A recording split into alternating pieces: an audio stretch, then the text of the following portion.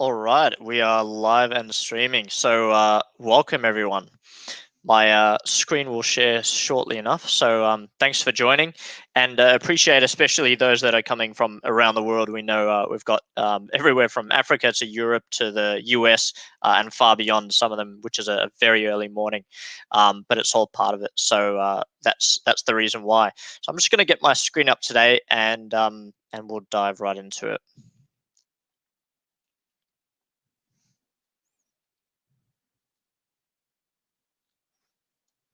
All right. So, interestingly enough, only a week before the GDSN actually kicked off this event, I got a call to one of our emergency incident response hotlines. And it was a usual query, and it was, I have a problem. Not something that doesn't happen very often. I mean, this is something we get all the time. So I said, what is the problem? And we went through the issue that a multinational concrete business in Australia told me the story about the fact that they've got nefarious drones attacking their properties. And by attacking, I mean that they have roughly 2 to 3 intrusions a week. Sometimes the drones will be in an area and then goods and items will be stolen.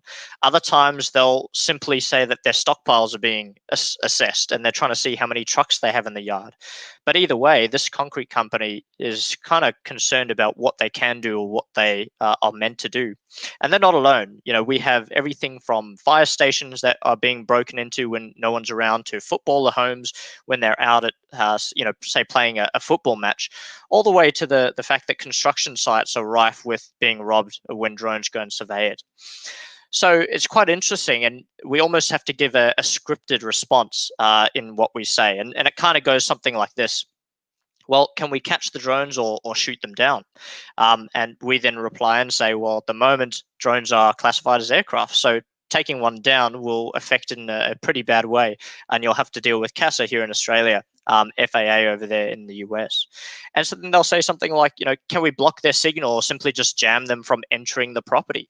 And again, we kind of have to come up with a solution, which is, you can't interfere with the operating ready communications device. And it's not really trespass if the drones themselves, are not in your airspace. You don't own it. And so, unfortunately, it goes to the next question, which is, can we just detect them, tell the police or tell law enforcement to go and find them and try and arrest them? And again, there's an issue where even the police have concerns, legal and legislative concerns about intercepting drones or even being able to trace them to the operator or where the operator is. So realistically, it can be quite difficult in order to do all this. Now, you might be thinking, well, what's the end result of something like this and all these calls? Well, often we have to say, beef up your physical security. But in reality, we're in a time where UAV threats, whether it be critical infrastructure or even a concrete business, are kind of gridlocked by legislation governing those actions taken, whether we counter those threats, with mitigation technologies, or and what can law enforcement actually do, all the way to the technical skills. If we do manage to get our hands on one of those drones, it's not an easy answer. And a lot of times, this actually is the finger ends up getting pointed towards its physical security problem, or it's a responsibility of the manufacturer, and all these kind of questions swirl around. And so sometimes they decide to leave the wild west of the air above, to be left there while trying to source questions or answers from somewhere else. And so it's for this reason and many others that, both DroneSec and the Global Drone Security Network came into existence.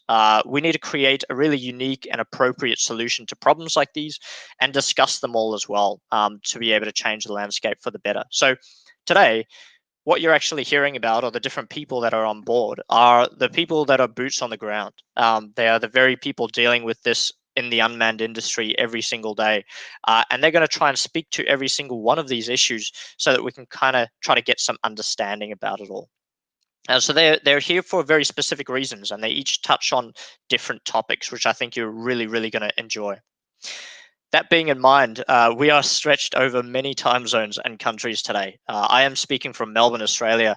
We have Christopher from Singapore, Evangelos is in Greece, Victor and Lucas are both from France, and we have Ulf in Germany. Kim is hailing from South Africa, and Jacob and David are both in the US, which means they are certainly on the tail end of the early morning at the moment. So it's going to be a bit crazy, but what we wanted to do here was make sure that each person speaking was at an appropriate time that they could speak, as well as having all the people from their country or their, those with interest be able to see them at a normal time rather than trying to be up too early. So hopefully that works. And because we're traversing the world in a talk like this, please bear with us if we do hit a snag with timing and things like that, and hopefully we'll get through it pretty quickly. Now, a bit of housekeeping.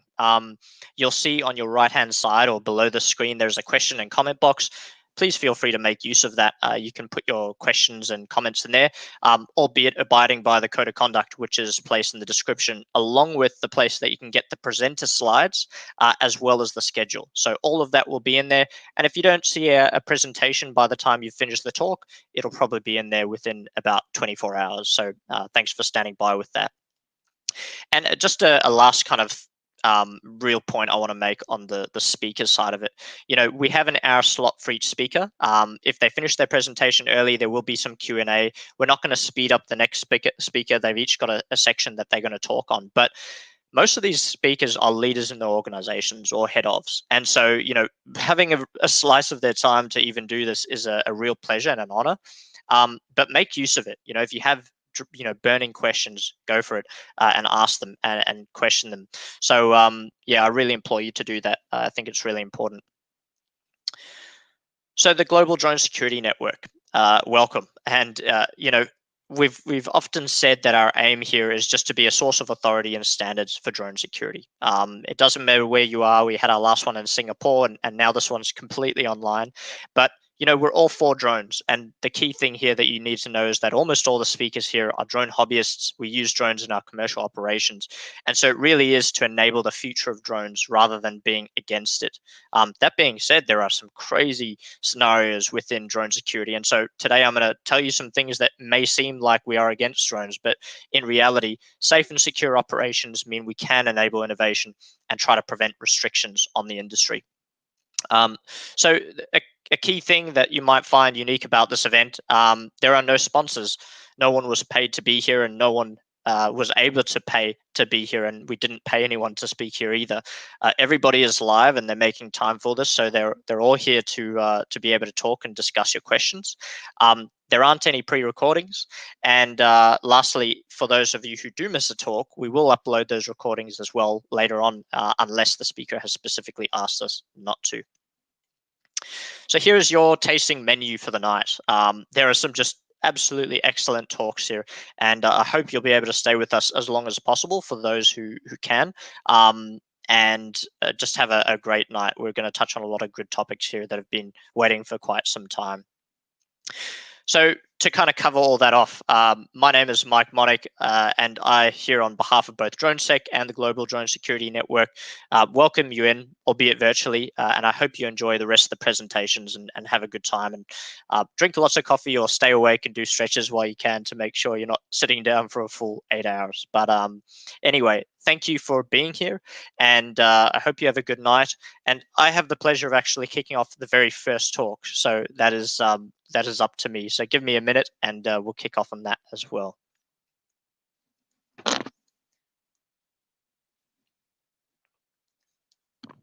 Okay, so it's 7:15. I've got about 45 minutes, which makes it absolute perfect before Chris's talk. And one thing I wanted to make sure we do here today is that I want to kind of set the scene. I am the first presenter here, and so I am going to go into a little bit of an introduction around drone security before the main part of my talk, which will be going through the different drone incidents that we have seen. So I will do a bit of a beginner's introduction for anyone, basically new to the scene. So my name is Mike Monnik, and I'm the founder and CTO of DroneSec. We focus on both defensive and offensive drone security operations, and threat intelligence is a large key component of that, and I'll get into why we did that. But This really all started in the industry when we saw drones being hacked out of the air and being used for different nefarious reasons, and thought that there has to be a better response to that. And so that is something we actively work towards, whether it's white papers or frameworks, or just systems and databases that allow others to do their job better when it comes to drone security.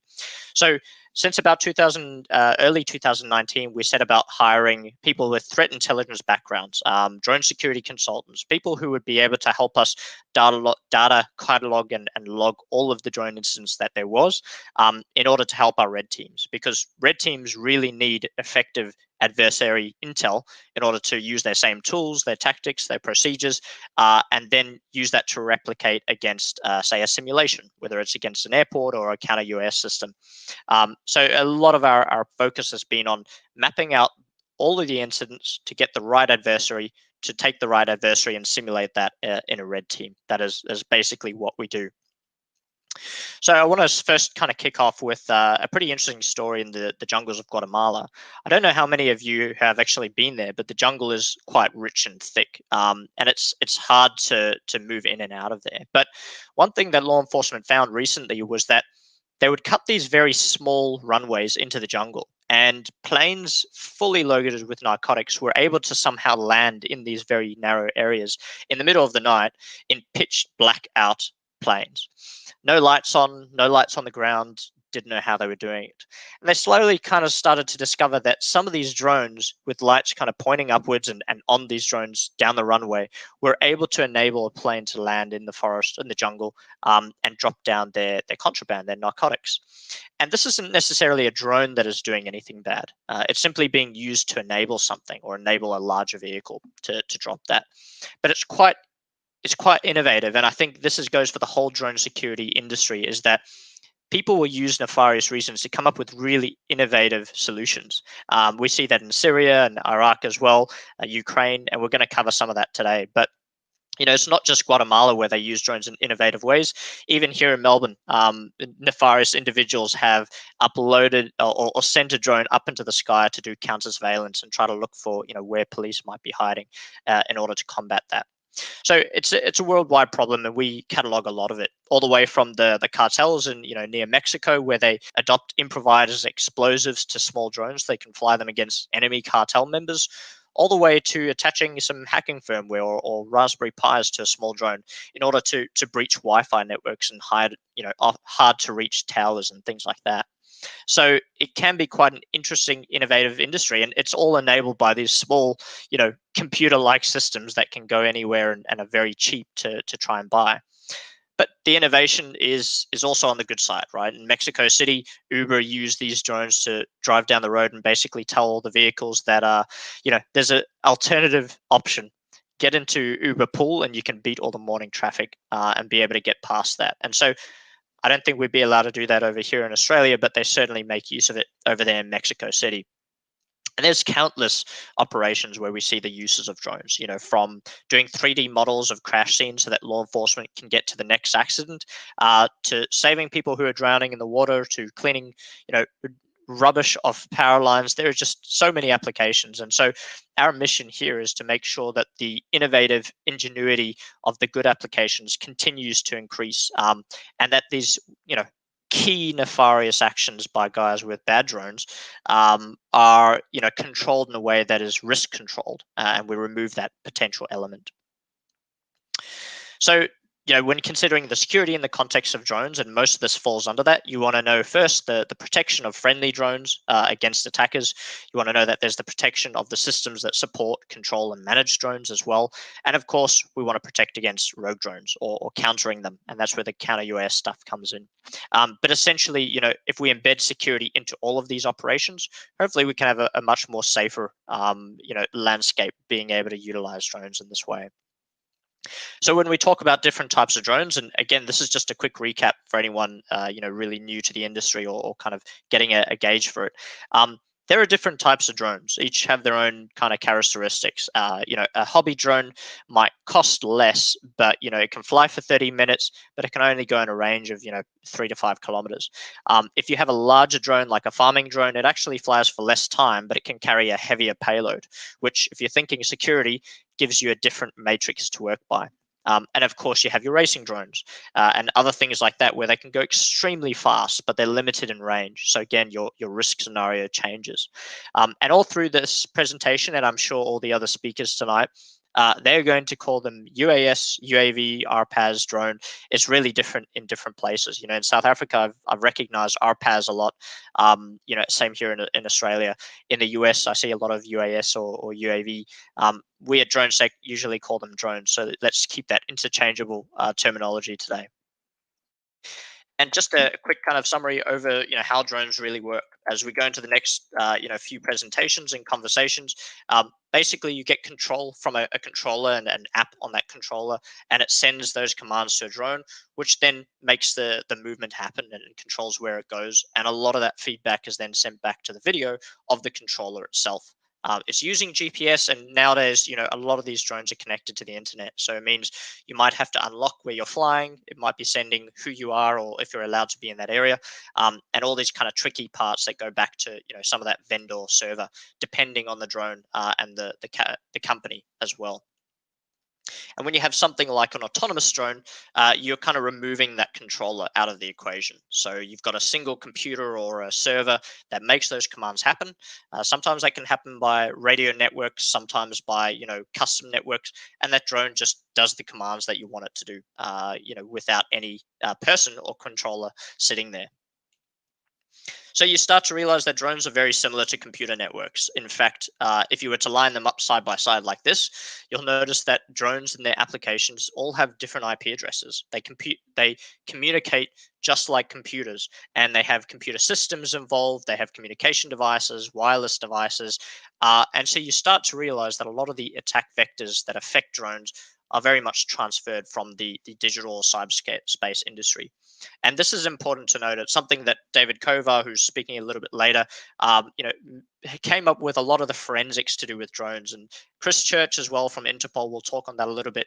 The fact that, when you're doing forensics for a drone system, a lot of it is transferable from computers. It's just that these are computers that are flying around, they're collecting video, they're collecting some cases audio, telemetry data, and there's so many different layers in that stack that you now have to account for. So for those of you from a computer security or a computer background, you can kind of equate a single drone to being like a desktop PC or the laptop you're using now. A UTM system is very similar to having an enterprise network of different makes and models, and sometimes BYOD as well. And on the other side, you have the antivirus systems, and they're here trying to make sure good files or good drones are coming in and out, and they're keeping the bad ones out. And that counter drone system, in today's world, you can kill off any malware you see. Counter drones today are very much only used by authorities that can. So we're going to have a few discussions around that through the event. So just quickly, if we're talking about them being in the context of a computer system or digital devices, what are the kind of attack vectors out there? Well, one of the bug bounty programs that is currently stood up for DJI, for example, they will roughly pay out 5 to 30,000 USD, depending on the bug, if you can remotely hijack that drone or permanently conduct denial of service.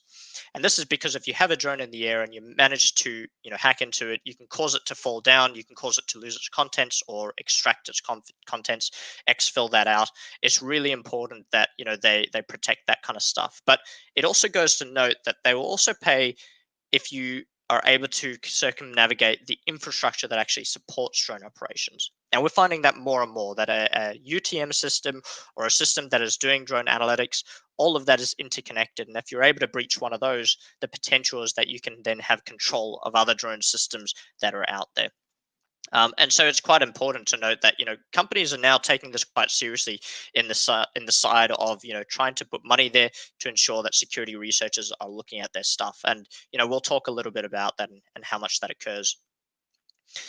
Not going to go into it today, but there are just a bunch of different security risks which you can go over and be able to find with some drones, depending on the make, model, and manufacturer. And all of these boil down to those privacy and data security concerns that people have today. So when you think drone security, it often does fall down to some of these common security risks and trying to alleviate some of those as well. So in terms of cybersecurity for DroneSec, I wanted to include this slide because I thought it was quite interesting. In the past year alone, one of our departments is cybersecurity focused within drones, counter-UAS systems, UTM systems. And there's been times where the innovation of drones piles so quickly and so fast that they forget to secure the components that undermine the whole operation. So I just picked out 7 of these for the past year, but these vulnerabilities have included everything from actually being able to locate the customer and pilot information from a drone or from a drone system, actually having control panels where people control counter-UAS systems, or even UTM control panels where they have a few drones interconnected by a single control point, and being able to have access to those as an unauthorized remote attacker. Again, we've had police departments where you can basically see which types of drones and drone make and models they're purchasing, which of course is not very good for your operational security, all the way down to being able to grab the video and telemetry from a drone that's done an operation. They think it's been secure and safe, and you're able to pull that down. So this is just a quick squiz at our numbers, but the rest of the presentation is going to be going through these in a lot more detail. So it wouldn't be suffice to kind of just stop there and dig into the analytics without just quickly mentioning the bad actors, and what some of these will detail when we go into those stats. So I'm going to show you a quick clip. If you're not comfortable with battlefield or violence in terms of footage, just maybe look away for the next 30 seconds or so, because I am going to just go over and play that. So in the height of ISIS in Syria a couple of years ago, a lot of drones were being used by ISIS because they were really cheap. They were easily available to get, and it allowed them to perform not only long-range recon, but the ability to attach small payloads like this little mortar here, attach it with a badminton shuttlecock, go from the top of exactly where they know their targeting is, and drop that on, say, for example, a vehicle here that is covered with arms and ammunition. So it can be quite deadly, and it's great because commercial drones for them have great balance. They're fighting against the wind and all those kind of other factors, and the technology companies are making these better and more innovative all the time. So they make a great way of doing a long range dropping IED. And when you think about it in the context of, say, an RPG, they really are disconnected from the threat. So an attacker with an RPG located 100 meters away or so would probably have some return fire. Whereas someone with a drone, even if you take the drone down, it's very difficult to locate that operator. Very small chance they're actually going to be found or get caught. And this continued to, the innovation was incredible, and Memory has some great reports, but they go into detail on, having classes on teaching terrorists or ISIS members on how to utilize drones. This included attaching multiple batteries and wiring them so that as it was flying, if one battery exhausted, the next battery would start to be used, or making sure that it was, defended against countermeasures by using different types of frequency bands, or even just making sure it could carry heavier payloads and making sure that was, really accurate. So there was a real threat in Syria. There still is, and of course in the Ukraine right now, we're seeing a lot of that movement with drones and drones being jammed currently at the moment. And this is something that I put in almost every presentation because it's quite an important note, and it's a great document and quite an interesting read. But one of these, in terms of what the US Army says about UAS, is that they represent a significant threat to the Army. If a UAS is observed over your position, you are already compromised, and units must attempt to engage or destroy the UAS using any organic means available. And I'm pretty sure they didn't mean that type of organic, but the organic they did mean was that General David Perkins of the US Army went ahead to say that at one point they had a small UAS in the air, and the only way to actually bring it down was eventually by firing a $4 million Patriot missile at the drone. He goes on to say, yes, it did work, but the economic trade-off was so bad that $4 million compared to, say, a $200 drone, you just can't imagine. And if ISIS were to continue sending small drones, would they have used up more of their missiles? It's quite a bad economic trade-off and something to be, concerned about.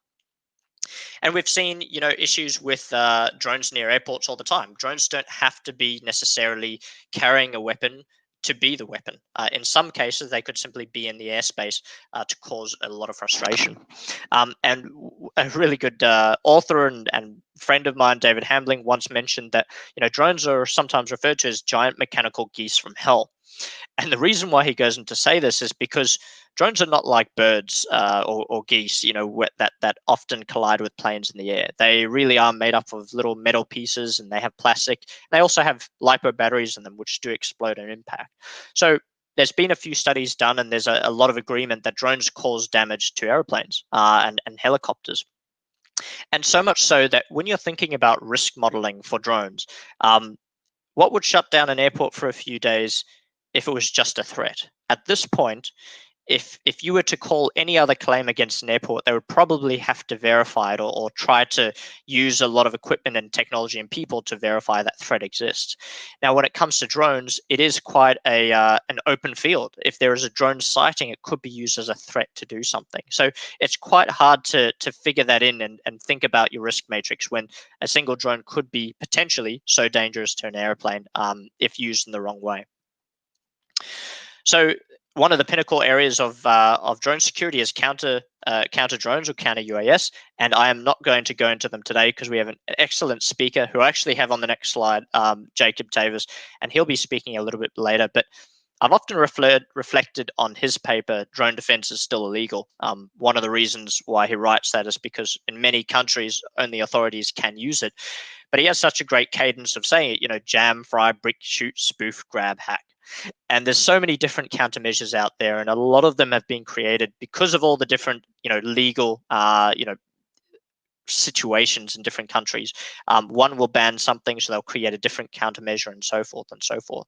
But I'm not going to go into the positives and negatives of them today, and there's certainly presentations for that out there, and I'll let Jacob talk to that. But you just need to know that is certainly one of the topics we're going to cover today. So I want to kind of bank now on threat intelligence. We are at 7:30 in Australian time, and I've only got about half an hour left before we move on to our next speaker. So threat intelligence for us is really a case of, do we see multiple incidents in an area that we can catalog, baseline, put together, and start to get an understanding of? Is there, a certain type of make and model used in an area that keeps coming up that we can then inform police or law enforcement to focus on that type of drone rather than wasting resources or energy elsewhere? And if there is a threat actor that is consistently using the same tools, tactics, and techniques, can we baseline that and then predict what they're going to do next? And the best way to really explain this is, when we were at the air show in Singapore, back when COVID-19 really was first kicking off, they started contact tracing, right? And it was this process of finding out who the person was that was infected, and then trawling back and finding out where they had been, what they had touched, who they had met. And then off the back of that, they could try to predict who would be there next. And off that prediction, they would be preventing future cases from happening. And if you think about it, contact tracing is a form of threat intelligence. And for us, that comes under the same angle of drones, right? If you can connect all the little dots from the sightings, from the Counter-UAS systems, the detection systems, maybe some of the social media and underground forums, all the way to law enforcement reports and even manufacturers, sometimes you can create a pretty good baseline of threat intelligence to prevent or predict against attacks. And it's a great way of informing your SOPs and making sure an airport is prepared and ready, or a prison is prepared and ready because they have seen it, they have practiced it, and they've done it time and time again to try and make sure that they're protected against that. So what happens when we put all this together into a specific threat actor? Because I did mention a threat actor.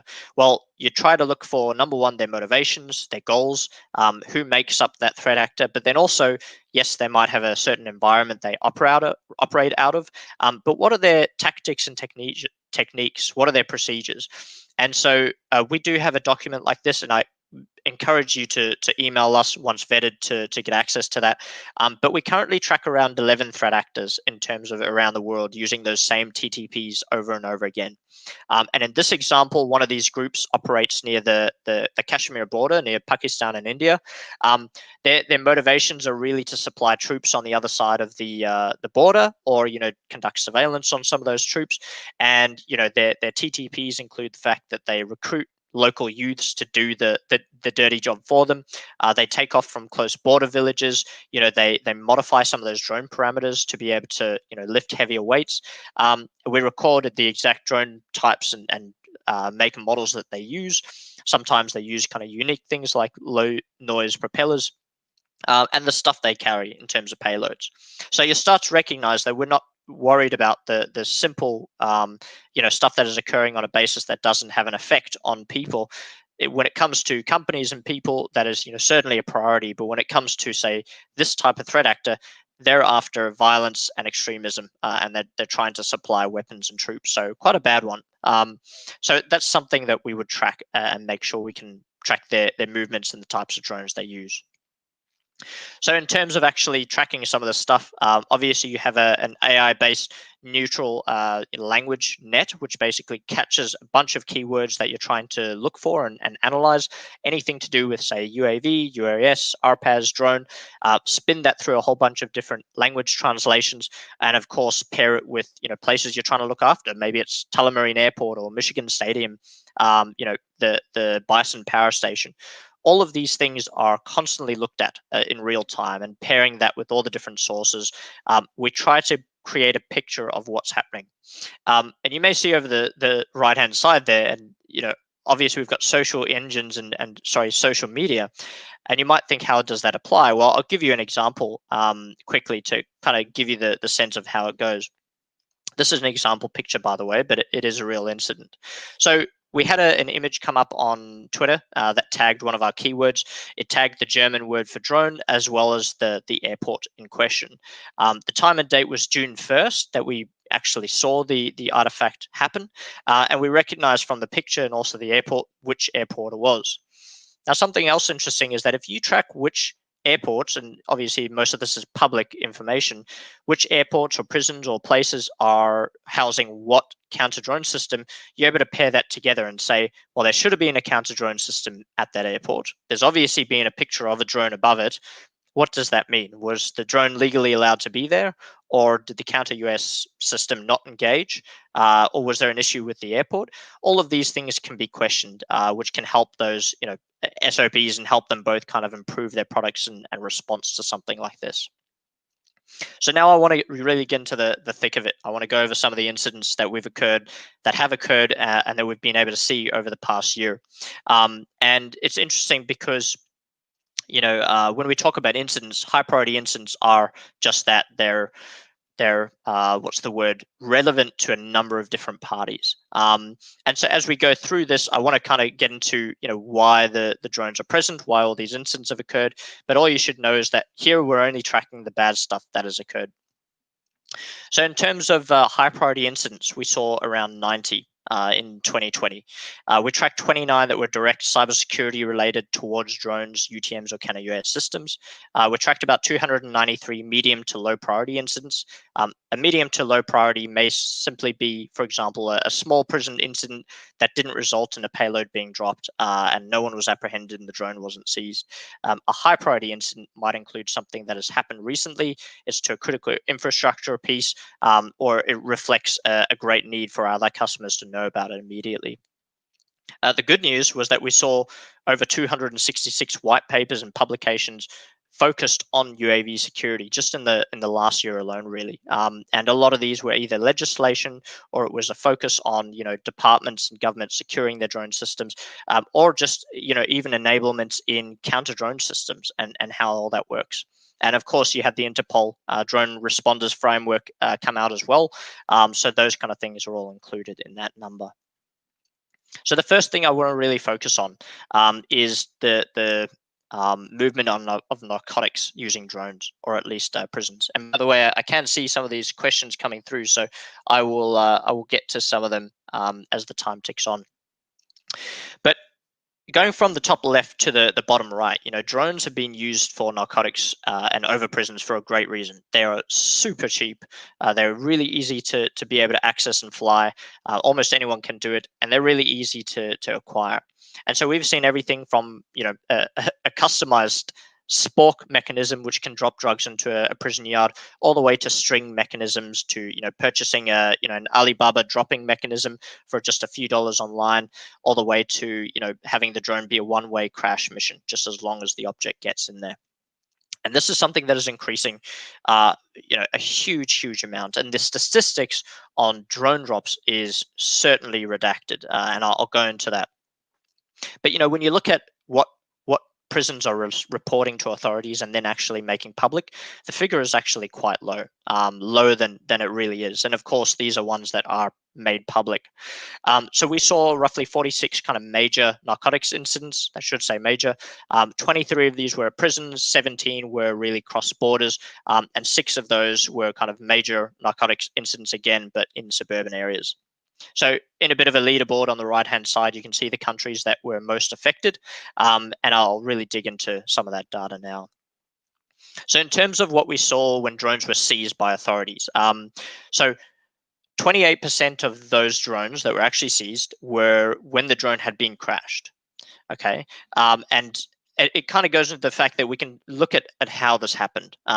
Sometimes it's simply the weight of the payload. They're carrying a large amount of narcotics, and it means that they lose control. They hit a lower hanging, tree or something like that, or they simply lose battery, quicker than they would have expected. Sometimes it's because they're flying at night and they can't see, or they're beyond that visual line of sight. And other times it has simply been trees or wires have been in the area. But we do notice that a fair amount of those drones are seized simply because they crash. And that kind of brings me to my second point, is that a lot of the drones used for prison narcotics are often under 2 kgs. And it's quite interesting, to pair that, these drones sometimes have less battery life, but putting a payload on them means you drastically reduce their battery life. And so most of those we found that were reported, again, were launched within 5 kilometers of the prison itself. And this is done by conducting some forensics and finding out where its launch point actually was. Most of these ended up being vehicles or forests where they actually took off from. And some of those were obviously found before the takeoff. They were found in vehicles or on the persons as they approached. Now, an interesting figure is that 10% of the actual operators apprehended were because of a certain amount of forensics, whether that was finding the telemetry and tracking that back to a person, or the person owning the drone, or simply, as we saw with Montreal just this last week, tracking the drone down to a certain launch location, combining that with CCTV, and being able to track back the CCTV to see the person exiting the building with the drone in hand, and then visually matching that drone to the one found in the prison. So pretty interesting, type of forensic work there, but certainly something that is on the rise. And again, the most common payloads we see with narcotic drones, or drones shipping narcotics, is combining that with SIM cards for communication, or shivs and small weapons, all the way to cash, lighters, whatever might be currency in that prison at that certain point in time. And I want to take you across 3 kind of key, scenarios or interesting additions we've seen to prisons just in the last year. That we didn't kind of notice back in 2019. So the first one is canary drones. In 2 events, we found that operators would send a smaller non-payload equipped drone to fly over the prison, and they were trying to enumerate whether there was counter-UAS that would try to mitigate or engage with the UAS, or if the staff actually alerted and tried to do something about it and get everyone back into the buildings. Both of these incidents, one of them happened more than 24 hours before the next one. So you actually have to try and figure out what the attribution is if you can link them together. The other canary drone happened just 10 minutes before. So 10 minutes, fly a smaller drone, then a little bit later, send your actual drone with the payload.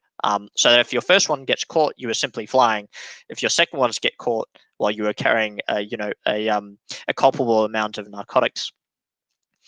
The other interesting scenario that we saw was pseudo swarm drones. Now, when it comes to swarms, you have swarms that are flying in relation to each other as part of one swarm, or you have swarms that are independent of each other but within the same single control operator. And they're operating independently but following the same kind of lead. Now, pseudo swarm drones are when you have your multiple drones flown by, say, separate operators as a form of, say, deception tactics. And so in one event specifically, we found that there was 3 drones flying over the same facility. Guards were alerted, and often a drone might scurry off when they're alerted, but in this case, they stayed there for roughly 7 minutes. And the thought was that while the 2 drones were actually flying around, that third one was the one with the payload. So a bit of cat and mouse there, and a way to try and deceive them. No idea in this case, that the information wasn't too clear whether that was flown by 3 separate people from 3 separate launch locations, or you had someone mixed up in the larger group, but it was certainly an issue that is recorded, and something to try and go by in terms of a future red team tactic. The other one was anti-forensics. So there have been multiple cases where they have found either SD cards are removed from the drones. The mobile applications have caching disabled so that there's no telemetry, or at least there's no video cached on those devices. The return to home functions are disabled. So if Counter-UAS does engage it, it's not going to fly back to the operator and surprise them and lead the law enforcement straight to them. Sometimes the serial information is filed off, and other times they'll find that the drone itself and the batteries were purchased secondhand, so there isn't really attribution to the immediate drone seller. And one specific drone that got caught up in an incident, and they tracked it down to the owner had provided his DJI login address to the person when he had sold it secondhand. So, a big no-no, but his account was being used to conduct criminal acts in the future, which is not your greatest combination. And then, of course, using customized applications to try and cover that if there is a link, where that information is being sent back to a vendor that might, hold them culpable. So what do we see with the forecasts of prisons when it comes to drone security? Well, keep in mind these are just our kind of forecast and analysis, but this is looking over all of those events and trying to see the similarities and differences. Well, the main thing is that many Counter-UAS will probably look at keeping one side of the house detection, one side of the house mitigation, where legally possible. And this is because it has been a long time in terms of legislation for some countries, and some still don't have that authorization to do mitigation options. And so there will be a time where they need to think, okay, we've only got detection. How are we now going to respond and create a procedure around that to result? One prison in particular, and this was a discussion at another conference, was the fact that they wanted to put a fish wire netting above the prison itself, so that if any contraband was dropped, it would fall on the netting. Drones would get tied up in the netting. It's a type of deception technique. And of course, I think there's no one better to speak about deception than Ulf Barth, one of the speakers today as well. So he'll get into some of that potentially. But quite an interesting kind of thought when you think these prisons for so long have had such great protections against outsiders, and now they need to think about their airspace as well. The other thing is drone capabilities. When you come to these heavy lift drones that are being produced, even a motorcycle gang or an organized crime can spend roughly $80,000 for a good drone that can carry 25 kgs of payload. And so these are the questions being asked by drone manufacturers and small shops: is how do we secure and inscribe the identity of a buyer into the hardware, into the software, make sure it's identifiable. We don't want to sell something that will be then future in future used for a crime. And so that is another thing that we're kind of looking at. But I never hope this is true, but I've got a feeling that this is a big topic being looked at in law enforcement at the moment, is that secondhand sales of drones to then people who use that in a nefarious way. And so we don't quite know how this will pan out, but there are rumblings of the fact that secondhand drone sales may be tried to be attributed to the person purchasing them. As with many bad guys out there, they probably won't use that same thing and they won't go by compliance, but it's something to keep in mind. And lastly, there has been a long-standing traditional protection against hostile vehicle mitigation with prisons, and only recently some of them, especially in Canada, that we've seen time and time again, are facing these drone threats on a consistent manner. And in fact, most reflections that we hear from those with prison facilities is that in reality, they actually have a lot more than are published, and that's something David Kovar will touch on as well. It's just that lack of information and understanding getting back to authorities or the people there, or incorrect reporting about a drone incident and post mortem analysis. So we're going to see, maybe in the future they'll start to classify them as a separate or a similar type of hostile vehicle mitigation for their airspace. And the next one I kind of want to focus on, because I do realize I've only got 10 minutes left at this point. There's lots I would love to share with you, and I'll make sure there's enough resources in the contents. But border crossings has been a really, really interesting part of the year 2020. In fact, if you could take any incident that we have logged consistently on a day-by-day basis. Border crossings are that. And so if you go from your top left all the way to the top right, on the top left, you've got, the Singapore, drone that flew across the strait there from Malaysia into Singapore. You have some of the smaller ones you can see have been shot down by a small arms fire in the bottom hand corner, and I'll tell you about that. All the way to the top right, you have quite a large drone that was used to carry the M4 you see on your left, as well as ammunition with a heavier payload lift. And all the way down on the left, you have drones used by cartels to create them into IEDs, so that they can fly them into enemy cartels as well. So a huge range of varying drones. Many of them, as I'll get to the slide, are over 2 kgs. But I just want to quickly show you the numbers here. So we saw roughly 64 border incidents that were major classified incidents, attribution, and tried to verify that these were true and all well and good. And most of these occurred between India and Pakistan, with the other borders over there on the right. In terms of the key numbers that we saw, there was a high number of drones seized by authorities. But a very low amount of them were actually engaged due to Counter-UAS on the border areas.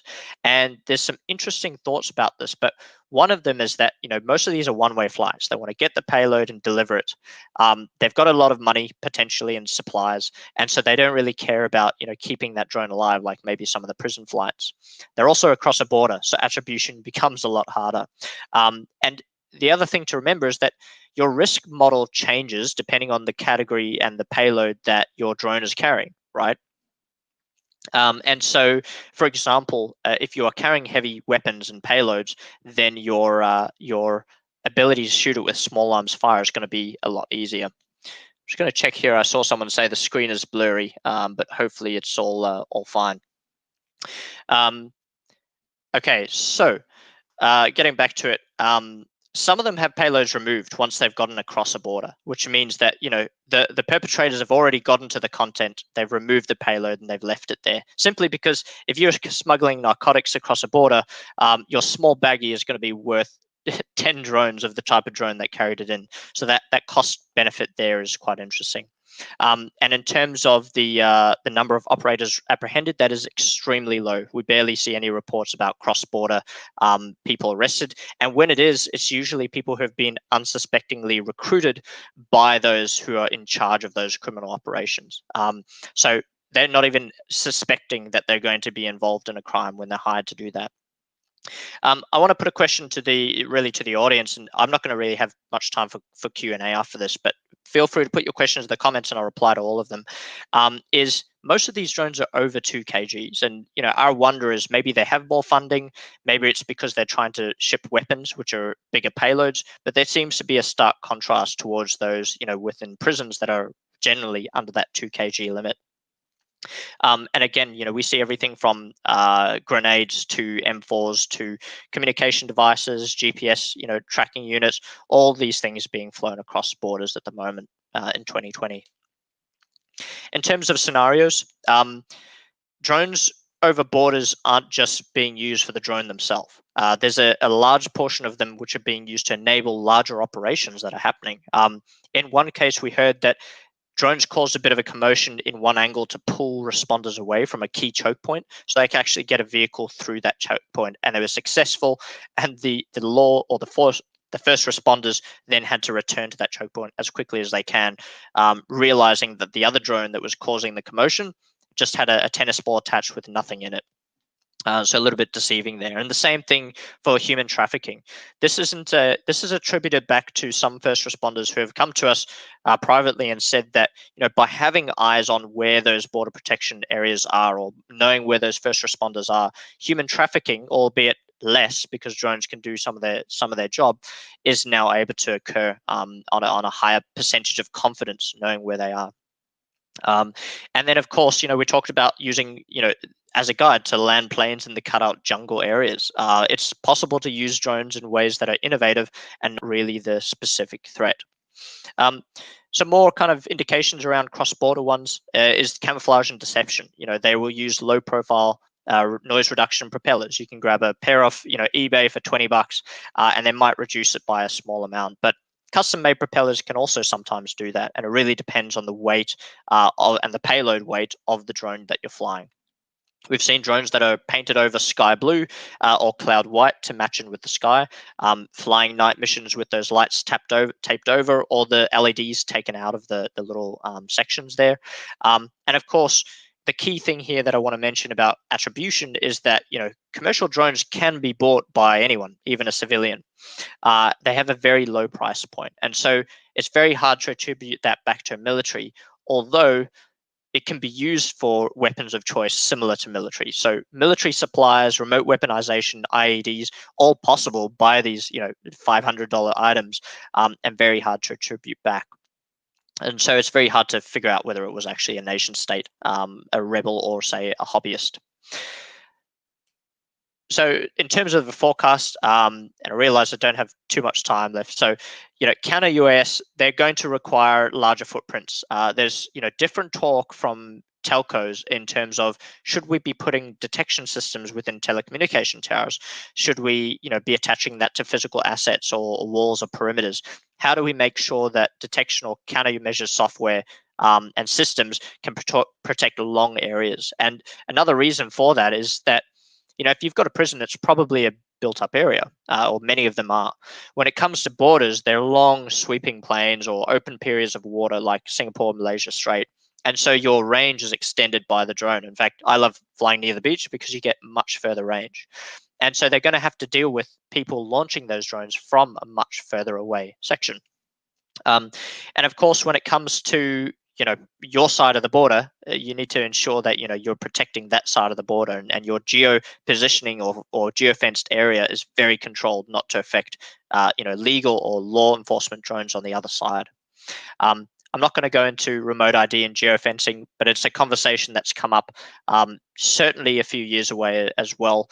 But it's something where how do they control what if drones can just come in and out of their airspace? Do they treat it like traditional aircraft, or do they treat it like something else?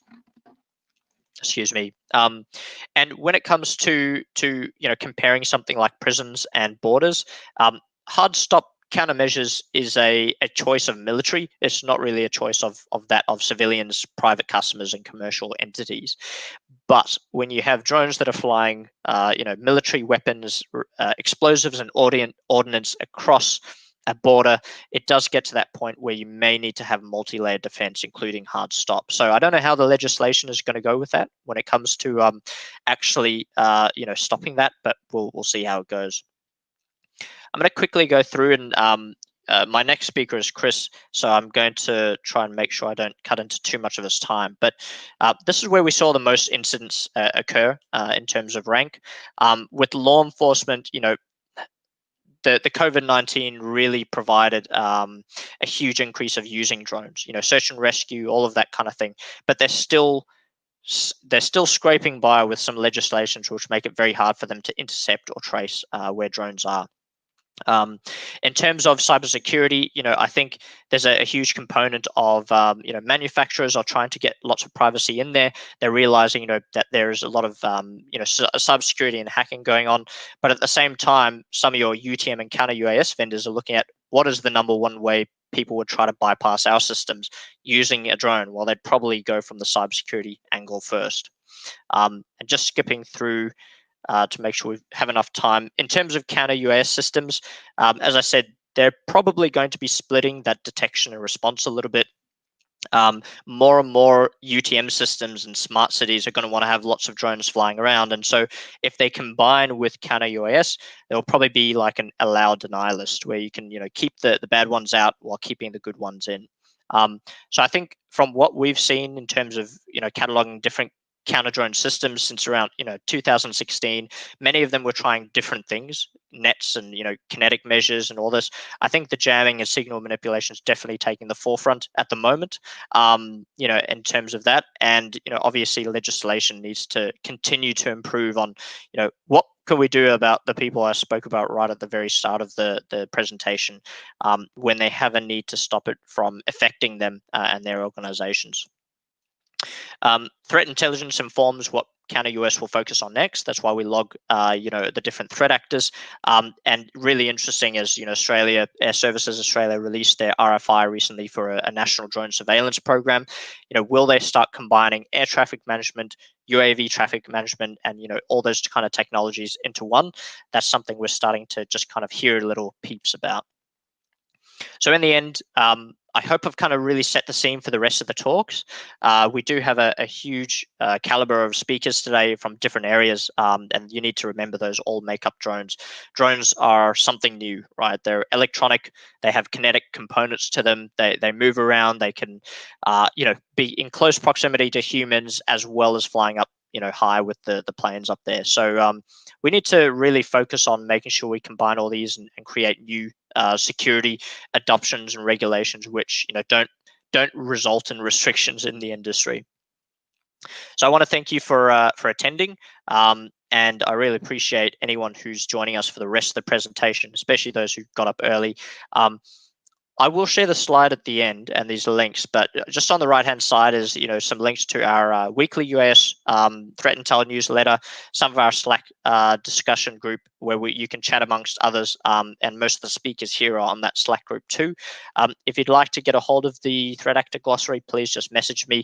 And of course, if you're interested in a threat intelligence platform, we have that too over there. But I'm going to bring this up at the end, but I just want to say a big thank you to the organizers and those involved in getting this event off the ground, and just a huge thank you to the speakers as well, who we're going to start off with Chris Church next. Can't thank you enough for all taking part, and to the audience, thank you. So you're in for a good ride of the rest of the speakers, and I'll take my due, and I'll be introducing Chris very soon. So I'm going to stay on camera, and if you'll just give me a moment. Okay, so I'm just going to see, I can see Chris is already here with me. So Chris Church, part of Interpol, absolutely brilliant mind here, and certainly someone who has connected me to the most people, I think, within drone security. So Masumi, if you want to bring Chris up now and he can share his presentation, then we'll be good to go.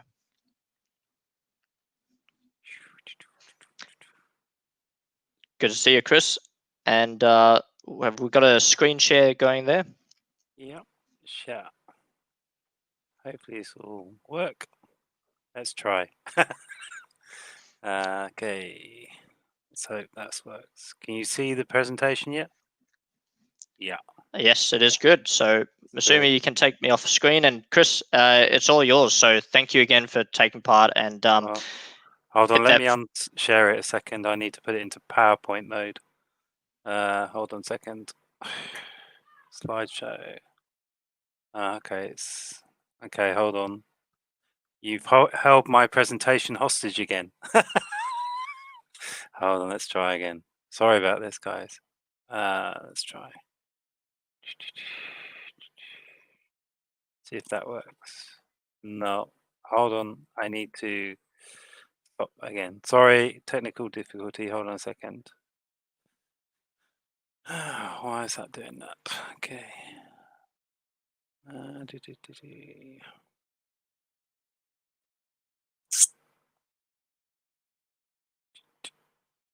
Slideshow from beginning. Okay, skip. All right, let's try again. Sorry about this, guys. Yeah.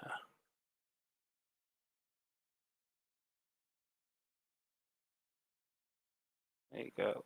Okay, can you see the slideshow? Wait. Hi, guys. Can you see the presentation? Hello. Hello.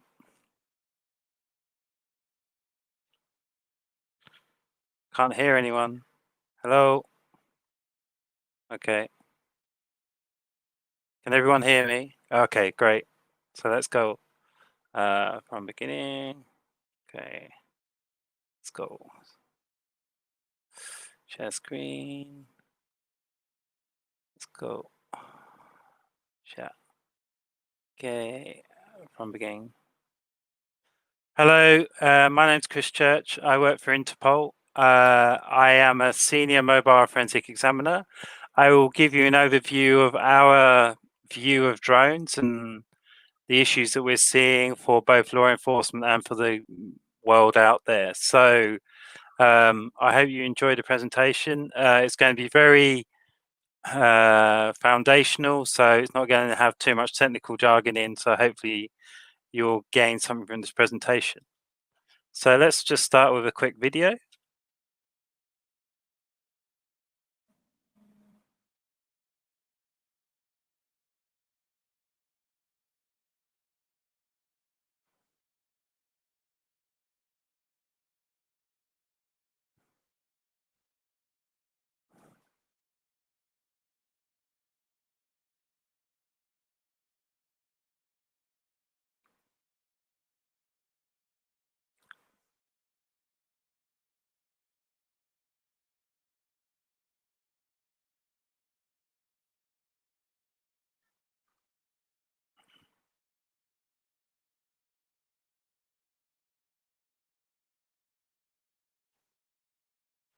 So, as you can see, that can be quite terrifying for an organization to use a drone, and it's very simple and is effective. So let's quickly talk about policing and the issue that we face in policing.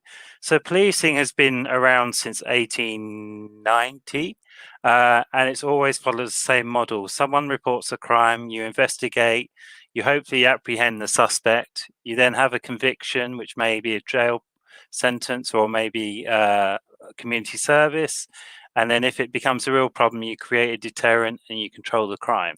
The problem is nowadays, because most crime that's causing major issues is either online or can be done remotely, we have this problem, which is in a real world crime scene, you have a proximity, you have a physical constraint, it's at a ground level, i.e. it's in front of you, and it has limited scale, and there generally is a pattern behind what's happened. It's not a completely random occurrence. There's always something that leads up to that crime happening, either people doing a lot of reconnaissance of the crime scene or of the area they're going to commit the crime, or there's discussion between the two parties who are involved in the crime, the victim and the suspect. The problem is in modern day crime, you have this problem, which is there is no proximity. It can be unlimited in scale. So if you think about cybercrime, when people are trying to steal people's identities and take money from the banks, they can do that from one country to another without too much technical know-how and without any regard for the victim's well-being or material assets. There's also no physical constraints, and there also possibly will be no pattern. But then when you then add things in like a drone, it becomes even more complicated, because that drone could be controlled by someone in another country using a drone mule to put that drone into the proximity where they want to commit the crime, and they can just switch it on and control it through the internet or via a wireless connection, and they don't even need to be anywhere close to that crime scene. So law enforcement itself has struggled with technology. So my background is mobile phone forensics, which I've been doing for 17 years. And even mobile phone forensics is a real challenge, because when we had basic Nokias, it's fairly easy to do forensics. But now when you talk about using iPhones and Android devices with the App Store, it's very difficult for many people to understand why people use the apps they do. Also, policing has suffered from a lack of investment, a lack of specialist knowledge, a lack of training, especially in technical subjects such as cybercrime and digital forensics. Because generally what happens is, if a policeman gets trained in cybercrime, they tend to get taken up by a bank or someone like that. There's also the use of technology to combat crime can be very complex, because it could be up to 5 years before a new technology is used by police, because they have to go through testing and a lot of verification that this technology works, and also how is that technology going to affect other factors within the investigation. The problem is criminal networks adapt to technology a lot quicker than law enforcement does, and generally law enforcement only worry about a technology when it's used in a crime. So the issue is criminals are using drones for the last 4 to 5 years in my experience, and we're still struggling because people don't understand that a drone can be easily controlled, can be easily flown, and can go anywhere as long as the battery stays live, and can be controlled remotely. So we'll look at some of the crimes that are being used in that area. So these are the challenges that law enforcement face, and it's not getting easier, it's getting harder because technology is evolving a lot quicker than the mindsets of policing, and the criminals are adapting a lot quicker, especially in these times of COVID where they're having to change their business model because of how the world is shaping at this moment in time. So when we worry about drones started to be used in the theatre of war in the Iraq War. And initially, when the Americans and the Iraqi forces faced the drone threat, they didn't even know what it was because they never looked up at the sky to look at this phantom drone that was in the sky with a grenade on it. And it was only after maybe a couple of months of these things happening they suddenly realized they were using these drones which you could buy from any model shop and put a grenade on it and use the landing light trigger to release the grenade above the troops. So when the army was in battle, they not only had to look ahead of them and behind them, they also had to look up, and that changed the theatre of combat very quickly. Also, airports started to see an increase of people flying drones over the airport to take pictures of the terminal or a new unique plane that was on the airport, or just because they were at the airport and they decided to fly a drone. I'm aware of someone who came in on a connecting flight into a country and his flight got delayed. He had a drone in his backpack, so he switched it on and he flew it in the middle of the airport to look at the planes taxiing and taking off. But because his drone was brought in another country, the geofencing wasn't loaded up onto the drone itself, so he was able to fly that drone at the airport and cause the airport to shut down for 2 hours. And this problem is occurring every week or every month, at least somewhere around the world. And a lot of airports don't even know they have a problem because they don't have the means to check if there's drones in the area. And to spot a drone that is maybe 200 feet in the air, you need to really be looking for that drone. Also, drones have been used for political means. So this was the Caracas attack where they tried to cause disruption to a political rally. Luckily, they were unsuccessful, but one drone got very close and another drone actually crashed into a building about a mile away. But this started to underline the fact that criminals were starting to adapt to drones far quicker than most agencies expected. And then obviously we have the famous Gatwick issue, which shut down Gatwick just before Christmas, so it disrupted everyone's flights. And this was an interesting thing because this was the first time that a drone had really affected an airport. The police implemented their reaction plans. The issue was that the reaction plan that they had formulated didn't quite work, and they never did find the culprit for the drone flying. And every time they thought the area was clear and they started to start airport operations again, the drones started again. So there was some interesting play there. And obviously, initially, they thought it was a terrorist attack. So the terrorist police got involved, and then it moved to the local constabulary who, were learning a lot from this incident, and they have improved their systems and investigation process quickly, but the drone is still a threat to the area. So here's some examples of a drone in use. So there's a terrorist with a drone that has been modified to carry a payload. There's a drone factory based in the Middle East where they used to modify the drones.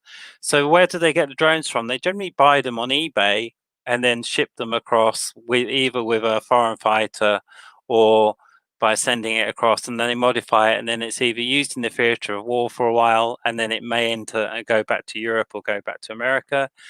They started to use drones because it's good for publicity, to film attacks, and also to surveillance on the Allied forces to see where they were and what they were up to. But then we also got into drones being used to transport drugs across borders and into prison, and sometimes into voyeurism as well, as you can see in the bottom corner there. At this moment in time, the number of incidents of drones being used for criminal purposes is increasing by a hell of a lot. The issue that law enforcement faces when a drone incident is reported, it may not be recorded correctly by the police station. And even if it's recorded by the police, it may not result in an investigation because they may say, well, it's the aviation authorities' priority to investigate that. So we'll just pass the information on to the local federal aviation authority. So for you to become a master drone criminal is not difficult. You can just look on the internet, go to YouTube, and you can find out how to modify your drone so it behaves the way you want it. It will even tell you how to modify the drone system so you can have a remote release mechanism using the LED light, landing lights. And it's not difficult because there's loads of user groups and there's loads of advice showing you how to do it using YouTube videos and using forums and so on and so forth. So it's not difficult for someone to become an expert in this area. How can I use a drone to commit crime? What do I need to do? How do I modify this? How could I run the drone across a mobile network, possibly?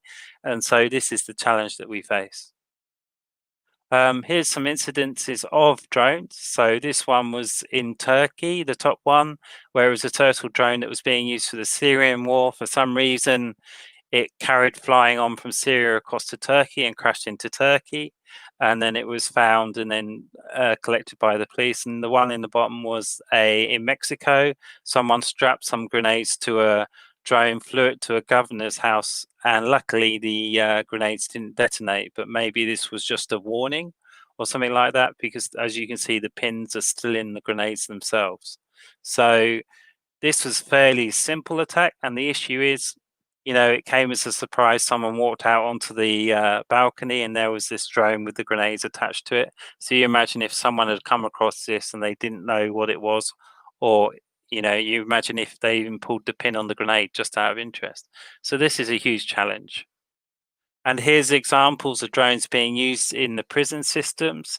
So in the old days, they used to run a rope from the cell across the prison yard to the fence, throw it over the fence, and someone would attach a bag to the rope, tug on the rope, and someone would then pull the package back into the jail cell. Now they don't need to do that. They just need to fly the drone from nearby the prison with a bag attached to the bottom of it and drop the bag in the prison yard, or fly it against the prison cell window and someone will collect the bag. And it's quite an organized network, because even in UK, when they had this problem, they discovered that people were making orders on the internet for what they needed to be transported into prison, and then they would then pay for it, or one of their friends from outside would pay for it, and within a week they would get delivery of the drugs or the mobile phone or the TV set-top box or the tobacco that they wanted into the prison system. The issue the prisons faced was, you know, we need some kind of system to detect this, and at the time this was a major problem. We had DJI Aeroscope being born, so they were going to use that, but the problem is it only detects the drone and tells you it's coming into the area, but then how do you stop it? And that was always a big question. I know in UK, one of the best weapons they used for stopping the drones was a big stick. So they used to have a stick outside, and when a drone came overhead, they would try and hit it down into the ground to try and stop it, or they would try and just smash the drone so it would stop flying and disable the propellers, and then they would then do their investigation on the crash drone. But also we've seen drones being used to fly into sites of interest, such as nuclear power stations, such as parliaments, and really interesting government infrastructure. At this moment in time, there's always the question, why does someone fly a drone into a nuclear power station? So for instance, in France, Greenpeace flew a drone into some nuclear power stations in France to demonstrate around the use of nuclear power in France. But then you then have the mysterious flights of drones into nuclear power stations in the US. Still at this moment in time, We don't know why they're being flown there, but these nuclear power stations are generally in the middle of nowhere, so there must be a reason why they're being flown there. I would suggest it may be to do some reconnaissance for something maybe later, but we don't know at the moment. And even the authorities in the US are scratching their heads as to why these drones are being flown above the power stations at this moment in time. I'm sure in time we'll find out why. But the thing is, if you have a drone, it's not difficult for you to be your own attack vector on a system or on a place, because you just need a drone. You need some kind of explosive, attach it to the drone, fly it in somewhere and explode it, and you've created your own terror incident. So you don't need a huge network of people to facilitate such a crime. And this is a huge issue, because normally in the past with terrorist acts and acts of severe implications, there's always a huge network behind it. But with the use of drones as it is at the moment, this could be a lone wolf attack. But also we're starting to see drones being used for some interesting threats, such as hacking. So we have seen drones on top of skyscrapers of banks and financial institutions, where someone has flown the drone to try and find an attack entry point into the network to then hack the system and try and steal data. So we have seen drones with Wi-Fi pineapples attached to them to try and get into the system. And this seems to be an increasing threat vector, and obviously everyone thinks we need to get a countermeasure to combat this, but really in essence what you need to do is just make sure if a drone is in the area and you're working in with information that may be confidential or private, just shut the blind and make sure that your security aware that there's a drone in the area and they can monitor it and see where it's flying to, and maybe have the police try and apprehend the person if it's flying in a prohibited area. Drones come in many shapes or sizes, and the interesting thing is, since the COVID pandemic, drones have evolved immensely quickly over the past 3 to 6 months. What would normally have taken several years to develop and evolve has been developed and evolved in less than 3 to 6 months, because of the user need for drones in the areas of COVID protection, monitoring, and so on and so forth. So we're seeing the innovation in drones accelerating rather than slowing down, and also the amount of investment from companies into drones is becoming greater, because they can see the benefits since COVID before than they did before. So you'll see drones probably accelerate more over the next few years, because they are cost effective, they are simple and efficient, and they require minimum training and maintenance, as long as you have the right systems in place to monitor the trajectories and so on and so forth. So you'll see drones become more and more popular. Police have started to use drones as well in search and rescue, in natural disaster emergencies, in reconnaissance and public safety. Now, when COVID happened, there was this perception that drones were being used by policing to monitor safe distancing, to monitor whether people were wearing facial masks and stuff for the protection of safety. And also they started to mount loudspeakers onto drones to broadcast public safety messages. This had a negative effect with the public and with the press, because as some of our countries noted, why would you mount a speaker on a drone when you could just have an officer with a loud hailer in the same area just providing the message?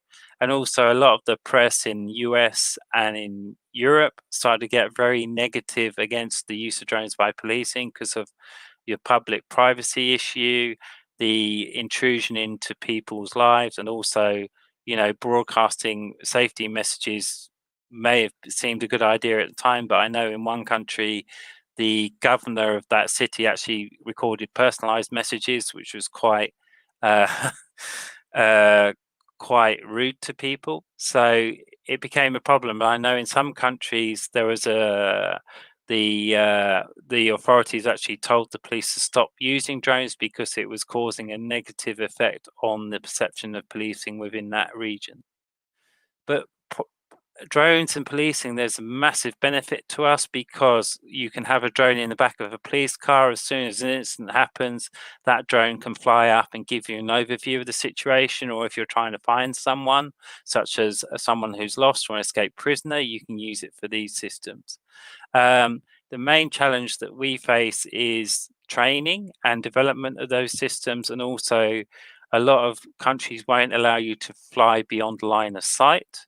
I know some agencies in the US are now getting authorizations to do that, and they're seeing a huge benefit by being able to fly beyond line of sight. And I know in some cities they're using the drone as the first responder. So as soon as someone reports, say, a level 1 emergency, the drone will leave the police station, go to where that emergency has been reported, and it will do a reconnaissance of the area and stream that information directly to the police officers responding, and the police officers can adapt their response depending on what the drones see. So this is a huge benefit to policing, and it also saves time, resourcing, and wasting police time by going to an incident that doesn't need 4 or 5 police cars attending the incident. And obviously with natural disasters such as wildlife monitoring and bushfire monitoring and forest fire monitoring, it really helps the emergency services such as the fire and ambulance really understand where they need to be and where they need to put their efforts. So I can see eventually policing using drones a hell of a lot more than they are at this moment in time, but it will take time because the regulation and the technology aren't keeping pace, and there seems to be a very big disconnect between the regulator and the use cases, but that will slowly improve as time goes on. And I know in the discussions we're having with countries, we're trying to encourage that discussion between the aviation regulators and the police so that they work in partnership to develop a drone program rather than in isolation. So to make it simple for our member countries to understand the drone paradigm, we created this this model, which is we understood the drone issue to cover 3 areas, which was the tool side. You know, how do law enforcement use a drone? What are the implications and what are the challenges and limitation? Also, the threat side, where we're looking at the use of drones by criminals. How do you detect and identify the threat, and also the use of countermeasures? I'll talk about countermeasures briefly in a minute, but countermeasures is a really interesting area, and it's causing huge amounts of challenges for law enforcement at this moment in time. And the area where I got interested in drones was all around the forensic recovery of data from the drones to identify the criminals and suspects who had used the drones in a crime.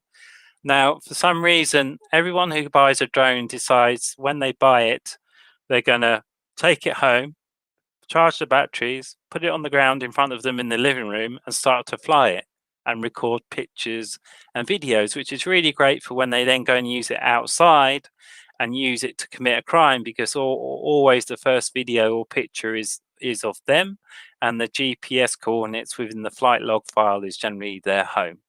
So it's really useful for us, but we're trying to educate law enforcement around the use of drone forensics because some countries aren't looking at the data held on the drones. So as I said, we create this paradigm, but the interesting thing about this paradigm is the biggest encapsulator for these 3 areas is legislation. And legislation is different in every single country. And in some countries, they're really up and up to date with their legislation, what it should be and how it should be. For instance, India is considering the cyber implications of a drone, whereas many other countries haven't looked at this problem yet, but I'm sure they will do eventually. So we're trying to find a way to have the legislators involved in the discussions with law enforcement so that we can try and help shape the legislation within countries so that it meets the needs of law enforcement before we discover there's a problem. So let's talk about countermeasures, because this is one of the biggest subject areas that I've been involved in this year. So I'll just say this once, there is no silver bullet to solve your drone problem. There isn't one system that will solve every single drone that may come into the vicinity of where you want to protect. You have to have a multi-tiered approach you have to have a countermeasure that does long distance sensing, say up to 5 kilometers, another one that does mid sensing, we're up to 3 kilometers, and then one that does up to 1 kilometer. And by having those systems together, you may have a good foolproof system for a countermeasure.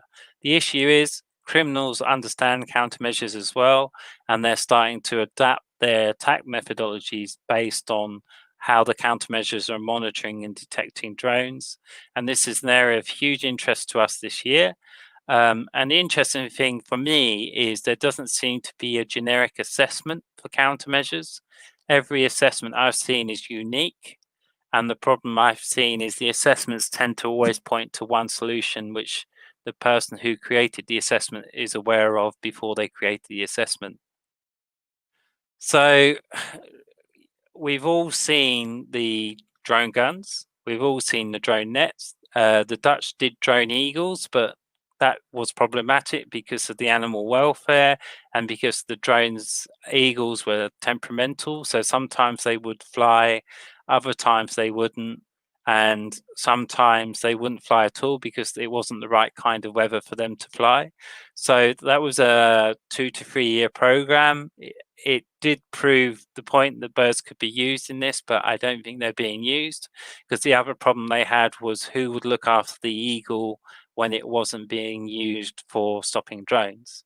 And then we've also seen this year the idea of using kamikaze drones, which is use another drone with an explosive or a jammer on board, fly it near the drone that's causing the problem, and then either explode the drone or jam the frequencies of the drone when you're up close by, which is not a bad idea, but it also presents its other problem of when you jam a drone, how is that drone going to react? Is it going to suddenly land or is it going to crash? And if you're above a mass, an area of lots of people, where is that drone going to crash? Is it going to hit someone?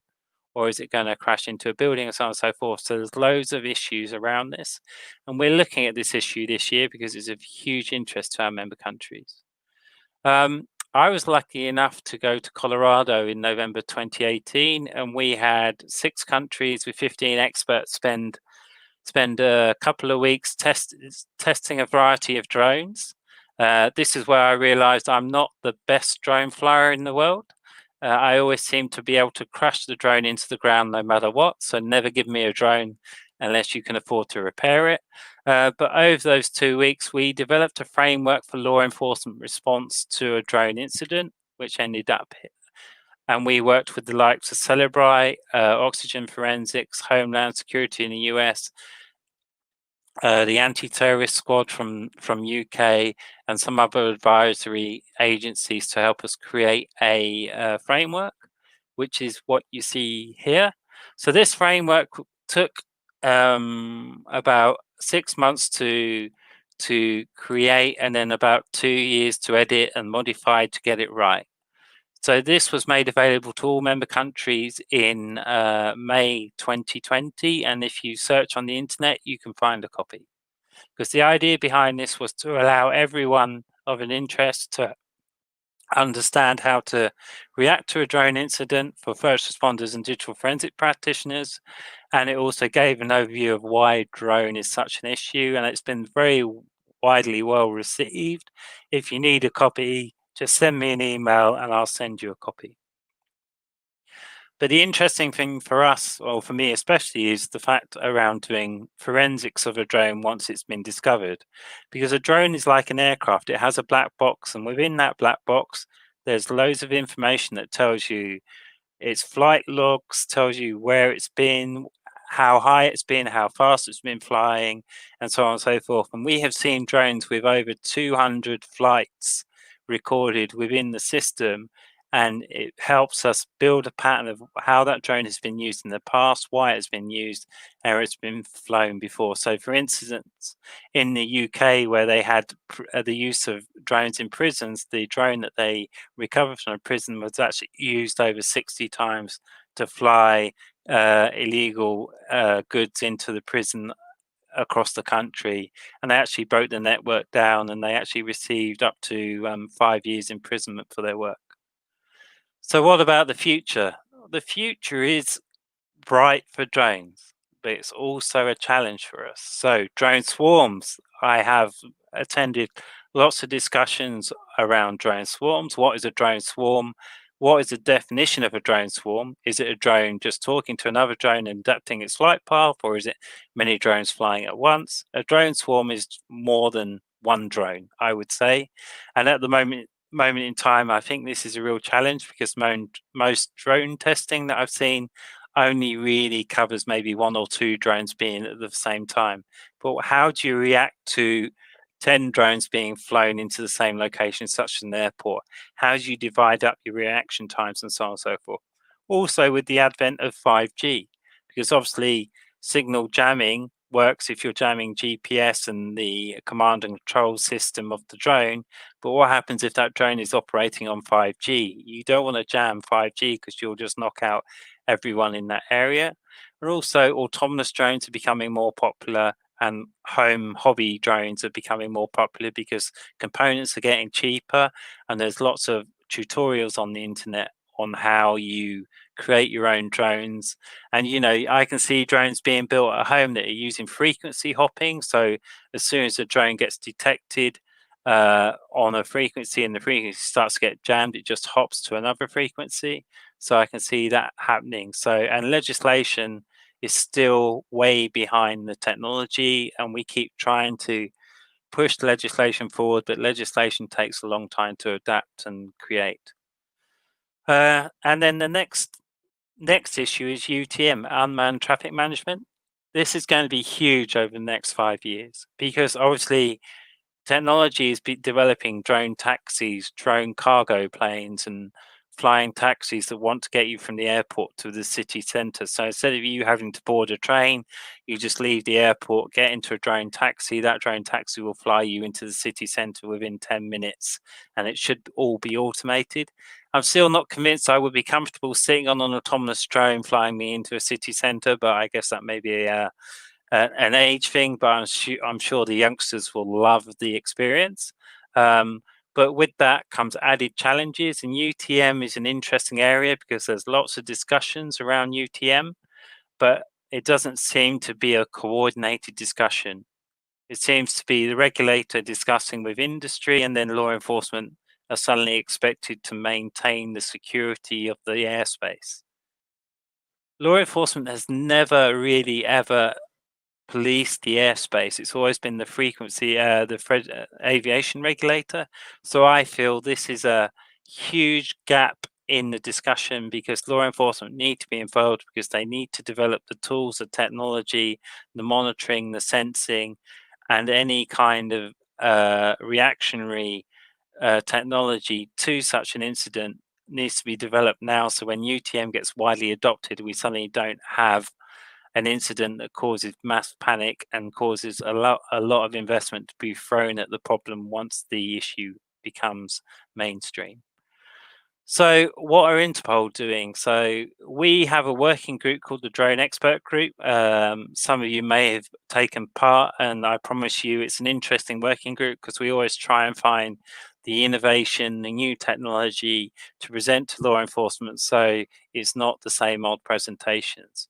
We obviously have the framework done, and we're constantly in discussion with industry, academia, and law enforcement because we need to be aware of what's next or what's next.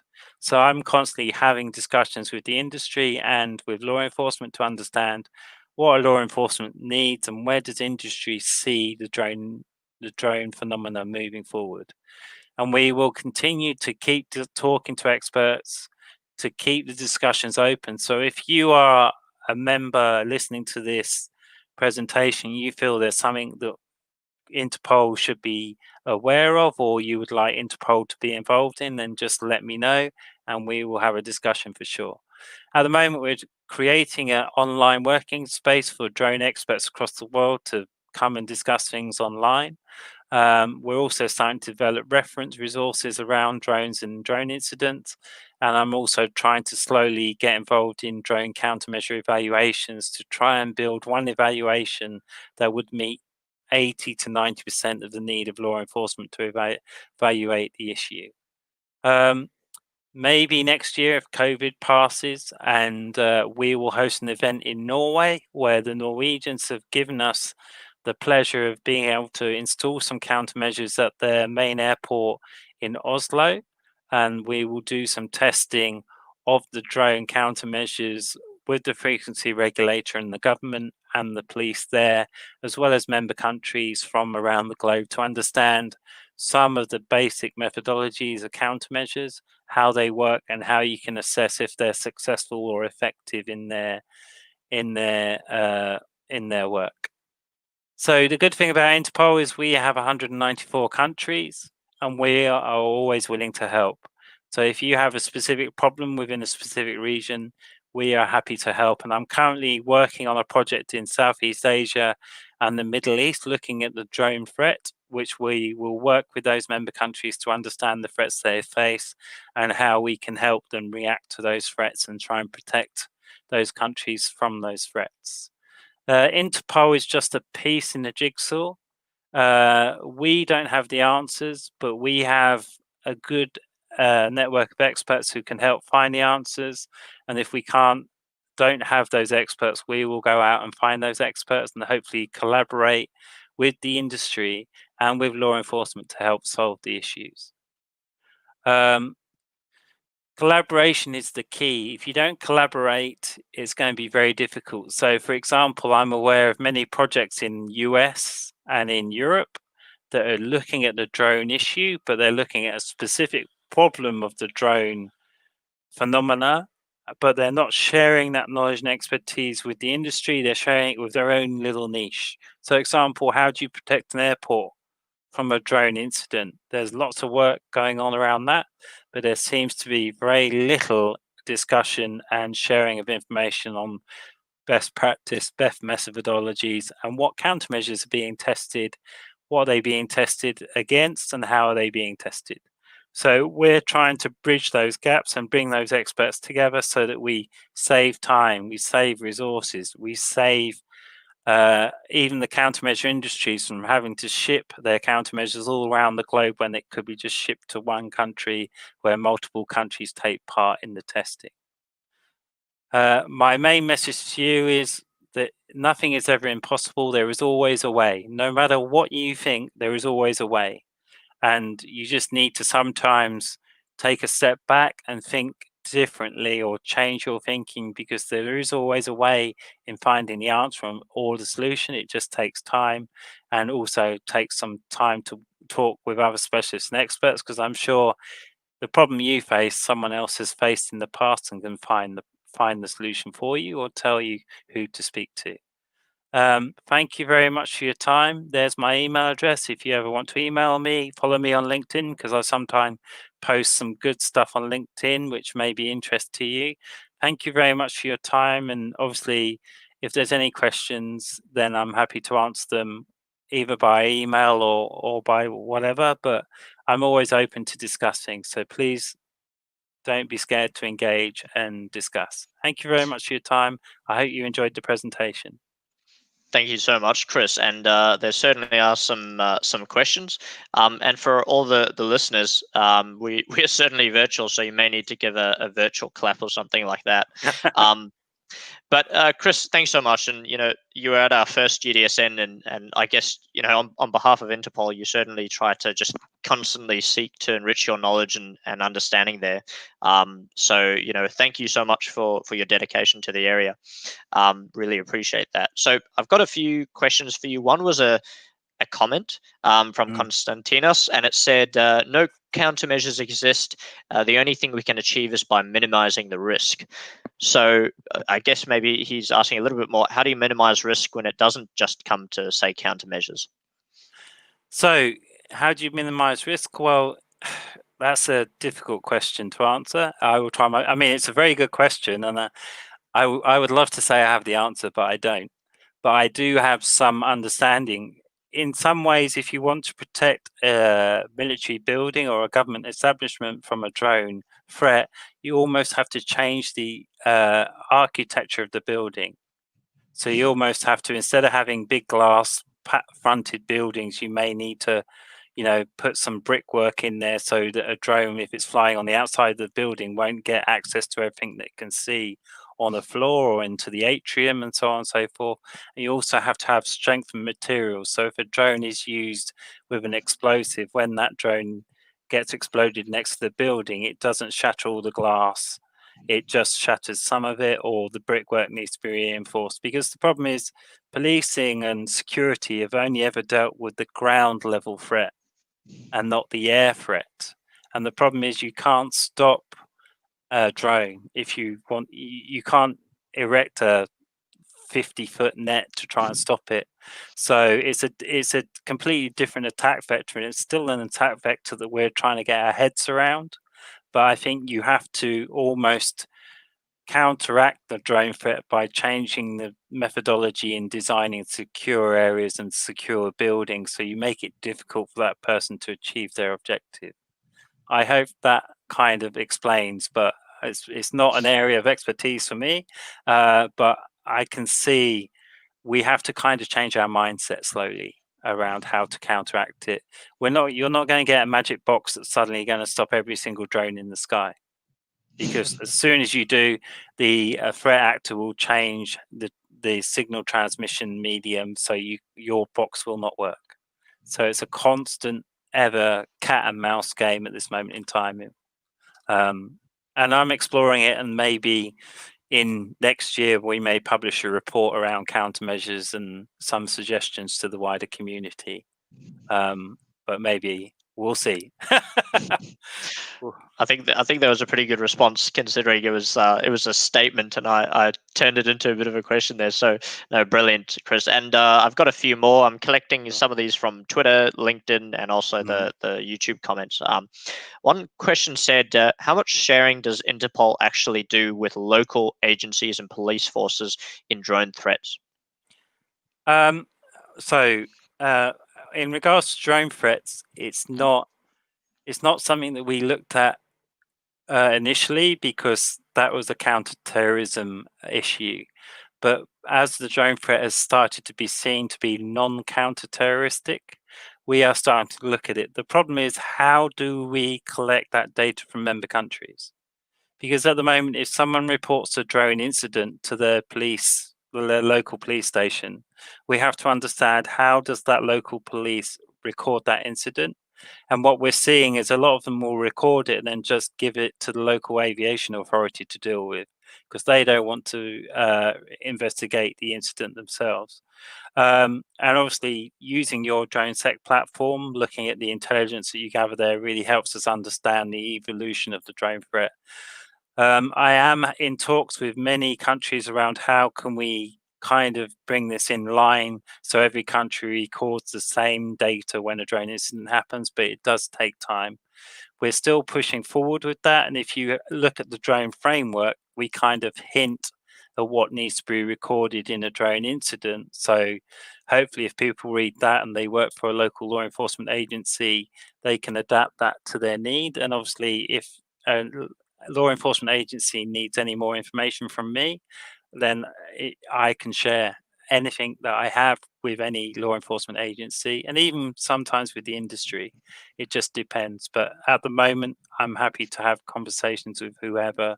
There's no top secret information I have at this moment in time to worry about. So just send me an email and just ask the questions that you need asking, and I'll try and answer. And if I don't know the answer, I will find someone who can, which will be you, Mike, generally. And then I'll pass it on to someone else. But no, of course, it's great, and you have a brilliant network of people in the sector, Chris. So that's great. And in terms of getting everyone standardized to the same reporting procedures, I think that's really important. It's something I think the guys at Drone Detectives or Drone Alert was working on, because there's so many different categorizations for what is a drone incident. And so a prison officer might write down they saw a drone fly past. Another one might see it and just think it's a hobbyist and not even report it. So there's a lot of conversation around that. I'll continue with one or two of the questions just so we don't run out of time. Another one said, who was the main audience requesting the drone responders guide that you published under Interpol? It was the law enforcement entities within UK, US, and Europe. So we received a request from UK and Europe and US to look at the drone threat, and from that we evolved into the drone responder framework. It wasn't an intentional product, it just kind of naturally evolved into that product based on the desire of the industry and the desire of law enforcement, because we realized there wasn't enough knowledge and expertise in the common policing field to be able to handle the threats. So we kind of built this framework so people didn't build their own little niche expertise, and then a lot of misinformation would happen and people would make a lot of money from bespoke training courses that weren't required. So we kind of put our flag in the sand and said, this is, you know, a basic framework, and countries are welcome to adapt it or not take it. It was just more to give a sort of a signpost as to how to move forward.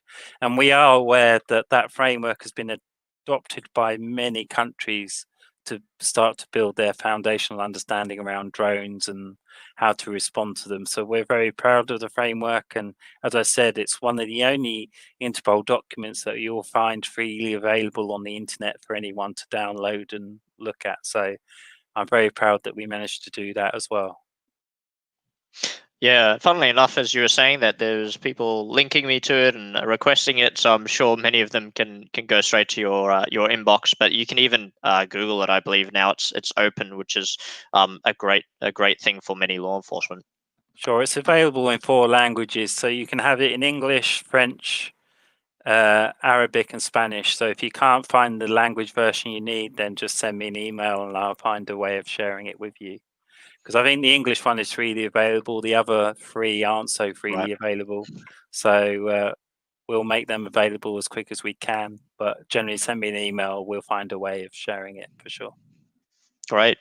And I'm going to ask one more question before we finish up, so that you know, people can grab a quick coffee and a drink before Kim's talk. But last question was, what is the best drone forensics tool you can personally recommend, given your history in mobile forensics?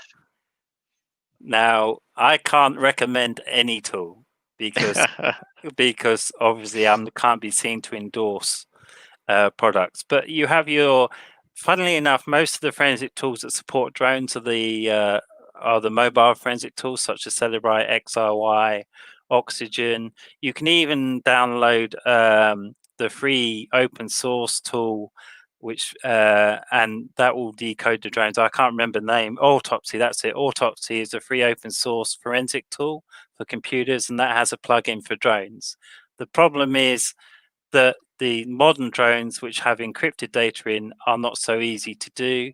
There's a company in Canada that does a really good drone forensic tool as well. And we're actually, if you're law enforcement, we're actually hosting a drone forensic meeting training next Friday, which I'll send the link to Mike to share with you in case you want to attend.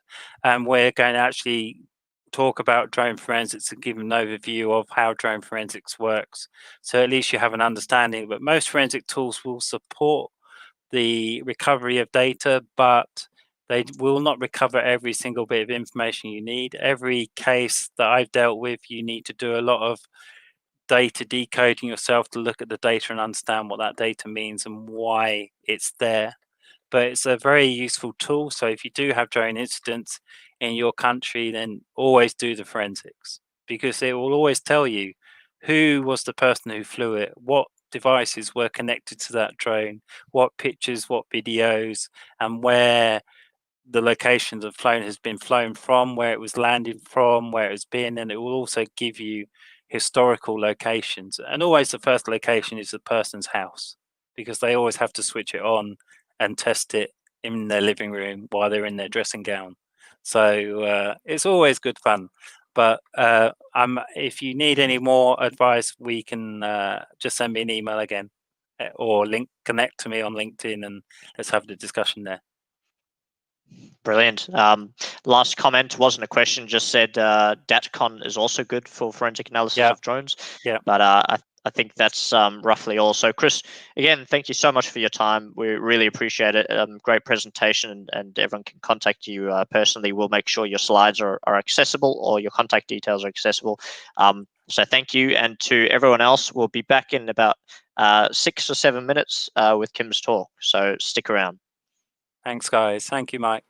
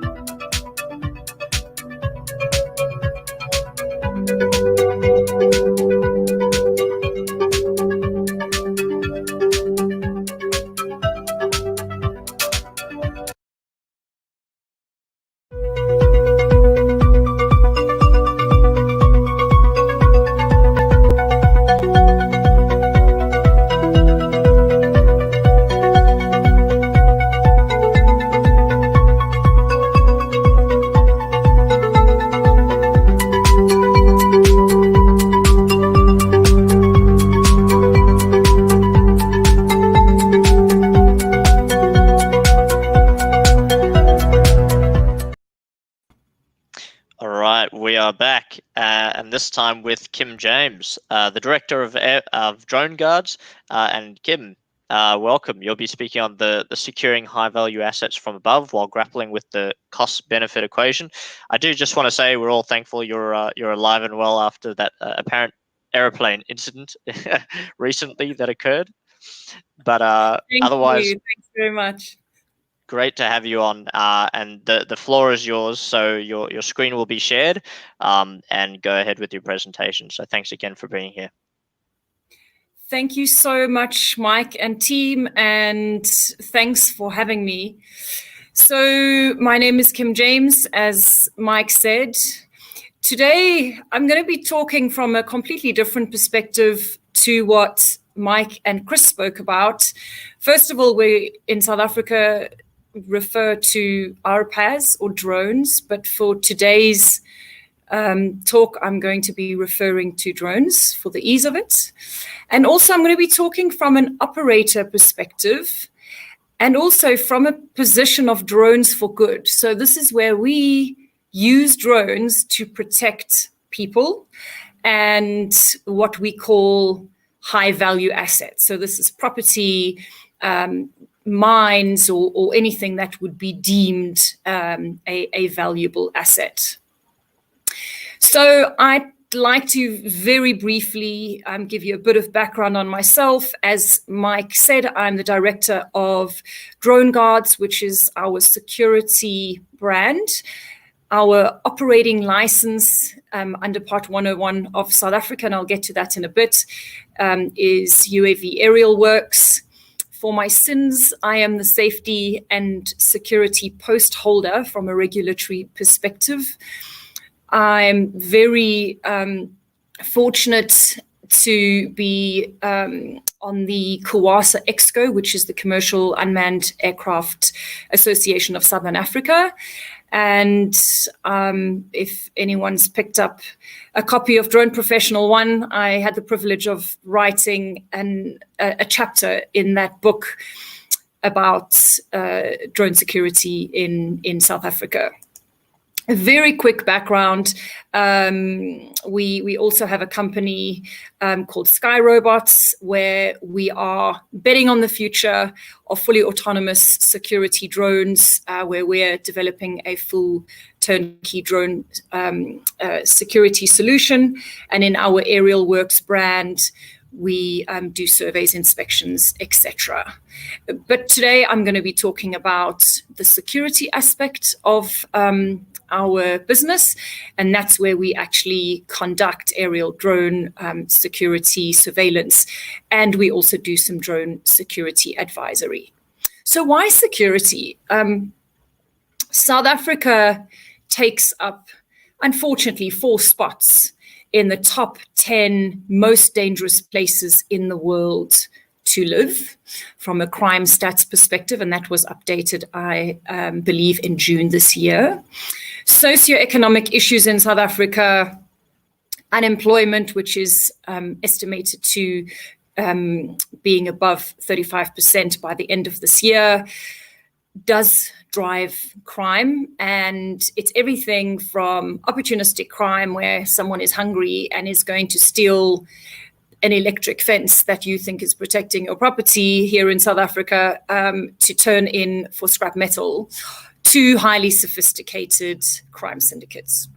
So how do we as an operator do this in South Africa without laboring the regulations?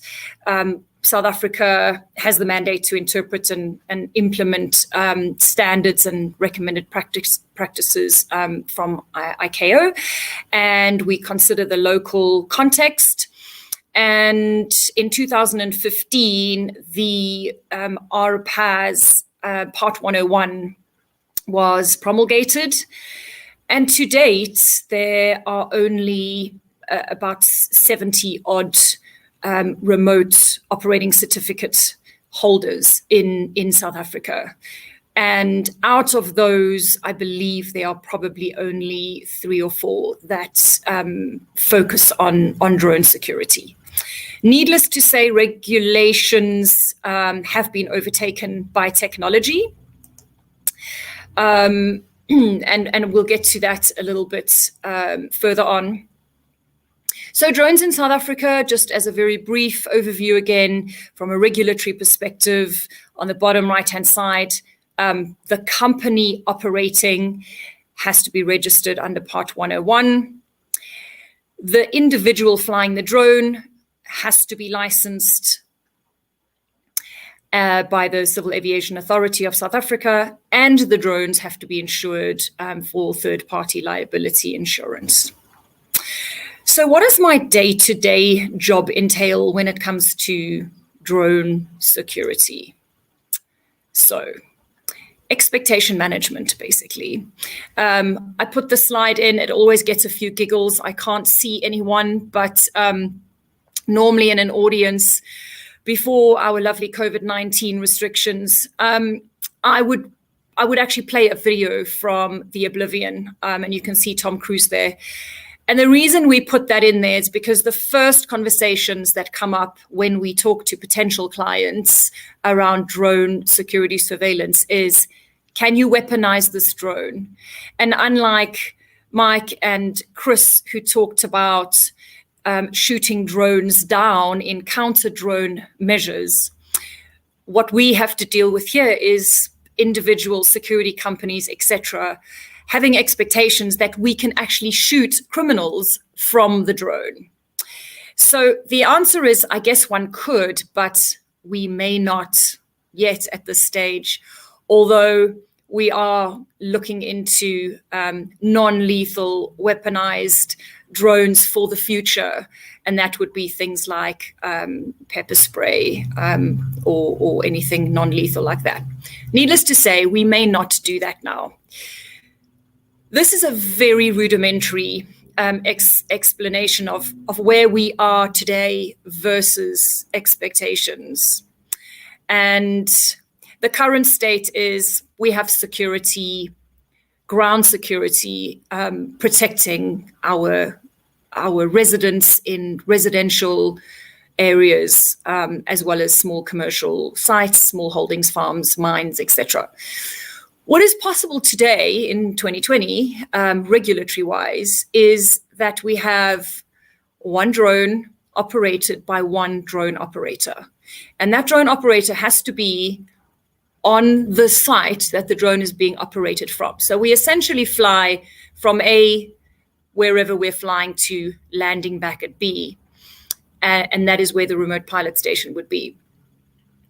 Expectations and absolutely what technology and regulations, I guess, are aiming for is that you could potentially have one operator with multiple drones, and that would be, that kind of swarming effect. And that operator may not actually be on site. And then the future would be fully autonomous drones. But what we can do today is one operator and one drone. And where are we using these drones to, in the South African context, protect high value assets and people? And that would be anything from residential estates, as I already said, communities in crowd control, shopping centers, mines, commercial properties, game reserves, crime scene management, or anywhere where there's an asset to be protected. Essentially, we want to be one step ahead of the criminal on the ground. So what are some of the applications, again, in a South African context, and what we are doing? For anyone who is on this on the stream in South Africa, you would know that we have residential areas, or for anyone who's not familiar with the South African context, you would refer to them as gated communities. So these are anything from a few hundred houses to a few thousand houses that are protected by a border or a perimeter fence or wall, much like farms or small commercial sites, and that's what we focus on. So when we talk about unmanned aerial vehicle activity or drone activity, what are we actually using the drone for? So in the first instance, we want to add a layer of defense. So much like the expectation management we do every day, which says the drone cannot capture, the drone can identify, the drone can pursue, and the drone can be the eye in the sky for the security operation on the ground. So we work very closely with security companies. And in the first instance, we want to be proactive. So where we oftentimes in areas of residential protection get to see criminals that are more opportunistic, they have, however, staked out that area for a number of days or even weeks. And so early detection is what we're all about. That is what we want to be able to use as prevention more than anything else. So this is where we talk about visible policing, day and night operations, where individuals would ordinarily have weeks and days to stake out, as I said, and then hit when they know the coast is clear. As soon as the drone is in the air and they see this thing that they've never seen before, they move on to the next softer target. So in the first instance, that's a win for us. Where we then use randomization, and we joke about this being our mathematical secret, we have patrols as well as randomized patrols. That is where we can respond to specific incidents. And in a South African context where it is extremely easy to obtain illegal weapons, the criminals don't think twice about shooting at a security guard. We've had many incidents where security guards get injured or killed. And so in this instance, the drone would most likely be taken off the planned mission and respond to an incident, whether that would be a zone or a perimeter trigger or something that gets called in from a security guard, or even something that the drone has picked up. That would then enable decision support. So do you send your security guard on the ground into a situation where you can see 5 armed or heavily armed men breaching a perimeter fence? And so that is mitigating, it's monitoring, and it's allowing that decision support.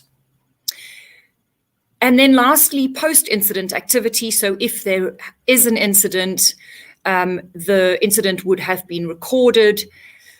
Data analysis is referred to any activity where, for example, the criminals have run off and the drone has been able to record their MO. So where is their path that they've staked out, their escape path?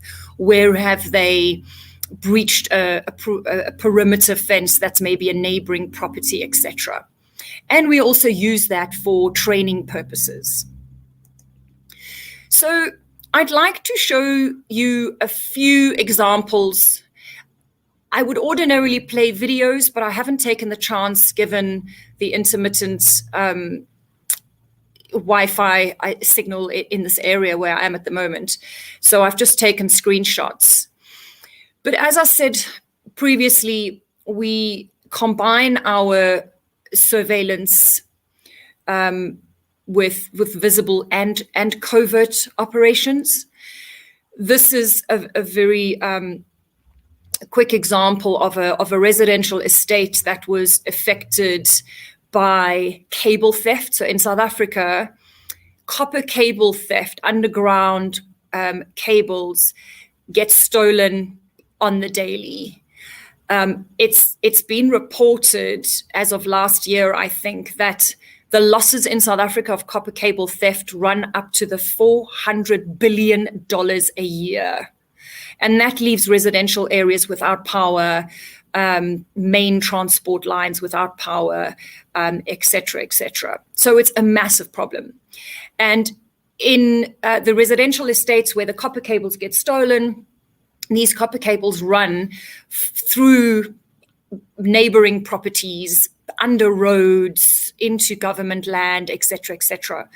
So we do patrols over 8 properties in that residential area, including a road. And the reason why that's significant is because in the context of South African regulations, landowner permission needs to be obtained for each of those pieces of land. Needless to say, even after a few weeks of flying these routes, human activity is reduced completely. So again, the next best softer target is then chosen rather than where the drone is actually patrolling. This is an example of activity, untoward activity at a very large private upmarket game reserve in South Africa. And given COVID-19 lockdown, there was very little activity in terms of residents coming to their weekend houses, etc. And the criminals had plenty of time to access these grounds and stake out where they were going to break in. And so this is an example of thermal cameras, high definition thermal cameras that can pick up human activity. And over there, you can see in that triangle, a person standing still. This is pitch dark. You cannot see your hand in front of your eye. Your hand in front of your eyes. And this is what the thermal camera picks up. So the ground forces are then able to be pinpointed to where that person is actually hiding. And this is an example of a small holding where we patrol at night. And this is the very simplest of computer vision software where items are identified is essentially identified, and this is where we're teaching the computer basically to identify the difference between vehicles and humans. We can track distances, etc. Given a small holding, there are a lot of animals, so from a thermal or a heat signature perspective, you really want to rule those things out. So we're getting better and better at identifying the untoward activity versus what's already there. And In the context, again, of residential areas, this is where we would go and do a risk assessment of the specific sites, weak spots. So a little river that's running through a Gulf estate, wide open areas that are used as thoroughfares between roads by pedestrians coming to work, for example, stormwater drainage coming onto the property, and the most favorite of criminals in South Africa, the transformer station or the substation where metal is stolen, etc. And that then allows us to specifically design the waypoint flying for the patrols, but also the randomization where these areas are then patrolled during the day and night. This is not a very good image. This is actually a really good video. Also, again, absolutely dark. And this is a person detected running along a road, not realizing that the drone can actually see his every move. He eventually ran back up this road, hid in the tree, came out, looked again, actually clocked the drone, so was looking up the entire time. But because the drone was pursuing him, he obviously realized the drone could see him. But it gave us enough time to actually get the ground force in place to actually apprehend that person. So how does this help residential estates? And we talk about residential estates because that's what's targeted these days. It's opportunistic. It's, of course, the farm murders and, very serious crime is of course an issue. But this in the first instance is where individuals will be protected.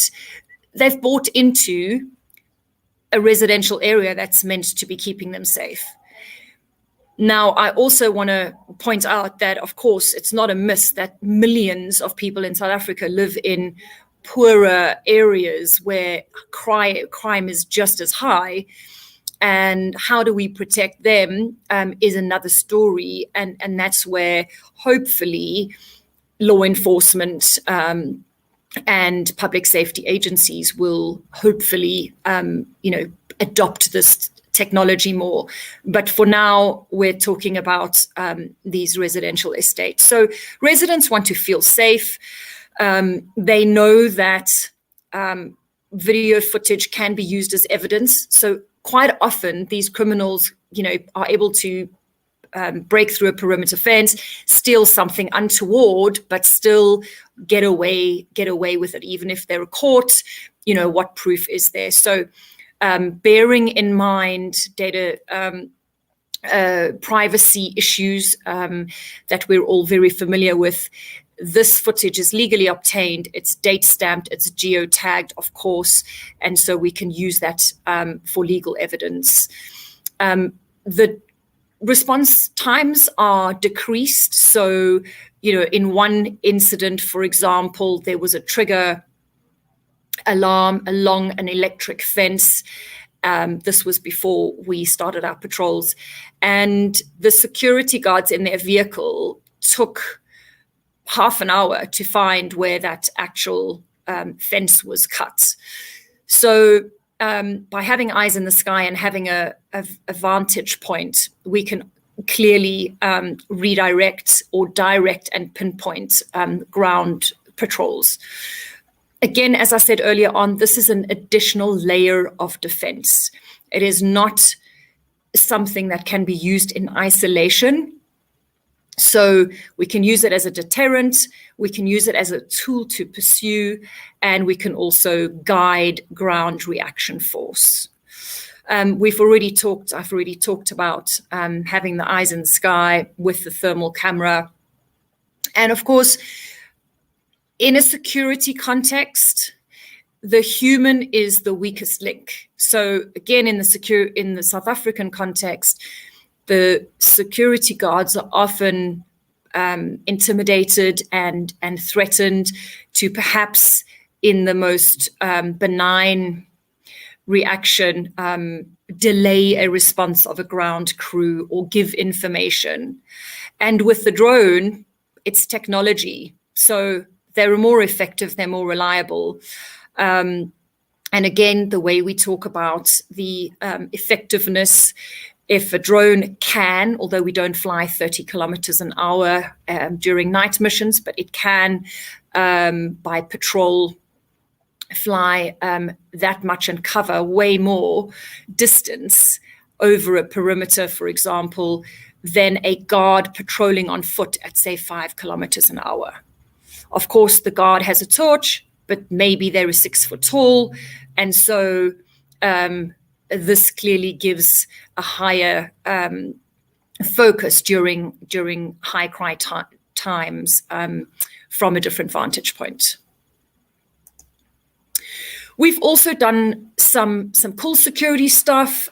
For example, this is the aerial view of a exclusion zone for a building that was imploded, and the project team requested us to fly the perimeter to ensure that after the evacuation had taken place, that no human activity was detected, and specifically on roofs, etc.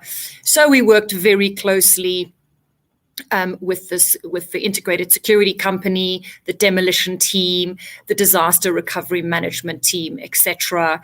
And then, of course, again, in a South African context, where all the focus was on this imploding building, the expectation from local security and local police was that cars and cars would have been broken into, etc. So we did security patrols there. So I did say that I was going to talk about the cost-benefit equation here and how we secure our high-value assets while grappling with this cost equation and some of the challenges. So this is where, from a security surveillance perspective, clearly we need to stay ahead of the criminal. And of course, operating legally means that we have a lot of considerations, and where the criminal doesn't care about safety or regulations, we have to. So if we just look to the right of my slide, and I won't talk to every single point, but essentially safety is of utmost importance when we're operating a drone, and everything we talk about safety is about flying over people, property, and public roads. So we make absolutely sure during day and night operations that that is first and foremost what we focus on.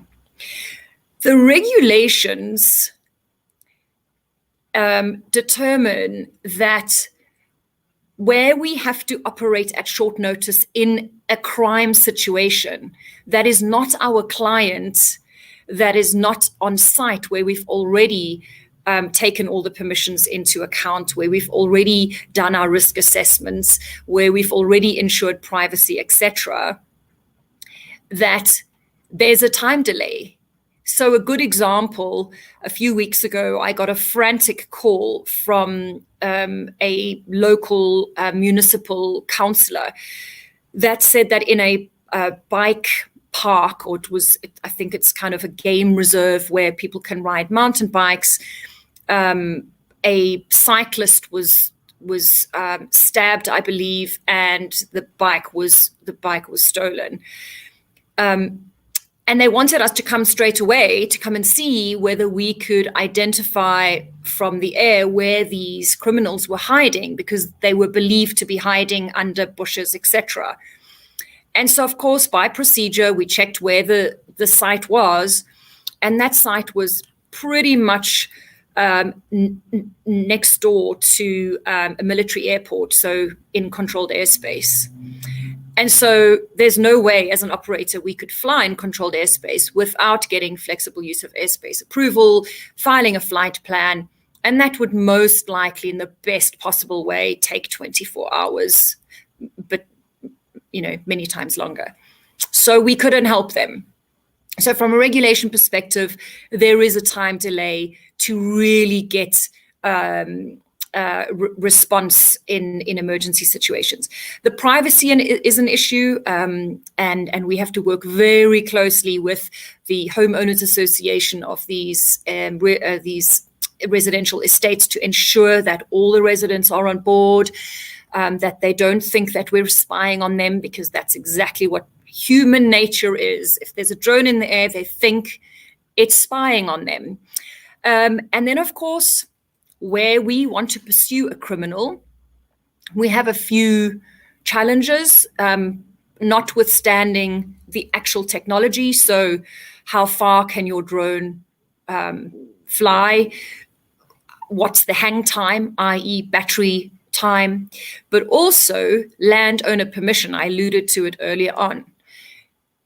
The criminal is not going to care where we have landowner permission or not. So if they leg it after they've been detected over fences, through property, over a national road, etc., in circumstances where the operator does not have permission to fly over those areas, we cannot pursue further than where we already have obtained permission.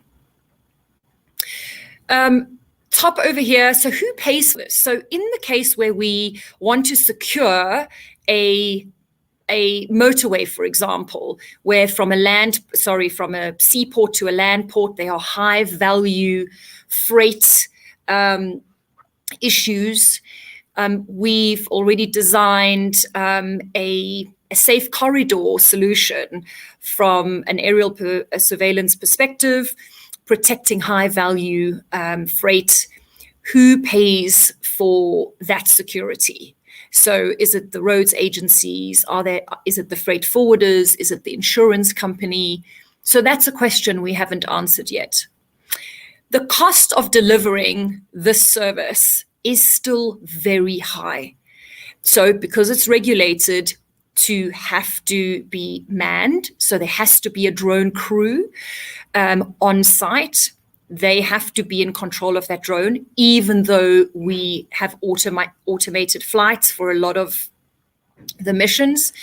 And the drones are also quite expensive. So, of course, it's all about the sensor. So the thermal camera, the high definition thermal camera, is often the most important, but in night operations specifically, the most expensive. And even though you would think that in a country with crime as high as we have, that individuals and organizations and government would pay to secure its residents, its citizens and residents and businesses, it's often unaffordable. And then, of course, we have the technology challenges, the hang time. I alluded to that earlier on. We would like to stay in the air for longer than we currently do, to prevent the battery changing every now and again. Not every now and again, apologies, regularly.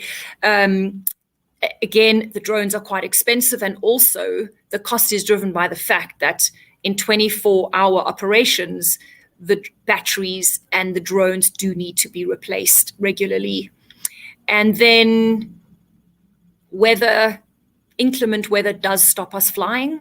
So there's certain thresholds within which we can fly from a gust and wind perspective. And of course, we don't fly in heavy rain. But criminals operate and they come out to play during rain because they know that security operations generally are reduced during those kind of inclement weather days. So we don't have answers to many of these things, but where we are operating, we are seeing a reduction in crime for sure.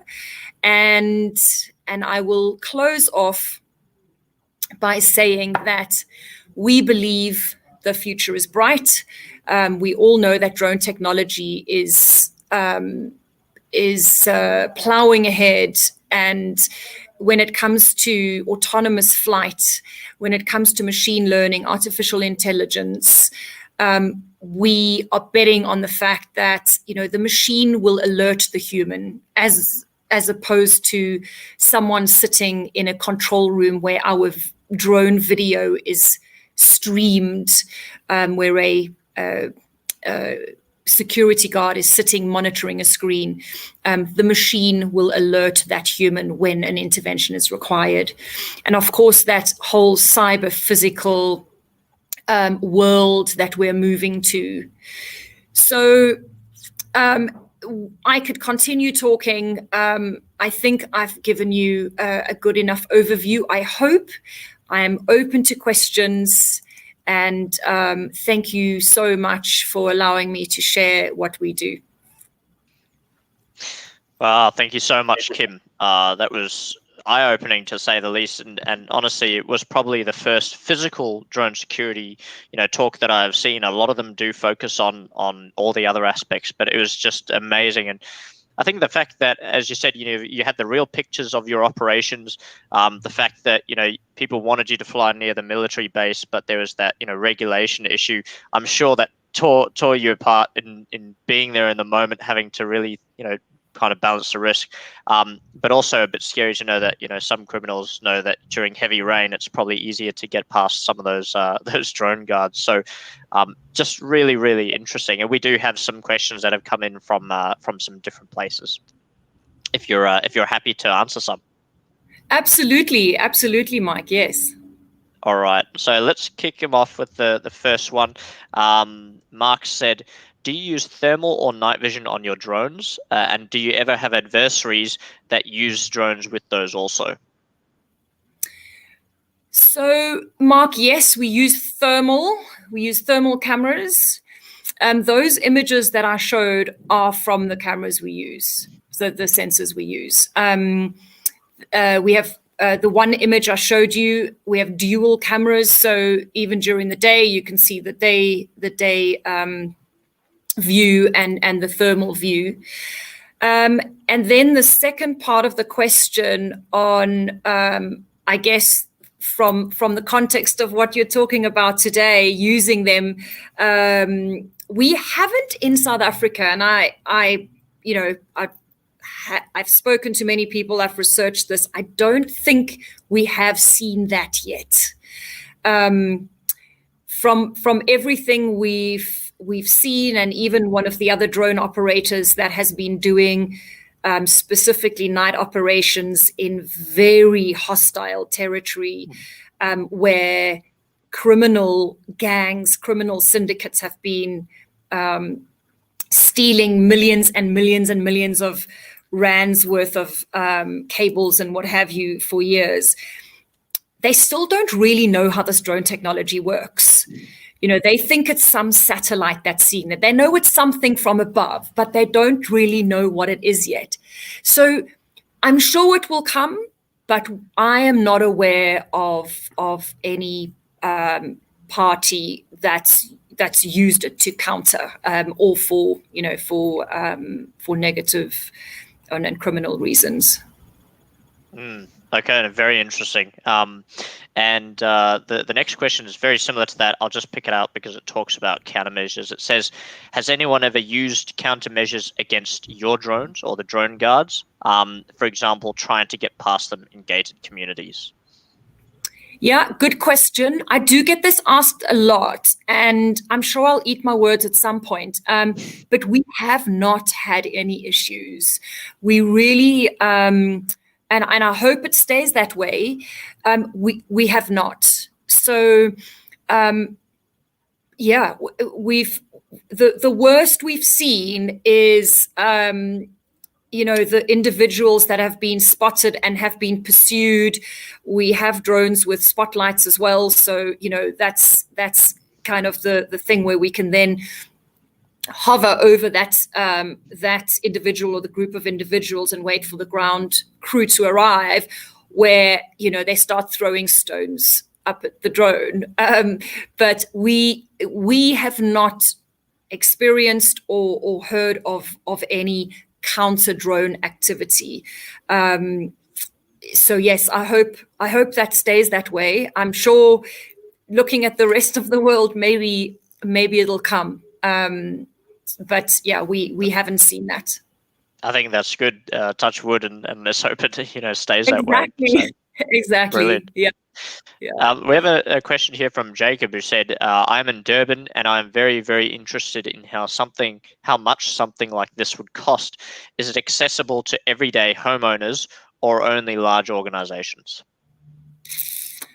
Good question. It is expensive because, unlike the expectation that oftentimes an individual has of the capability of an entry-level thermal camera, that is not good enough for a night operation. So if you take a little commercially available Mavic 2, for example, it has a dual camera. It will give you a heat signature, but you won't be able to tell the difference between a hot rock and a concrete wall that's been heated up during the day in summer and someone lying on the ground, hugging the rock to try and avoid you, even if they've figured out the thermal part of it. So I'm happy to take this offline and give you some idea, but the drones that we use and the cameras we use are pretty expensive. And then combining that with the vehicle fit out, the fact that the individuals need to be working shifts, etc., it is quite expensive. So the individual homeowner will most likely not want to and won't afford this. So it would ordinarily be the larger estates where the homeowners association has, large coffers, or larger companies. Great. And Jacob, obviously, you can message Kim with her details there for more information on that. Kim, there's just two more questions here. The first, you don't have to answer if you don't feel comfortable, but someone said, what software or flight planning route software do you use for mission planning? I think that was that one slide you may have had there in the city area where you showed it. Yeah, so we use various software, and obviously we continue testing different software that comes up. So it varies. That I think that would have been Mission Planner or something, but we continually explore what's out there, and of course we've built our own as well, which we're probably going to start using soon too. Brilliant. And also a question just came in from Stratavia Aerial Solutions that said, is there a place for tethered drones, or is this regarded as fully autonomous? Okay, so tethered drones, I'm not convinced on the tethered drone solution yet. I think where a tethered drone might be good is in a parking lot and we thought of actually combining tethered drones in the scenario of securing a seaport where there's a specific area that just needs to be monitored constantly. The thing about a tethered drone is it obviously has its diameter that it is able to have monitored, but you're still going to have some eyes in the sky to pursue if there is something that is identified as untoward. And so I don't link the actual manned multi-rotor or fixed wing as an alternative to that, meaning autonomous, but the flexibility of being able to plan specific routes where threats develop. So, for example, and we see this all the time, as the layers of defense are added, so the criminals will figure out where they, where the weakest link will remain. And so from a drone perspective, being flexible and being able to fly to new areas that are seen as the weakest link and protecting those, as opposed to maybe putting in extra fences or extra radars on the ground or whatever it is, will then top the use of a tethered drone. If that's answered your question, I think so. Automated versus autonomous, that's obviously two different things. So we do automate flights for sure. We do waypoint flying. We save and have different zones set up that we fly randomly. But then, of course, we have to be able to take control of that drone at any time if there's a trigger at an opposite side of that site, or if it's picked something up, we have to obviously come off that mission and hover or pursue or what have you. So that would be automated parts of the flight and not autonomous. So fully autonomous flight is not regulated yet and therefore not allowed at all, although we really want to get there. So drone in a box on top of a building and deployed autonomously to a trigger point that's where we need to be heading to. Wow, sounds like sometimes you get quite busy in between gigs and you need to pull a drone out and go to another incident. How often does that actually happen, Kim? Not often. And so this is where I kind of try and explain. And again, I'm not a security specialist from Chris from an Interpol perspective would be able to speak to this, and criminologists, etc.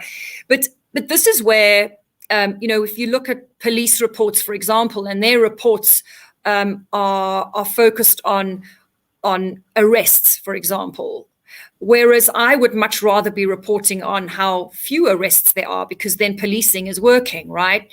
So where we really are reporting is as soon as we start working in an area, the criminal activity and human activity where it's untoward is reduced. So, but we do often get a call through from one of the ground force security guys that said, please come and look at this. And this is where we think that machine learning in the first instance has a real role to play, because we know that if there's an area on an adjacent piece of land which does not ever have anything moving in it, then if there is something moving, it'll be untoward, as opposed to, oh, can you just check if that's an animal or a human? Oh, it's just one of the security guards, or it's just a resident, or what have you. So we do often come off the missions and go and check things out. But the visible policing aspect of it is very cool, because that's where people suddenly realize something's watching me. And even the security guards, oftentimes the security companies in the first instance will say to us, can you use the drones to check on our security guards? and so oftentimes we do that. So, it's about managing that human element. I don't know if I answered your question. You said it seems that we get quite busy between missions. I can't remember what your second part of the question was. Yeah, you definitely answered it, and it's a great war story to have in terms of what they want you to check out. That's the thing. You put a drone nearby someone, and they all want to play with it. So I understand. I will ask you the one last question we had. This one coming from Twitter, and it said, "You sound like you work with a lot of different partners. Have you done any work with the anti-hijacking unit or helping prevent hijackings?"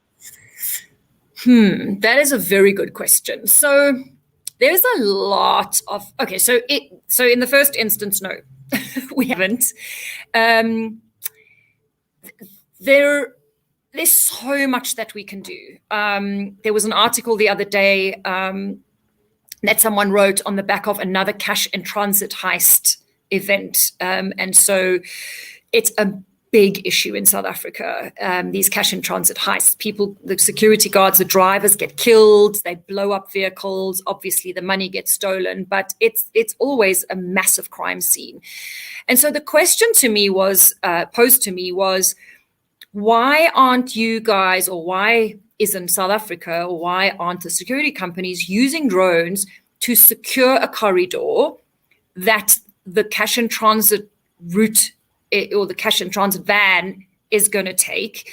Why aren't drones being used to map out the areas alongside those routes to understand where the crime might come from, or why, where the threat might come from? And I mean, the $1 million question is, why aren't drones being used to actually fly above these vehicles and track them on their paths? And the answer is they could, but here's the thing. You're now flying from controlled airspace to uncontrolled airspace to controlled airspace. You're flying over a residential area. You're flying over a motorway. You're potentially, flying in restricted airspace. So we still have a lot of work to do to get to a point, and UTM is a key thing. Some of the regulations around landowner permission. So if it's a municipal permission that we need to get to fly over a road, at this point in time, and no offense to anyone, but it is almost impossible to get, because no one really in these municipalities wants to take responsibility for saying, yes, I allow you to do that. So within all the other legalities, assuming everything else is checked, that's the last authority one would need. But practically, how does that work? So you're following a cash in transit vehicle, or you are, to the question that someone posed, and I can't see the comments at this point, so apologies, I don't know who asked it, but assuming the anti-hijacking unit or wherever the hotspots are. So you have drone surveillance. What is it actually doing? So again, it might be preventative, so the hijackers might move off, but you really can only counter something, you can really only use something where you're going to have your ground backup. So, and where do you station the pilot that will keep them safe? And that's a big consideration for us in South Africa doing this kind of work. The pilots, the crew, have to be safe. They can't be out, on a main road flying a drone. I think there's more to be done. We have spoken to some of these agencies. There's a drone council that's been formed in South Africa that's actually addressing a lot of these things. The current regulations make it difficult to do things more flexibly that will allow us to work with the likes of the anti-hijacking unit, etc.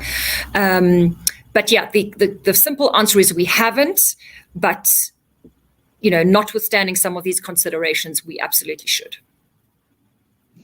Very interesting. I feel like that could have been turned into a podcast episode almost. So thank you for your detailed answer, Kim. And just on the Drone Council, can anyone find out more about that through you, or is it online? How would people find out about that? Yeah, absolutely. And if you follow me on social media, I'm on LinkedIn. I've posted quite a bit about that. So with my role in COASA, we are quite involved and we do a lot of work together with Drone Council. So it's dronecouncil.africa, and they've got quite a nice website. It's quite simple. They've got 10 chambers which essentially address every part of the drone industry that really through the Drone Council is going to be driven and expanded. A lot of work has to be done, but I feel like the right players are in place. So anyone who has anything to say or wants to hear what's going on, do follow what the Drone Council is doing for sure. Brilliant. Well, Kim, that's all the questions. Thank you so much for coming on and giving us such an eye-opening look into physical drone security. I really thought it was fantastic, and I'm sure many others did. So thank you for your time, and we really appreciated you having on, and hope you enjoy the rest of your conference and the rest of your weekend. Thanks so much, Mike, and thank you for having me. I've enjoyed it. I was on from the beginning, and I will stay to hear the rest of the speakers. So thank you so much, and I'm happy to connect with anyone and answer further questions. It's been a real pleasure, Mike. Thank you. Brilliant. Thanks, Kim. And we'll be on with Ulf in roughly 4 minutes, so we'll be back then with you all.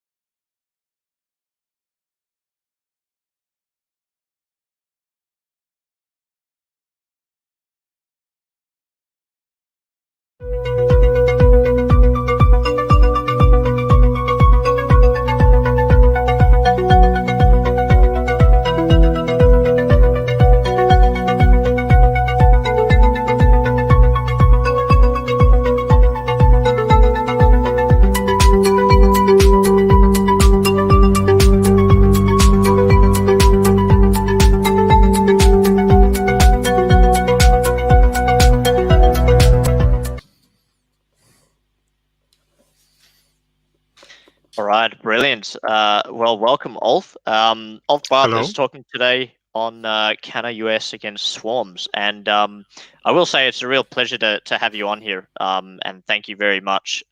We've had some interesting conversations in the past about deception and camouflage techniques and things like that, so I am personally really looking forward to this talk, and the same as the attendees, I assume, as well.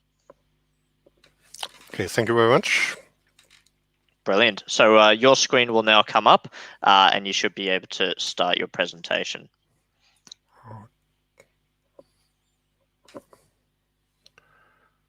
Okay.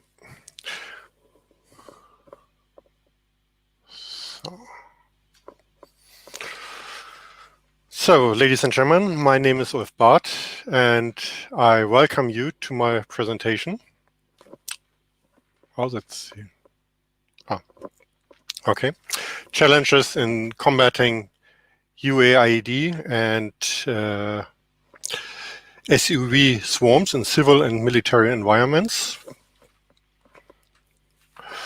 Let me say a little bit to my personal background.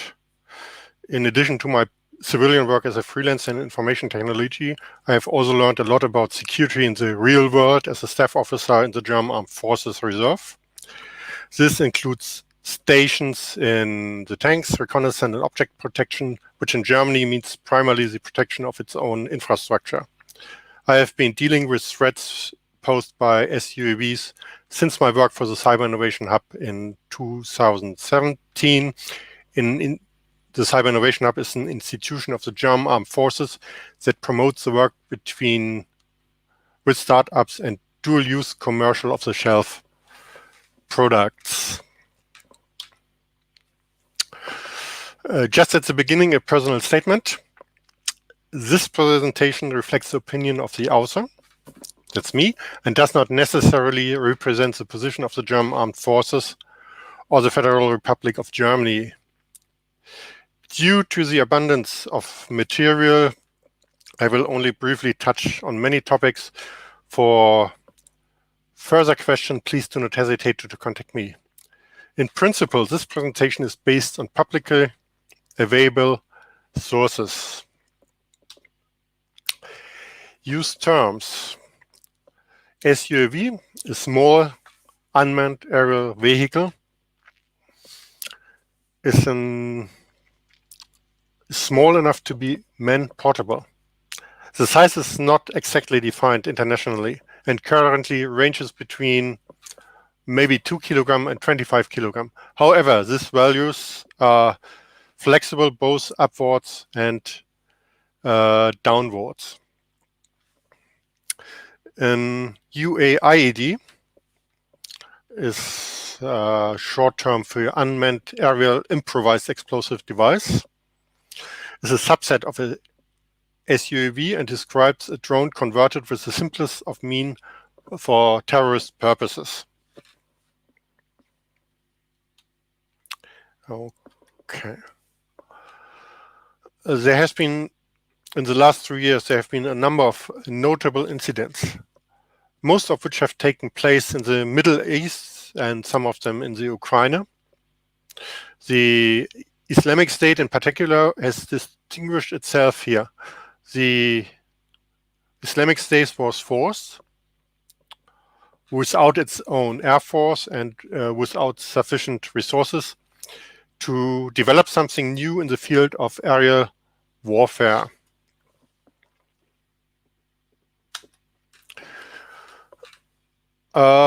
This damage caused by the drone strike in Saudi Arabia 2019. As you see on the left picture, about 17 impacts were counted on the aerial photograph. Since there were surviving drones, the swarm will have been larger. The picture on the left shows the affected regions. The picture on the right shows the damage to individual installations. You see here, here, and in the background. Of course, it's always difficult to judge something like this from a distance, but the impacts looked planned from their distribution and seems to be very exact. So let's have a look onto the technology. That's a remote analysis of the drone, because I have not been to Saudi Arabia until now. But on the first look, that is technology for model making. That is technology I have used as a use about 30 years ago. Much of the construction was done with glass fiber reinforced plastic. That is a material that you can get very easy. It's very cheap. And yes, it seems to be, from this point of view, that the SUAV was not using any camera sensor. I think that was a GPS-guided missile or drone. I think the estimated material cost has been under $3,000 per unit. Okay, if you have a look on the right picture, it's not so good to see, but engine and propeller is commercial off the shelf. I think they were buying this thing somewhere in some kind of model shop. There's a difference between the left plane and the right plane. The right plane is, as you see, more professional. They're using painting. The forms are looking much better, and if you see on the other side, it's a very crude building, and they use a lot of duct tape to replace glue. As you see, these drones are very small, so it could easily be that this has been launched from a small ship. And it is absolutely no problem to build this in a garage. And if I would say which difficulty level, I think someone from the age of 14 to up to 99 could build this.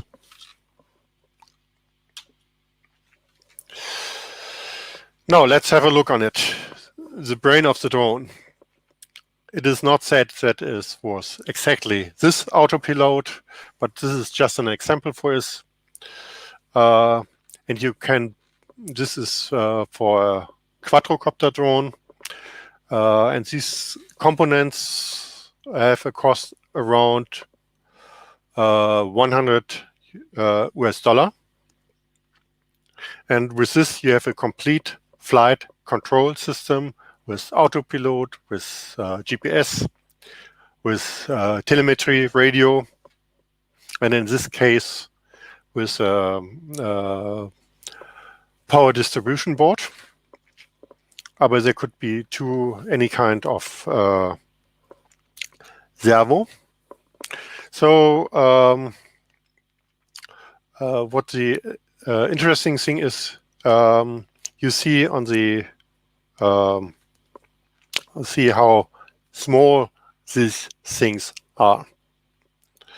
And the other thing is these flight control system not only works with a quadrocopter drone, but can also be easily adapted for starving drone as used during the attack in Saudi Arabia. And these components are mass products. It's absolutely no problem to buy 50 units of them in another country, put them into the hand luggage, the space would be enough, and back to home you have the control system for 50 cruise missiles with roundabout 1 meter precision. And that is amazing technology.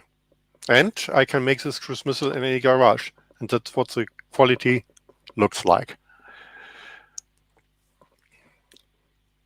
So for this part, we start with some conclusions. The first conclusion is it's not only developed countries that can build cruise missiles with a range of more than 100 kilometers. Ambitious individuals can do so today. The United States Air Force pays about $800,000 for a BGM-109 Tomahawk. A private individual pays for a self-built cruise missile around about $3,000. Okay, less range, less payload, but the same precision. And as you can see, with soft targets, the amount of explosive is not crucial.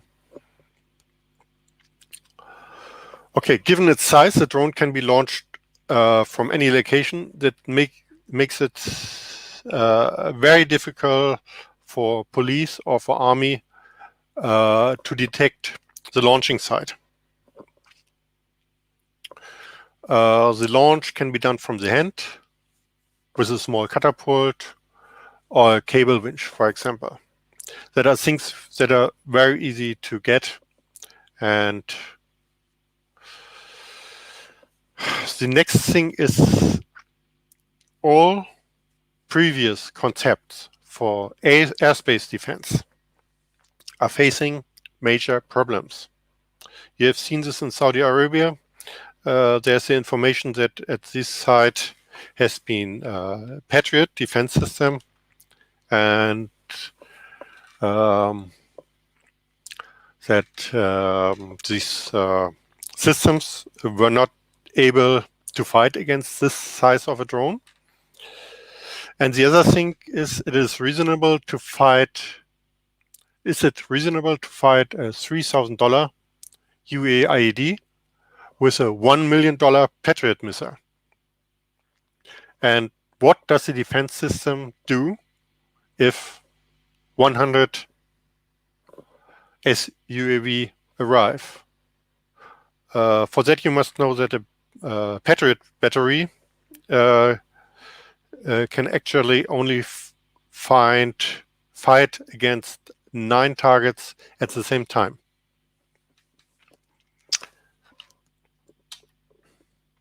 Okay. Incidents involving drones are, of course, not limited to the Middle East. Such incidents also occur in Germany, fortunately, so far without any damage to persons. This example was a drone lands at the feet of German Chancellor Dr. Merkel in 2013 during an election campaign event. There's a video about it on YouTube. Back then, in my honest opinion, the bodyguards reacted completely wrong, but I'm sure they learned from this, and the next time they will handle it in another way. In 2019, there was at Frankfurt Airport had an interrupt flight operations for 1 hour, which was very expensive, only while some fool was flying some kind of drone at the fence of the airport area. But I think we heard this in previous presentations. German air traffic control reports about 158 incidents involving drones only in the air traffic in 2018.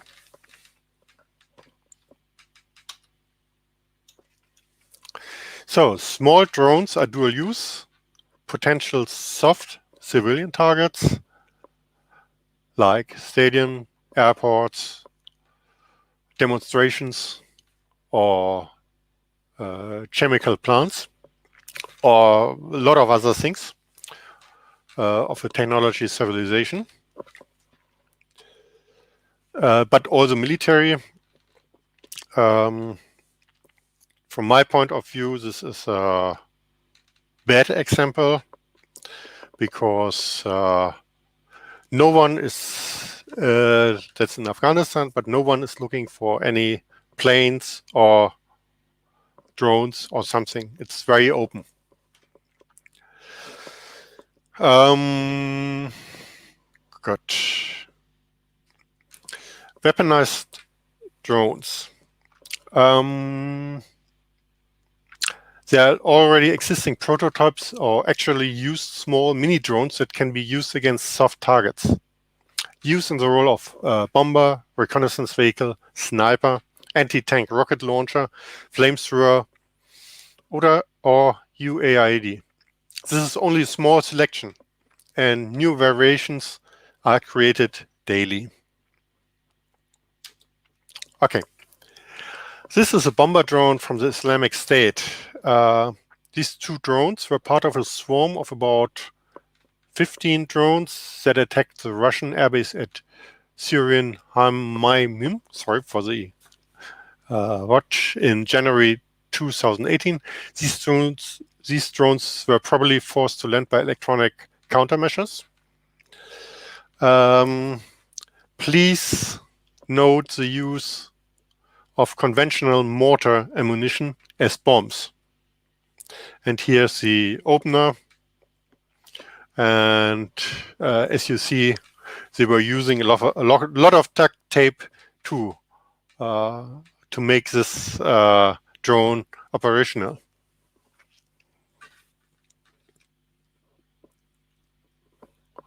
And as you see, this design was based on model planes.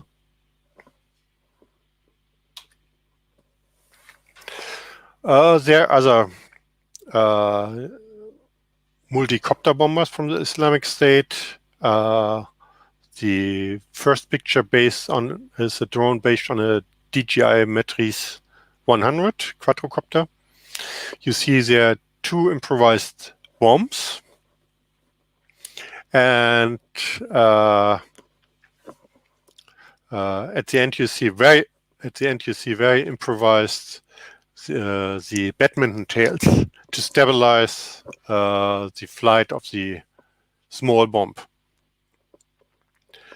The other thing is a more self-built drone, very improvised, and you see it with a warhead. I think that is from a RPG 7. That is an anti-tank rocket, and but I think it will work too if you fly in 100 meter, in a height of 100 meter, and it fall down to the earth. That is a reconnaissance drone from the Islamic State too. They were in the construction. It seems to be more careful, because it's not only for throwaway use, it's for reusing. And I think this technology is not worse than from other countries with developed military industry.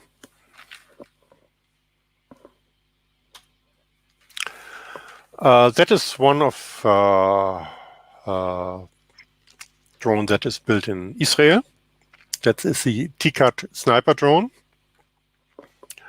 That is more professional, not improvised, but it shows in which direction some kind of development is going. Here the rifle is is gimbal mounted. It's a sniper rifle, and this drone is capable of stabilized shooting during flight. If you're looking on YouTube for the videos, you can see it.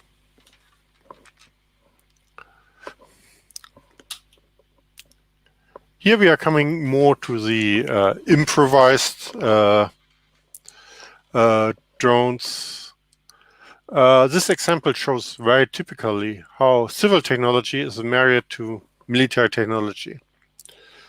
With simple means, the 250-meter range of the RPG-26, that is a small anti-tank missile from Russian production. Here you see the in the small left photo, you see the small rocket that is shoot, and as you see, this drone is carrying two of them. And this weapon is able to penetrate 440 millimeter rolled homogeneous armor. That is technical value for the thickness of tank armor, or it is able to penetrate, which maybe you better understand, 1 meter reinforced concrete. That's all manufacturer data. And the RPG-26 was exported to many countries and is also used in asymmetric conflicts. So it's not only easy to build this in Belarus, it's easy to build this worldwide. This is another example. This is a civilian Chinese drone equipped with a flamethrower too, as you can see, clear high voltage power lines of biological waste. The problem is this technology could also be relatively easily misused or copied for terrorist purposes.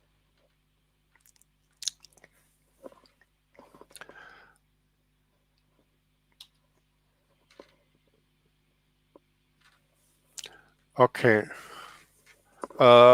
Here we are having a professional product. This is a slightly larger drone from the military sector. It has a 3 kilogram warhead and can be transported at 130 kilometers per hour for about 60 kilometers. The drone has a wingspan of 120 centimeter. That is not so much. It's 93 centimeter long and 16 centimeter height. So this drone can be easily transported with a mid-size station wagon. And with such small arms, there's always the risk that these weapons fall into the wrong hands when exported. And I think as every military equipment, it's normally easy to handle. Payload.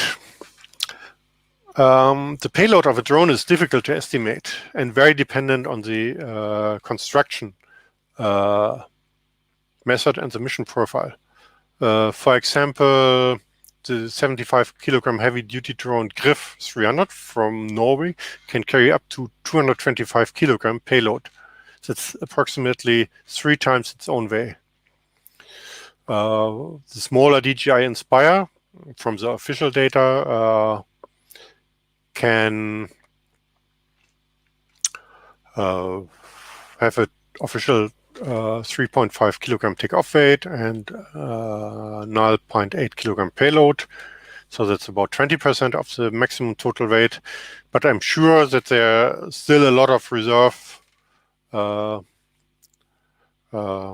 the risk of losing mobility. So the other thing is if you want to fly over a longer distance, you have less payload. So I think that a good reference value could be a ratio of 2 to 1. In the worst case scenario, I would assume a ratio of tare weight to payload of 1 to 2. One should never underestimate that a great deal can be achieved in this area, even with the simplest resources. So to understand what payload means,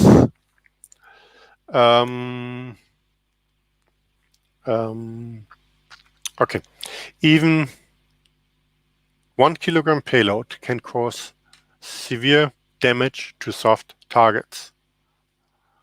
If it is explosive, 1,000 gram correspond to approximately 6 hand grenades. Biological warfare agents, e.g. anthrax, can be distributed over large areas by a drone. Chemical warfare agents, for example, VX, lethal dose, approximate 5 microgram per kilogram live weight. That cause 1 million deaths. Theoretical. 1 million deaths per kilogram 4x. Theoretical. Dirty bomb, nuclear waste plus C4.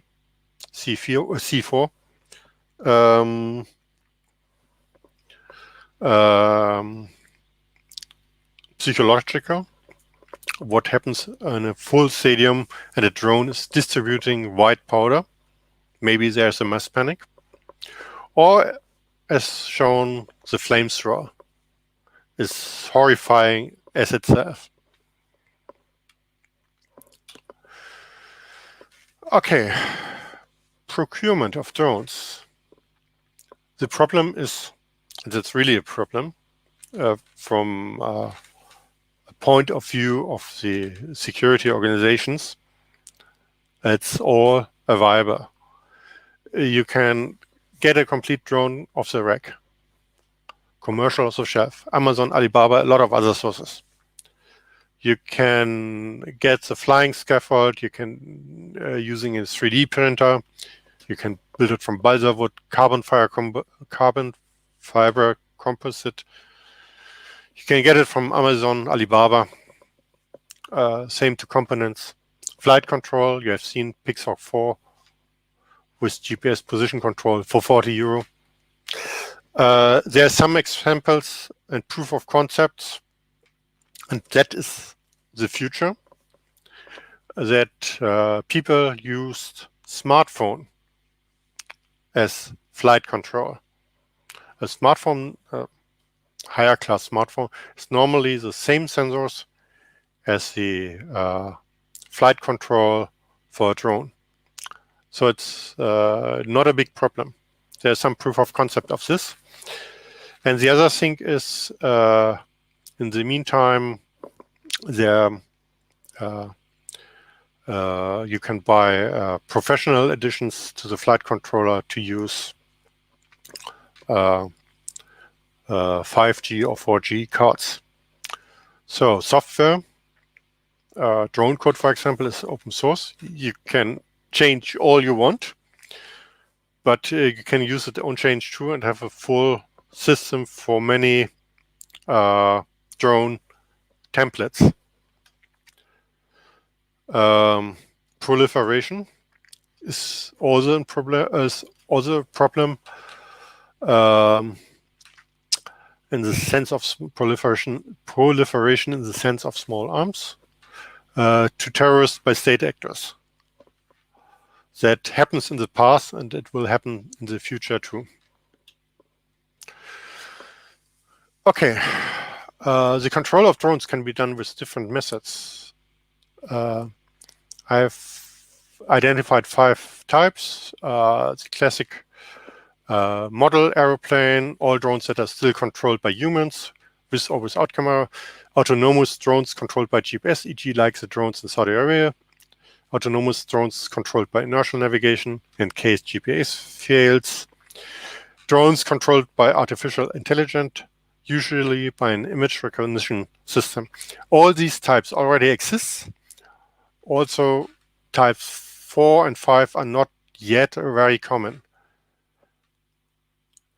Please note that the types 3 and 5 are without active radiations, and therefore all passive radio sensors will not work. Types 4 and 5 will also be very resistant to ECM measures. Remote control range is a very interesting thing. In the past, the classic model aeroplanes were not a big threat. Only the short range of the transmitter and the fixed position of the owner on the ground made it not worth the effort. This has changed with Type 2 FPV drones, FPV for first-person view.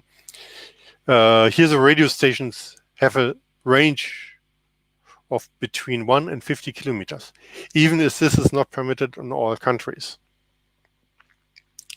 Game changer here is the availability of 4G or 5G networks. This makes the range of the control system virtually unlimited. a German company was able to successfully demonstrate a remote control from 8,000 kilometers. For terrorists, this means they can place the drone somewhere in the forest, leave the country, and launch the attack from a distance.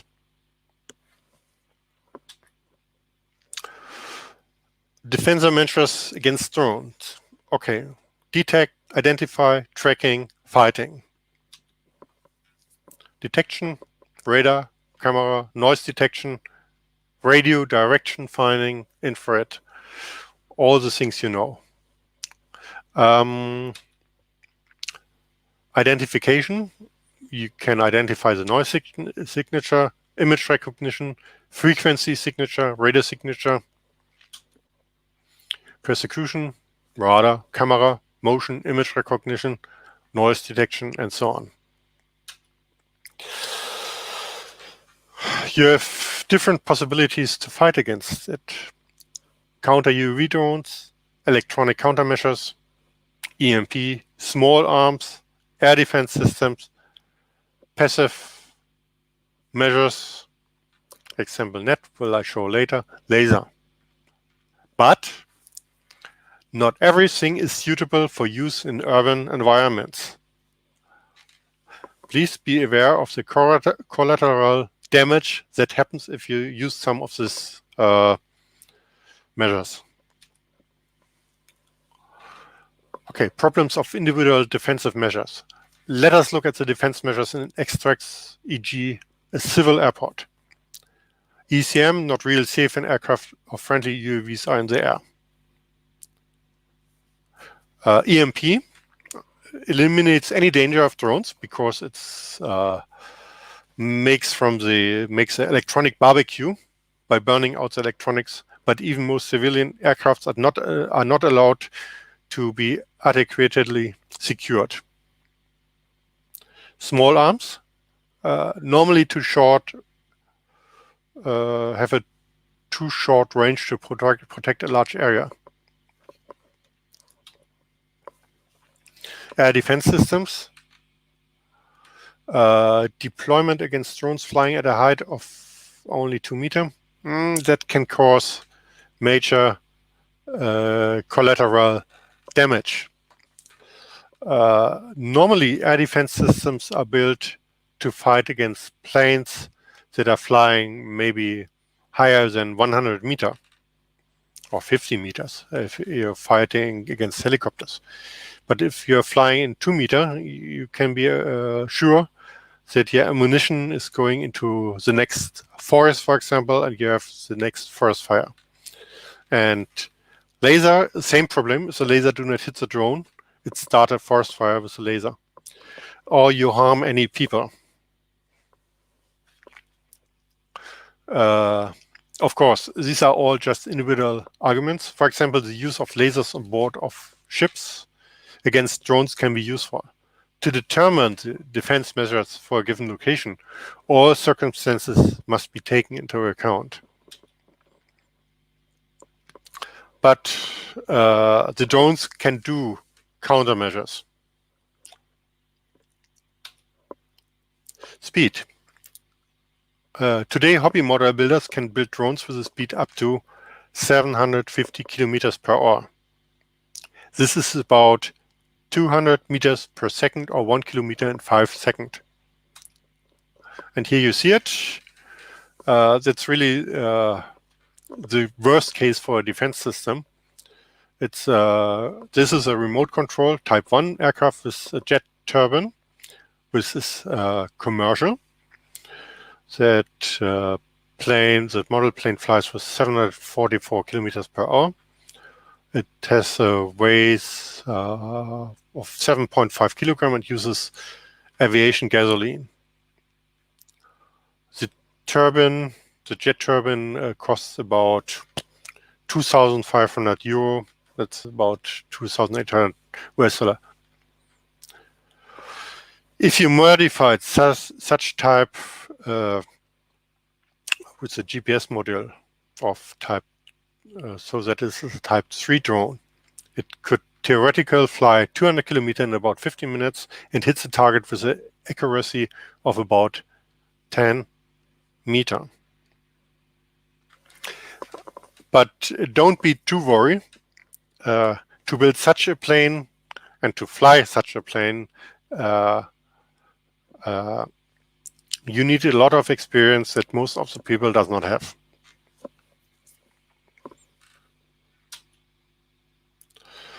Use of the terrain. Due to their maneuvering capabilities, multicopter drones in particular can execute attack profiles close to the ground, and that means lower than 2 meters. There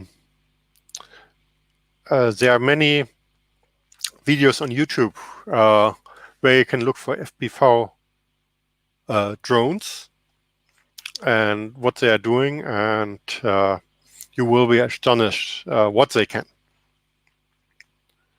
And as a result, it's very, very difficult for the detection by radar or image recognition for a very long time during the approach phase, because it's behind a house or behind a hill or something like that.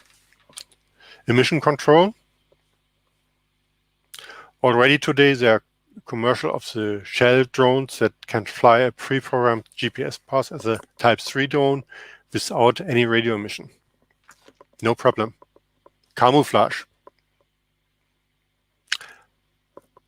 Painted olive or painted gray or something like that. Very easy. That's maybe a problem for image recognition, but the next is really a problem. In the first photo you see a bird, or the imitation of a bird, and the other picture is the famous flying cat. And I think it would be a very interesting try to see if a artificial intelligence system that is trained to identify drones is able to identify this as a drone.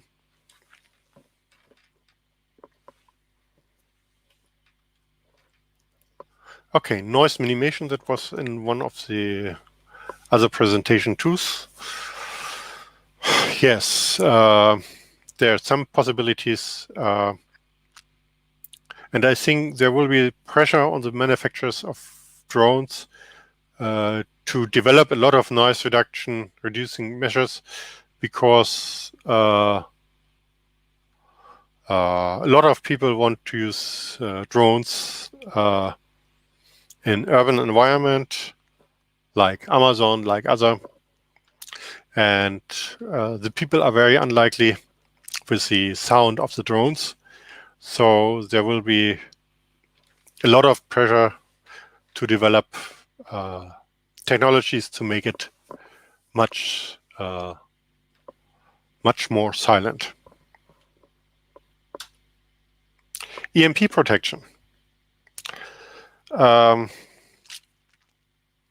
EMP is one chance if you're having if you're outside of a urban area. It's maybe a possibility as a ship defense, if you're sure that there's nobody with electronic. But normal commercial off-the-shelf drones are not protected against EMP, but it's analogous to the way military equipment is already protected against EMP today. But EMP-protected drones will, in my honest opinion, primarily come from state sources through proliferation to terrorists, because for good working EMP protection, you need a good engineer or a very good engineer, and you need a very good test facility.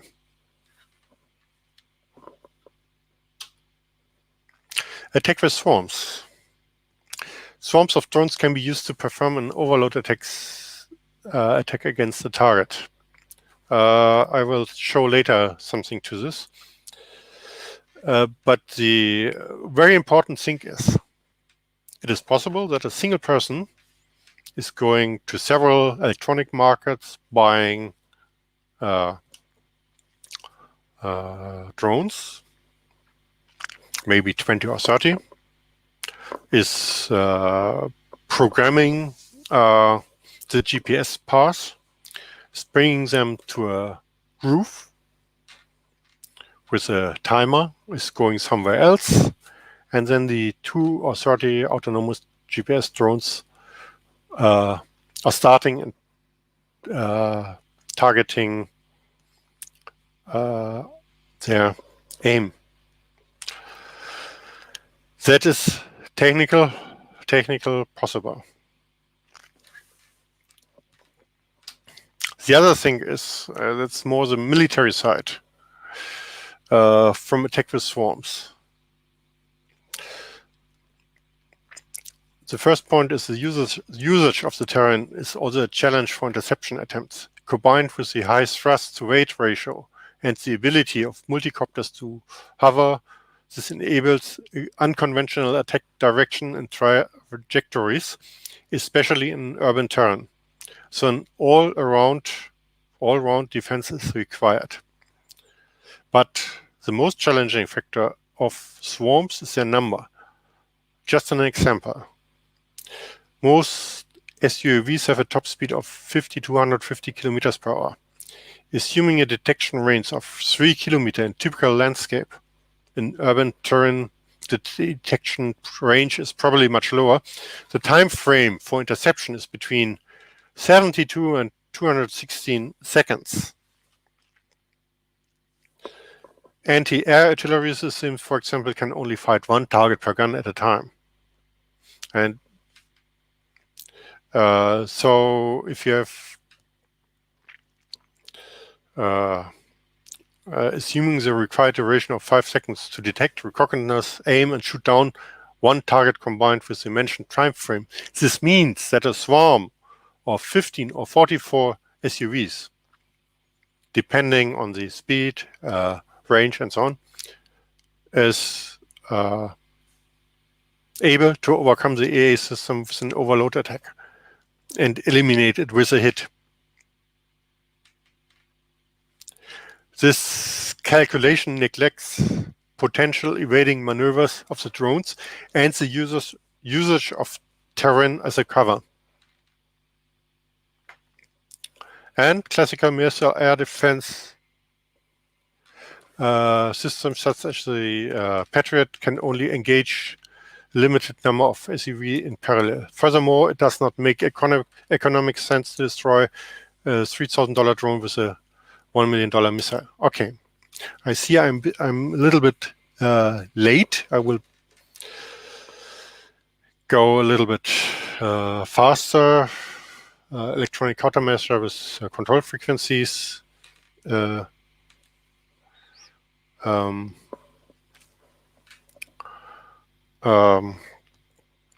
Switching to control by 4G and 5G model on board by the drone.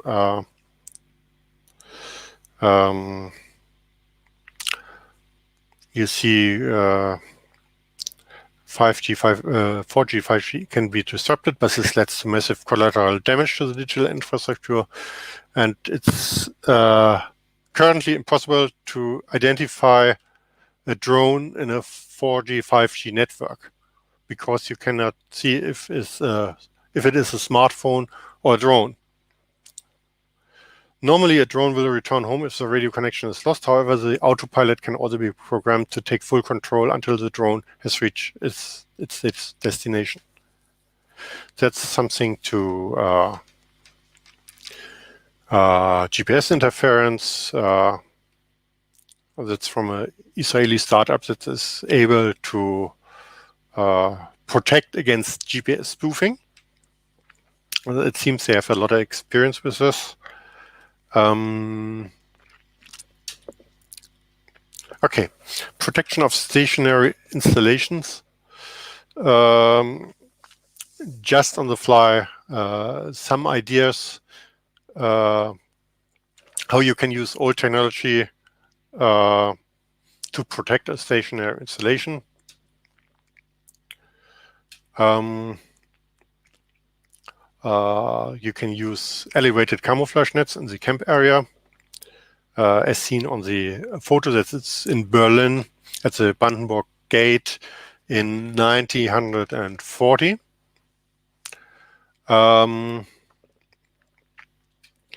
You can protect it additionally with, for example, with Kevlar fabric to make a protection against explosions.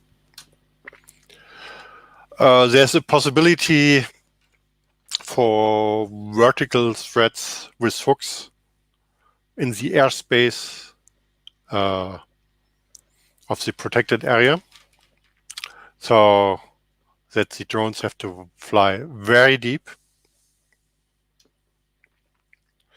You can make vertical nets in the roundup of the camp, so that deep flying drones have fly into the net or have to go up to go into the defense area. And that's used by many armies. Here's from the German army, using of smoke grenade launcher if a swarm is attacking and intrudes the camp. Then you have the possibility especially to fight against artificial intelligence drones with camera, and it makes it much more difficult to find the target. That's about active protection against small drones, some sorts. I will go over it. You can read it in the presentation then. Okay. Okay. One word to protection through geofencing. Actually, it is a good idea for commercial drones to have information about no-fly zones and to take them into account if possible. However, it does not guarantee that all protected areas are covered. From my own experience in Berlin, I know that this is not the case. And home-built drones do not have geofencing, so they do not take no-fly zones into account. So geofencing is something for the good people who possibly make mistakes, but not for the bad people who can ignore it. Okay, summary. The possibility of interfering with drones, even in the UAD area, is decreasing. It's getting more difficult. The precision of a UAD drone attack can be very high, smaller 1 meter. Terrorists are able to build precise 1 to 10 kilogram UAD with a range of 10 kilometers plus in a garage. Terrorists do not need to be on site. That makes it much easier for the terrorists. All components and software except detonators and explosives are freely available and can be obtained inconspicuously. And even terrorists can handle swarms. Outlook for the future, and with this I'm coming to the end. For the future, tried and tested concept must be reconsidered and adapted to the new circumstances. I would like to illustrate this with 2 selected examples from the military sector. Drones endanger armored vehicles, and swarm of drones endanger air defense. The first picture shows the almost complete loss of a battle tank in Iraq. The image is from a drone video of the Islamic State, and the drone has just manually directed an explosive device. The grenade almost fell through the open hatch of the commander and almost exploded inside the tank. It has been an AI. If this had been an AI-controlled drone, the precision would have been even higher. I'm just switching to the video.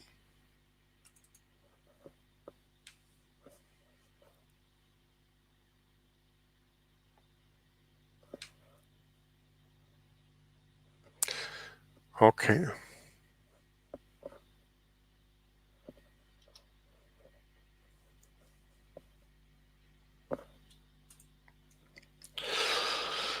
As you have seen, that was very precise.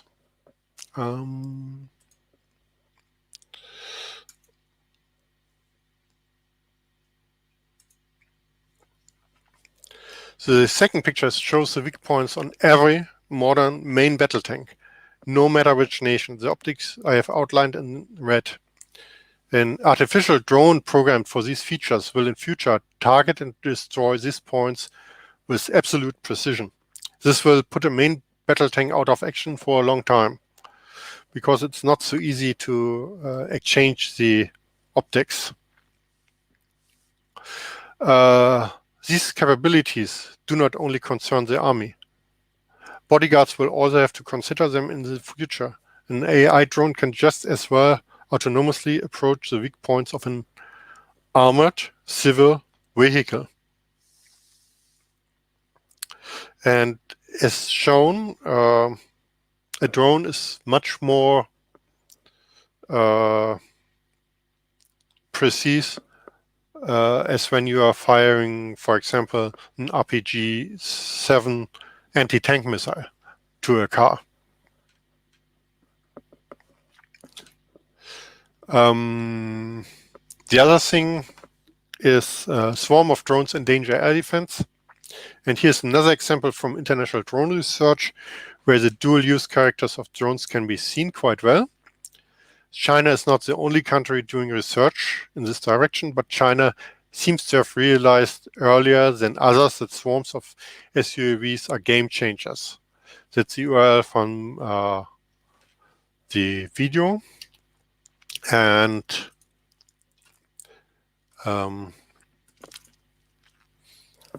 that was my last page, and the video is about 3 minutes, and then we're through with the presentation. As you can see here, these are the experiments from a university in China in the year 2016 with very small drones that are acting as a swarm. And that is very advanced technology. The drones are talking together. They are not communicating with the ground station.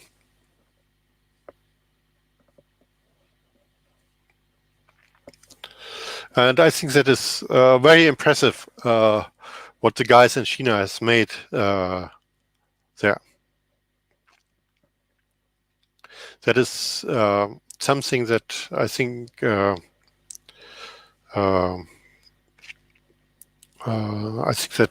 terrorists are not able to do at the moment because they have not the time, they have not the test areas, they have not the maybe they have not the money, maybe, but I think time and time is the most important thing there. And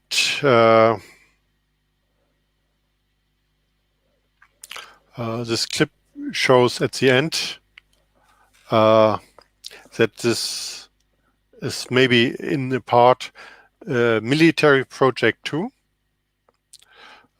because they show at the end that the target of an attack with such a swarm is an air defense systems. And they made a nice animation for this. And as you see here, how this will happen. And this makes it in future very difficult to protect against this. And we must be aware that there's no proliferation of these weapons, for example, for terrorists. That's another problem too.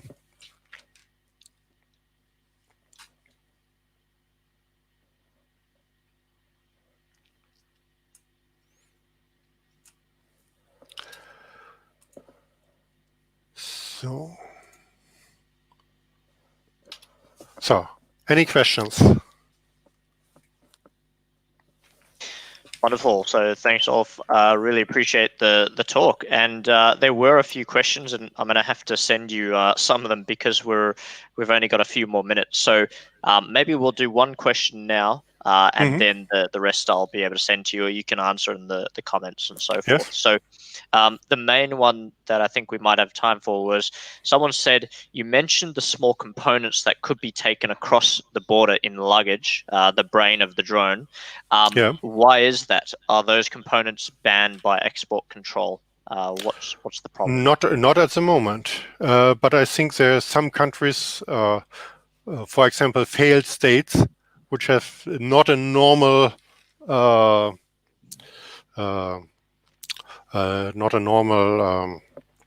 what's the word for it?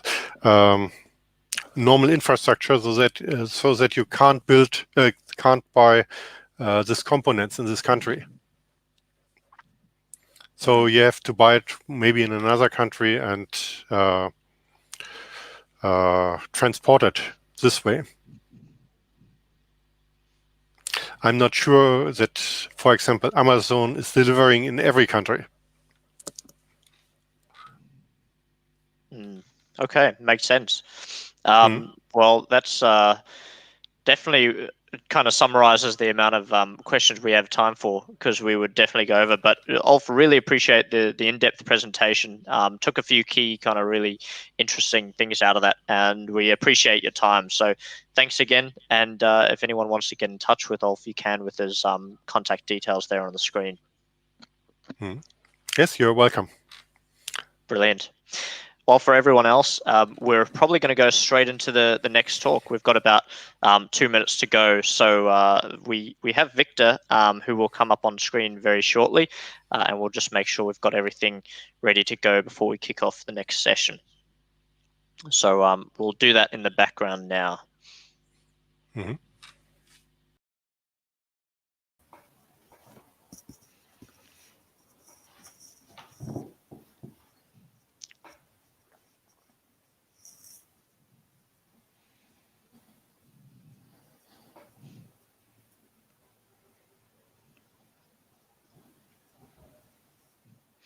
Okay, looks like we have Victor up already. So, hey, Victor, how are you doing? Hey, hello everyone. Good. Good to have you on here. I know it's we kind of started in Australia and now we're halfway around the world in France now. So yeah, very much thank you for your time and coming on here to talk about all things Parrot. We're very excited for the talk. And feel free to go ahead. I can give you an introduction if you like. I realize you may want to give one yourself, but for anyone who doesn't know, Victor is the Chief Security Officer and Data Protection Officer at Parrot, in charge of a lot of the security operations over there. So Victor, over to you. Thanks for joining us, and your screen should be up on the screen very soon. Yeah, thank you, Mike. Thank you very much. And thank you for inviting me and giving me the opportunity to speak about Parrot and how we implement cybersecurity. And before starting, I wanted to say that it's great to have such an event in which we speak about drone cybersecurity and counter-UAS and all problems that may be posed by drones. So it's really huge to have such an event, and thanks for that. and thanks also for everyone that is attending to this presentation. So first, I'm going to talk about the cybersecurity of a drone platform. So Parrot is the second worldwide drone manufacturer. And before starting about cybersecurity, I'm going to give you some more insights and information about our latest model of drones, which is called Analysing, because that's the drone we've been working first for the US Army since a couple of years now. And now we are selling it as a specific model to everyone, or at least people that may need it. So important to note that it's a high-performing micro drone in its category. And what we do at Parrot is small drones.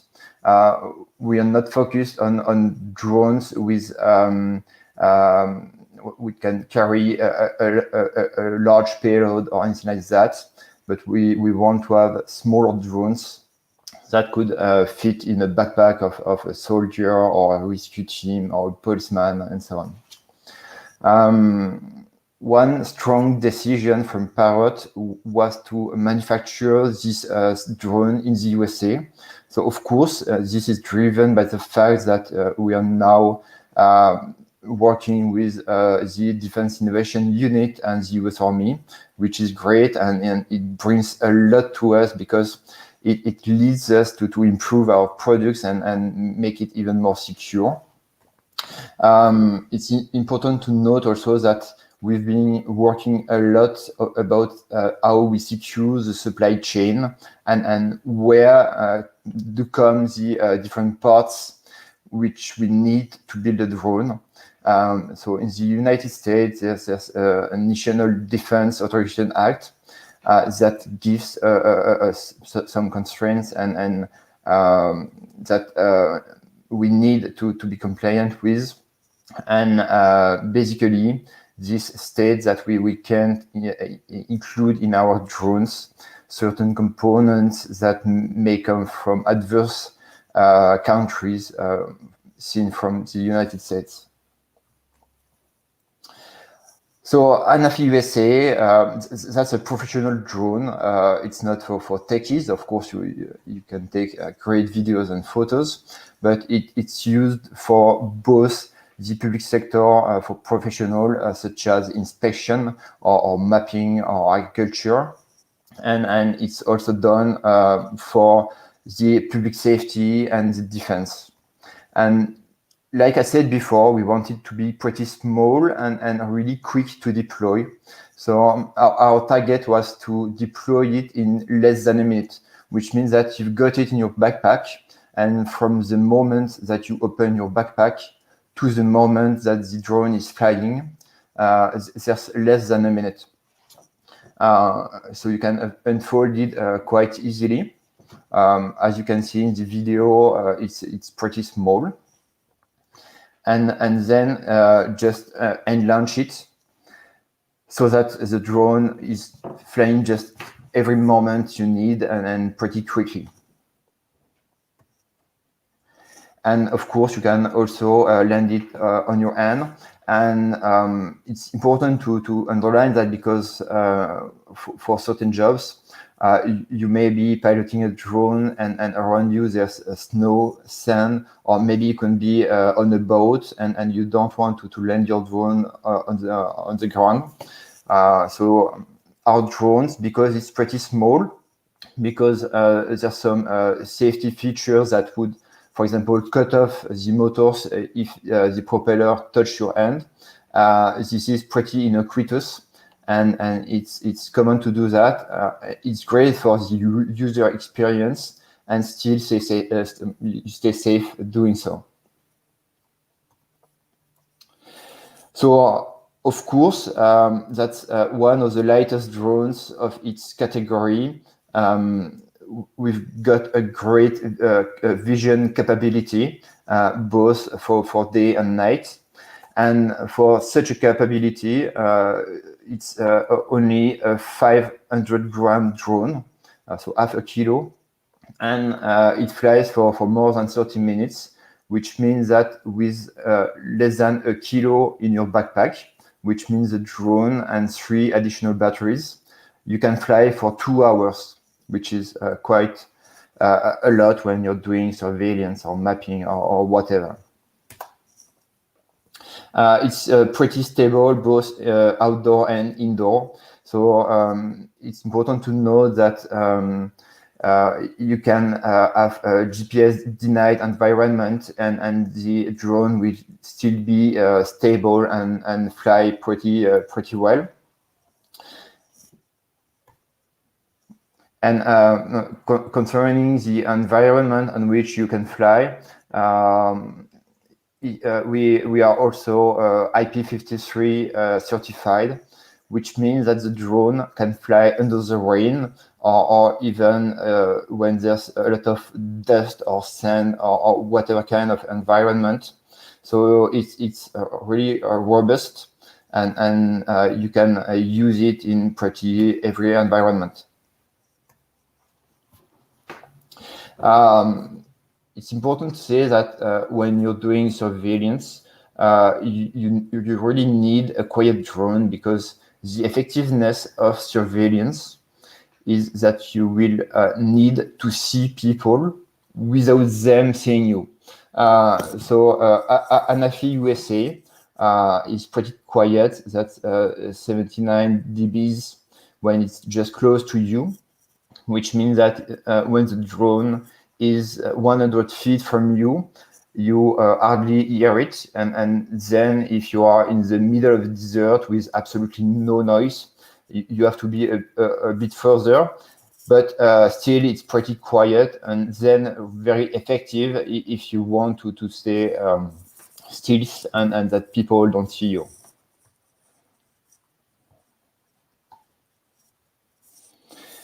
One of the greatest strengths of Anafi USA, it's a very powerful zoom.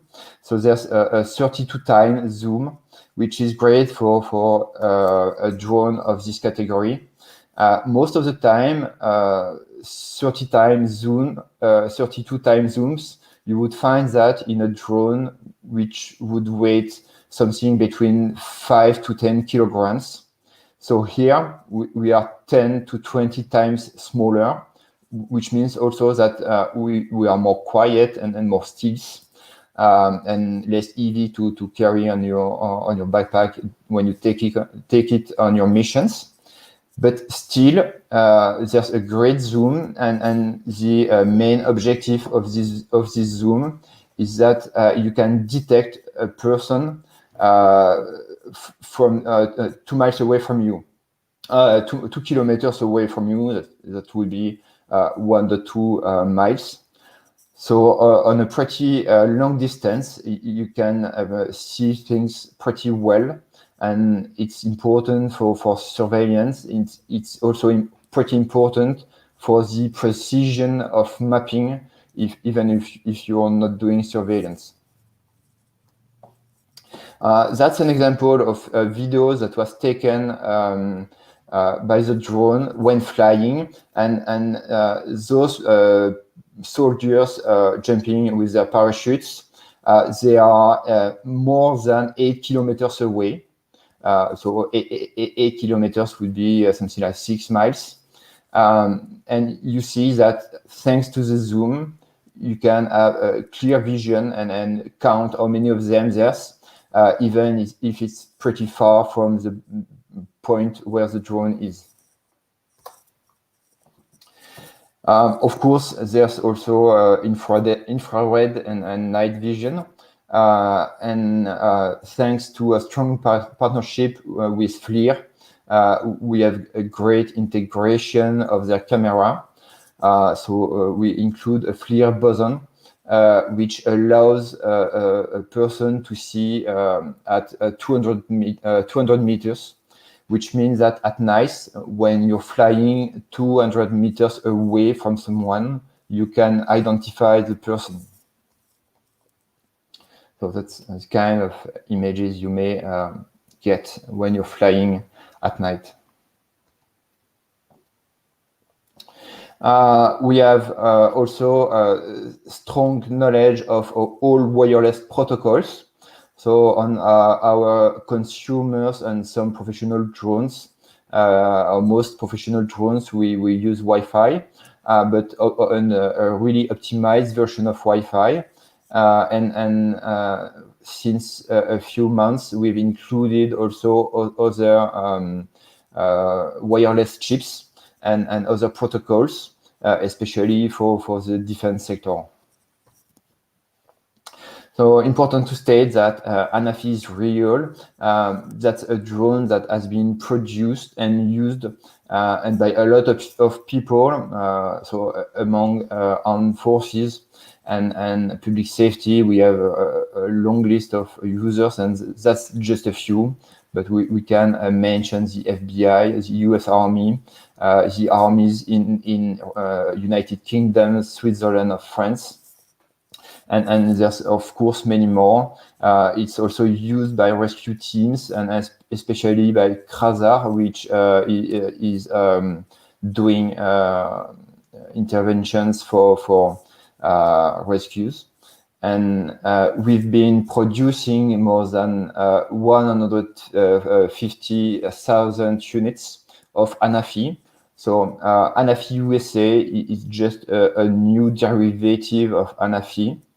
There's a lot of things that are common between Anafi and Anafi USA, and what's different is that there's a longer flight range. Of course, there's a way better video camera, both for day and night, but all the rest of the drone is almost the same. So we've been doing we've been doing improvements on those platforms of Anafi since 2 years now, which means that the software is pretty stable, and it's been tested a lot, both before we launched the product, but we also had a lot of feedback from our users that allowed us to improve our product, and we've been doing so for 2 years now. And important to note that Parrot was the first drone manufacturer that was selling drones to the consumer, and we've been doing so for more than 2 years now.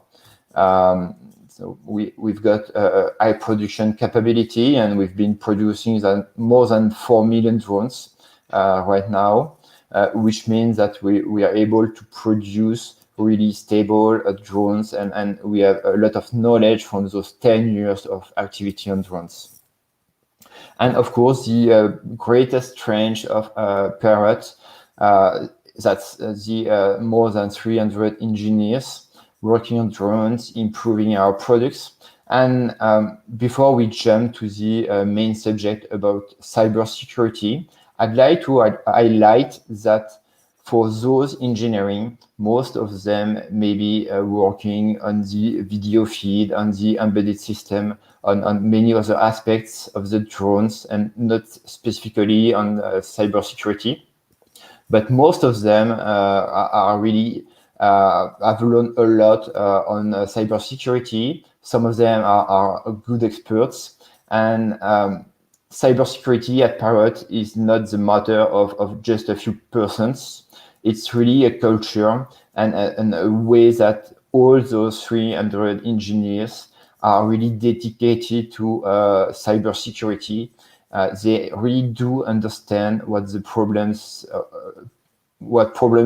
are posed about cybersecurity. They think with privacy in mind. Whenever they add a feature, they wonder how we could secure it, how we can prevent users' data to be exposed.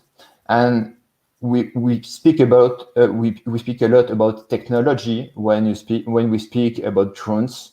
But for me, one of the greatest strengths of Parrot, that's the human being behind this technology, the ones that do the drones, and those are really dedicated to cybersecurity and privacy. Before speaking about cybersecurity, I will mention a few innovations.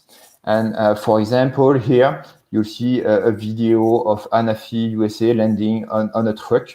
So that's one of the features that is used, for example, for border patrols, so that they can have their boat moving or have a vehicle moving, and still they are able to launch a drone and have the drone go back directly to the moving vehicle, and don't waste time and when you've got a person which is dedicated to the task of having the drone land, of course you may waste time, and here the drone is able to land even if the vehicle is moving.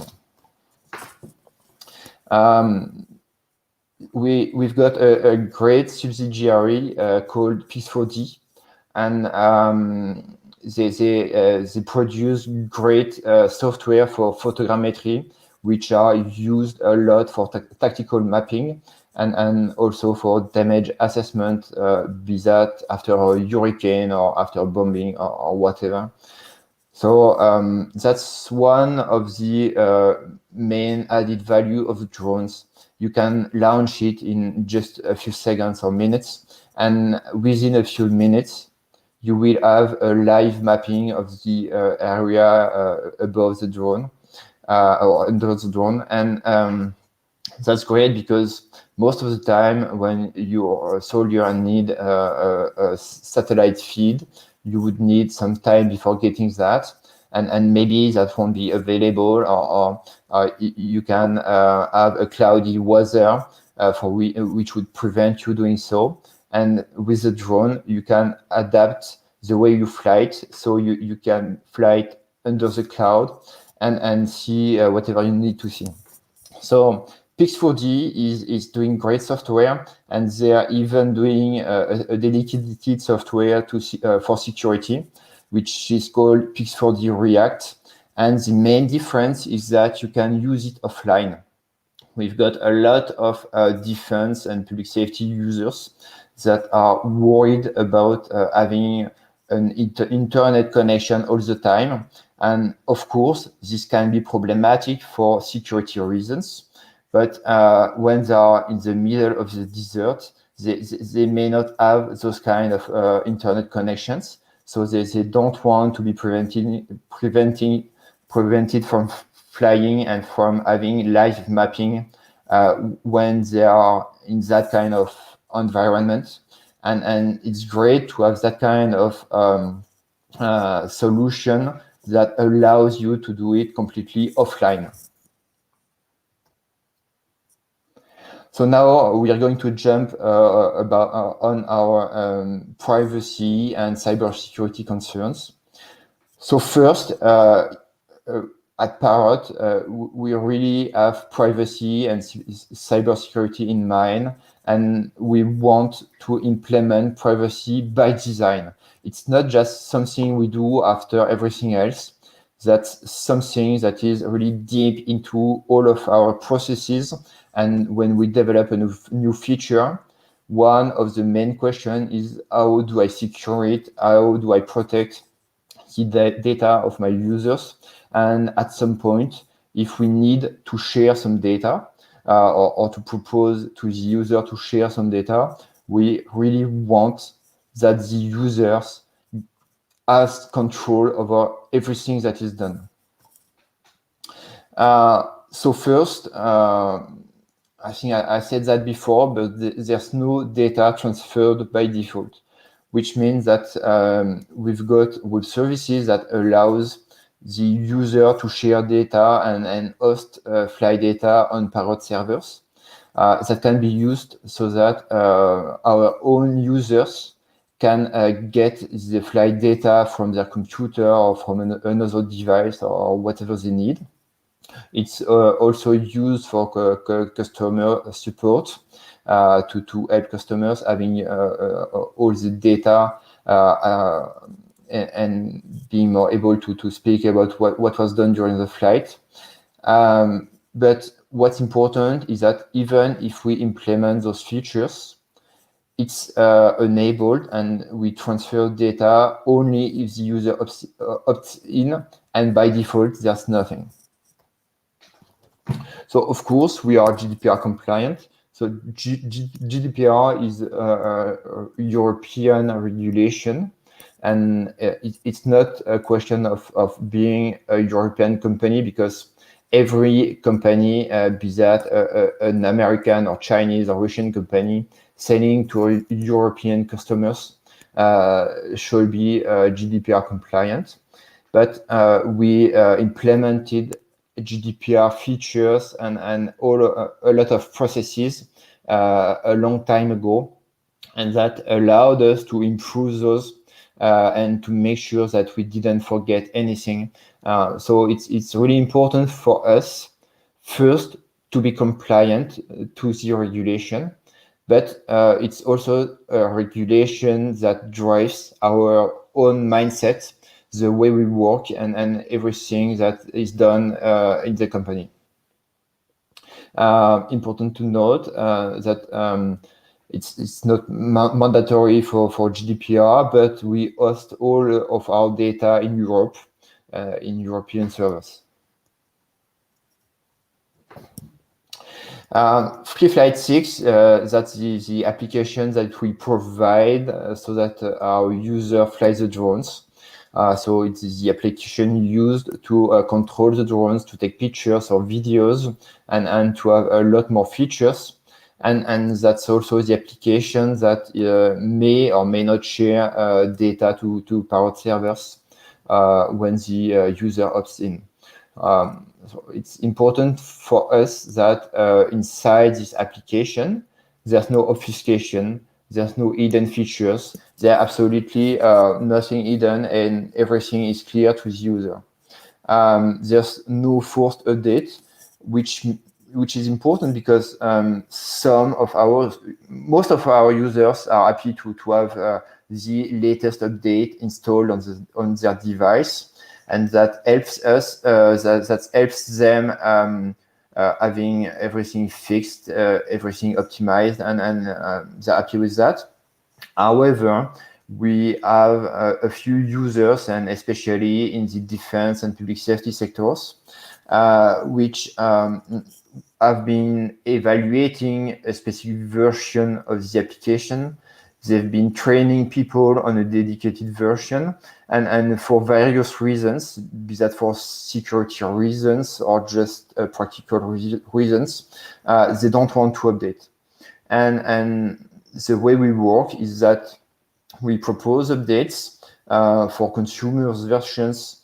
Those are proposed for installation as soon as they are available to the users.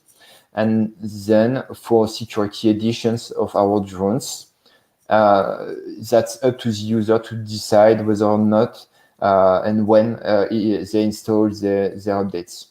So it's not really a technical point, even so a forced update may pose security problems, because that may allow someone to take control of a device if there's a security problem on the update chain.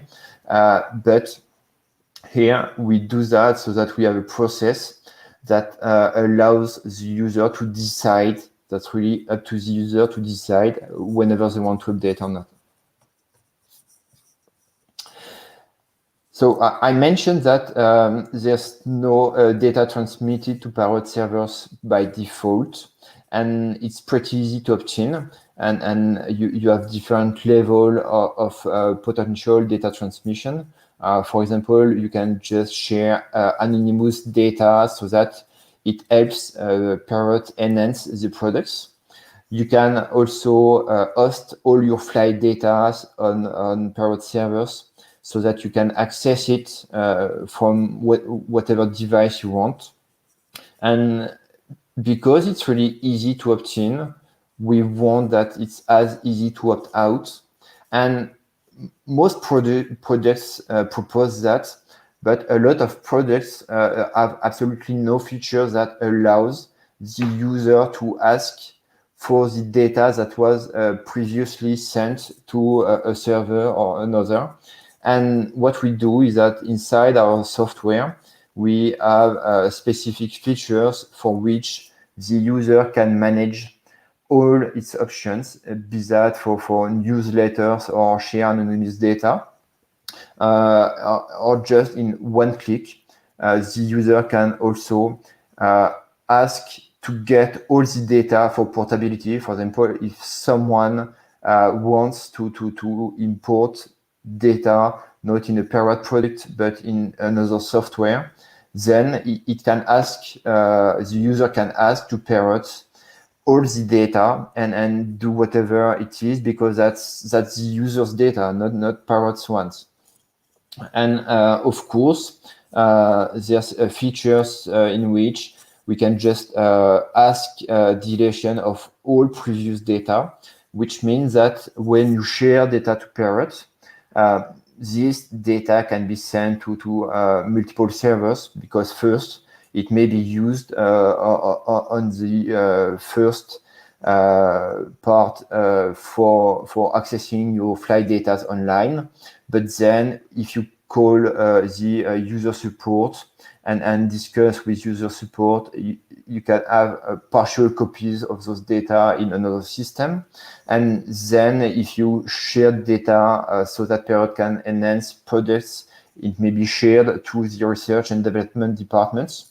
And when you click in this delete my flight history, it not only deletes data on the first Parrot server, which is hosted online and on which you can access your flight data online, it really it organizes the data deletion on every server, so that we make sure that there's no copy that Parrot would keep.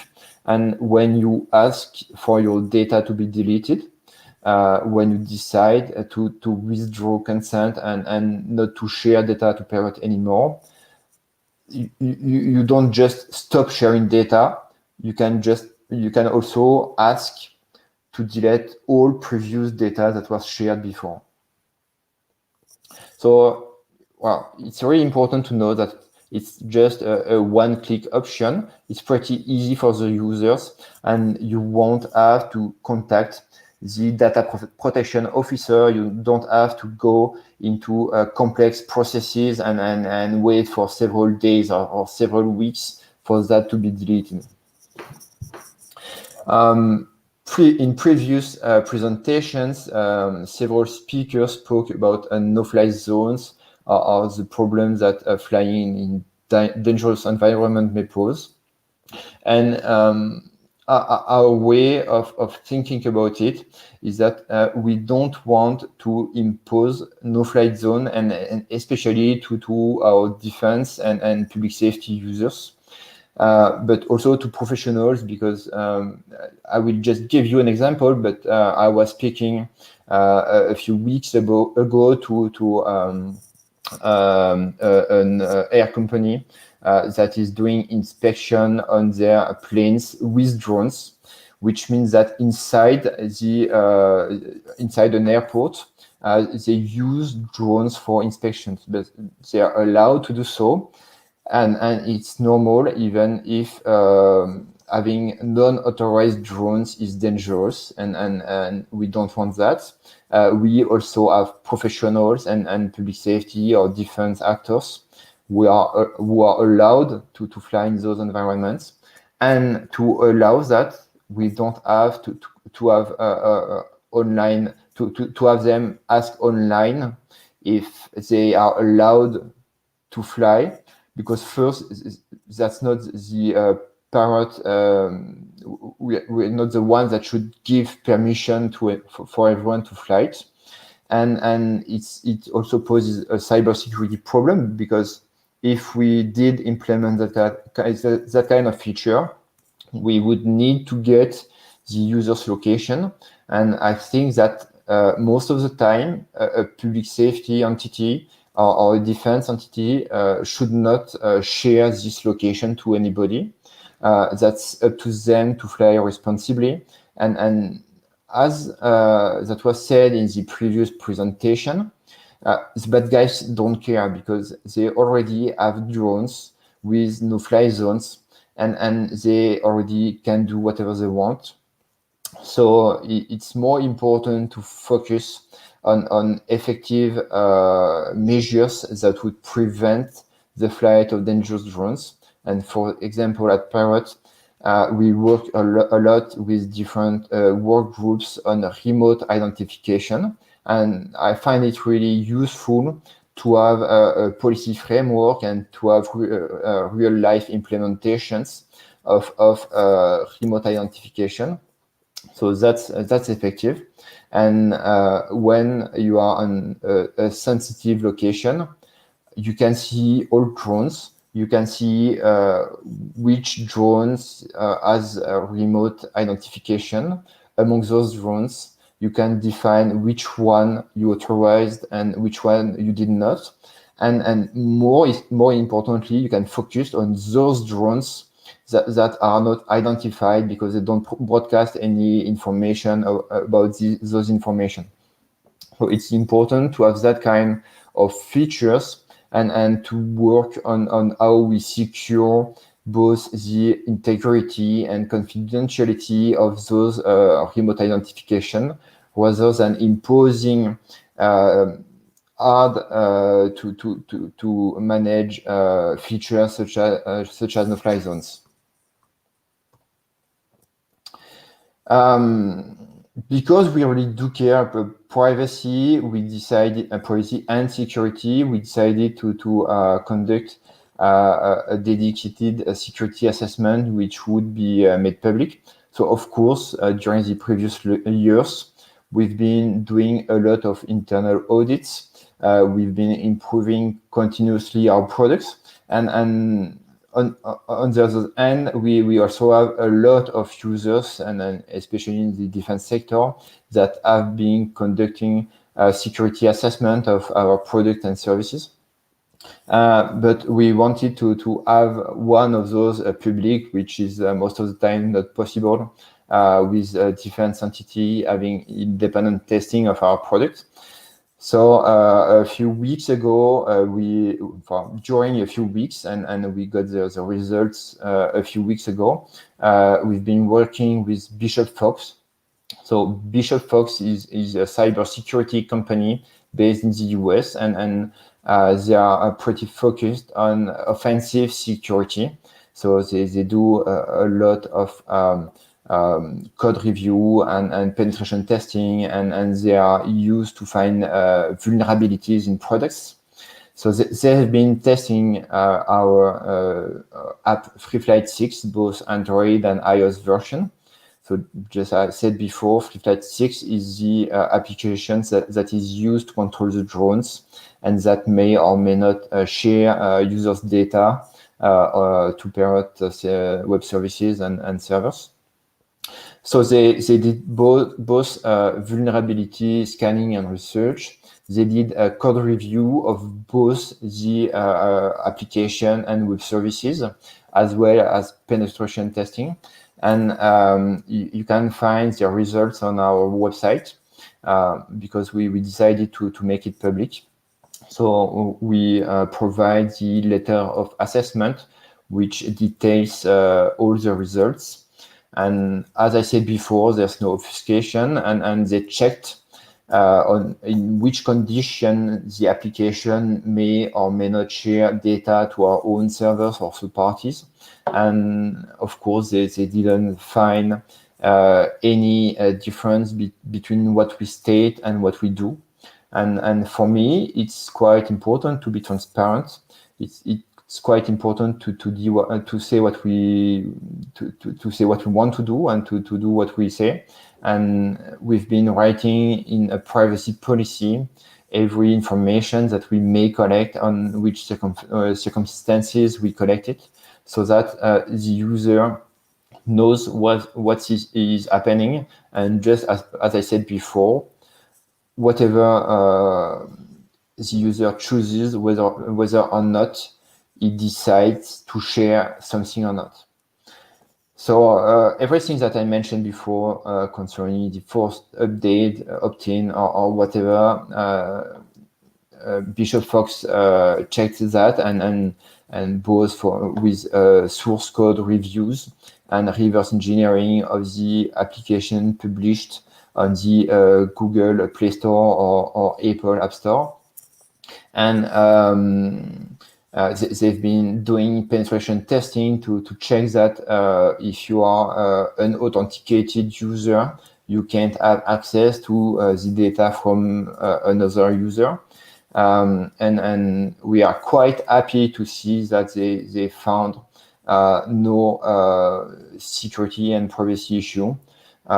They gave us a few advice. For example, they advised us to encrypt configuration files that is stored inside your own device, so that if you install a malicious application on your own phone, this malicious application wouldn't have access to certain parameters.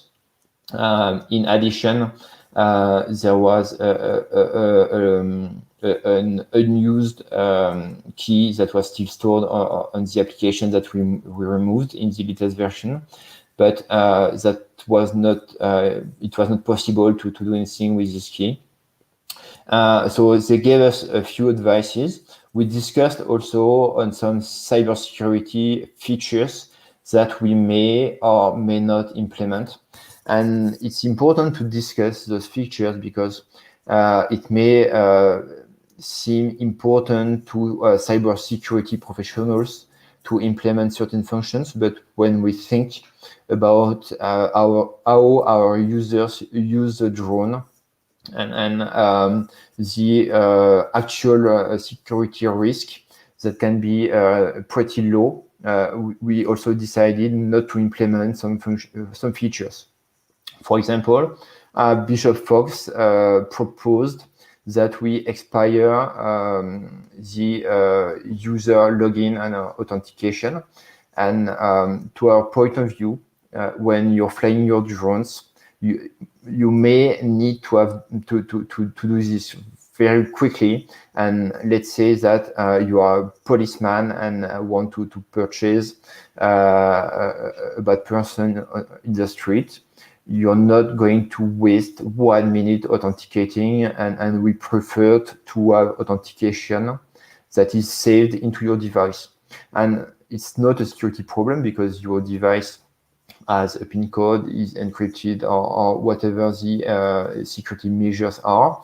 But then we target a good level of security, and at the same time have a really appropriate user experience. Another example was certificate pinning. So Bishop Fox proposed that we implement that, but we previously chose not to do so. And for the reason I explained before, concerning the fact that some of the users may want to stick to a specific version of our application. And if you consider certificate pinning, that we need that the day you modify the certificate, you have to force the users to update to a newer version. And if not, you may have a security issue or break the features that uses the connection. And when you measure the risks and benefits from this kind of implementation, we find that it's better to give the choice to the user whether or not to update, rather than force them to do so. The last example of a security decision I made is that Bishop Fox proposed that we implement jailbreak and root detection. And for me, jailbreak and root detection may be used to prevent a security researcher to look at what's inside our application. And in fact, I don't care about that. I even encourage every cybersecurity researcher to look at what's inside our own application. And that's why I don't want any obfuscation technique. I don't want a root or jailbreak detection, and everyone that wants to look can look at what's happening on the application. Concerning drone hardening, so it's important to protect not only the application that controls the drone, but also the drone itself. So of course, we have a protected embedded system, and the first protection is that we have no mechanism for which a user can connect remotely. So that's not a feature that's part of the drone. And this means that a malicious attacker would not circumvent that kind of feature or find a vulnerability that may enable him to take control of the drone. Our firmware is also digitally signed, which means that it prevents an attacker from tampering the system or modifying what's installed inside the drone. So you are sure as a user that when you update the drone, you are sure that the firmware comes from Parrot. You are sure that the firmware has not been modified and then it's still has still full integrity. By default, on main product, we have WPA2 authentication and encryption. And just as I mentioned before, we also on certain products integrated other wireless protocols and other wireless chipsets. So we are also able to provide even stronger on encryption and authentication. Concerning the data that is stored on the drone, a few months ago we added a full disk encryption of the SD card, and we chose a pretty robust AES algorithm with a 512-bit key length. So that's one of the most robust algorithms that is used and a kind of a standard for full disk encryption. There's a really good question about encryption, because when you're using your drone, you may think that you need to have the encryption key written somewhere on the drone. And the way we work is that there's a key that is transferred from the ground control station to the drone. And inside the drone, this specific key is used only in volatile memory, which means that if an adverse party catches your drone, even if this adverse party installed memory components and use forensics techniques to recover the keys, they can't. So if a drone is caught, then the adverse party cannot read anything, nor your photos or videos or nothing. With almost the same principles, we also have additional protections against such forensics analysis to protect flight data and certain information, such as return to home or return to position, and that's enabled, but only on our security edition. That's where we are today, but as I mentioned, there's a fabulous team at Parrot and hundreds of great engineers, and everyone is dedicated to security and really interested into improving even more the cyber security of our drones. So I think that today we already have a great level of security. But important to note, we are going to have even better features in the next weeks, months, and years. So one of the example, and that's just one example among several, but we announced a partnership with WiseKey that was back in July. And WiseKey is one of the main manufacturer of hardware security component. So they produce, for example, a secure element, which is FIPS 140-2 compliant, which is common criteria certified. And that's great because that allows to securely store certain keys and to compute that some cryptographic functions in a secure way. And the fact that it's FIPS compliant means that the key are generated in a safe way, that when we use randomness, that's real randomness, and every cryptographic features, it is done the right way.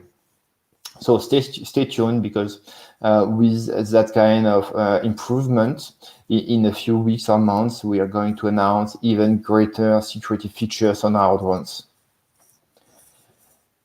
It's about all. So I think that we've got a couple of minutes for questions. Yes, so thank you very much, Victor, for your presentation. Just really, really interesting. And, I hadn't seen the moving landing pad of the drone there on the back of the vehicle. I can see there's a lot of good applications for that. And, especially from a manufacturer's point of view, in the thick of the whole privacy and data security debate, it was really interesting hearing from you. So we do have a few questions there that I'll go through. And, on top of the no-fly zones, I'm sure there's a bit of discussion around that, balancing the fact that you mentioned the no-fly zones is actually a privacy issue potentially, because of that data sharing. So that's quite interesting. So I'll go through some of the questions. The first one was from Tim, and he said, is the 32 camera zoom a combination of optical and digital zoom? Yeah, 30 times zoom. The 32 times zoom is digital. So the fact is that when you're piloting your drone, if you've got a great camera, you can't display all the picture on the smartphone, or even if you've got a tablet, you can be able to see every details of this feature. So we use both digital and optical zoom. And one of the main added value of Anafi USA is that we've got two cameras for the day vision. One with a large field of view, which is used for flying, and one with a great zoom, which allows us to go further than most standard zooms. So that's why there's, if I go back to the picture of Anafi, that's why there's 3 cameras on the drone. If you can see my screen. It was something like just here, no, just before.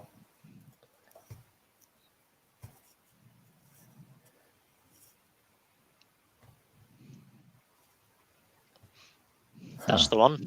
Yeah, no, I'm not sure. Yeah, that was the zoom, but here you can see the 3 optics. So on the right, that's the FLIR boson. But on the left, there's 2 cameras, and one for the zoom and one for a wide angle. Okay, interesting.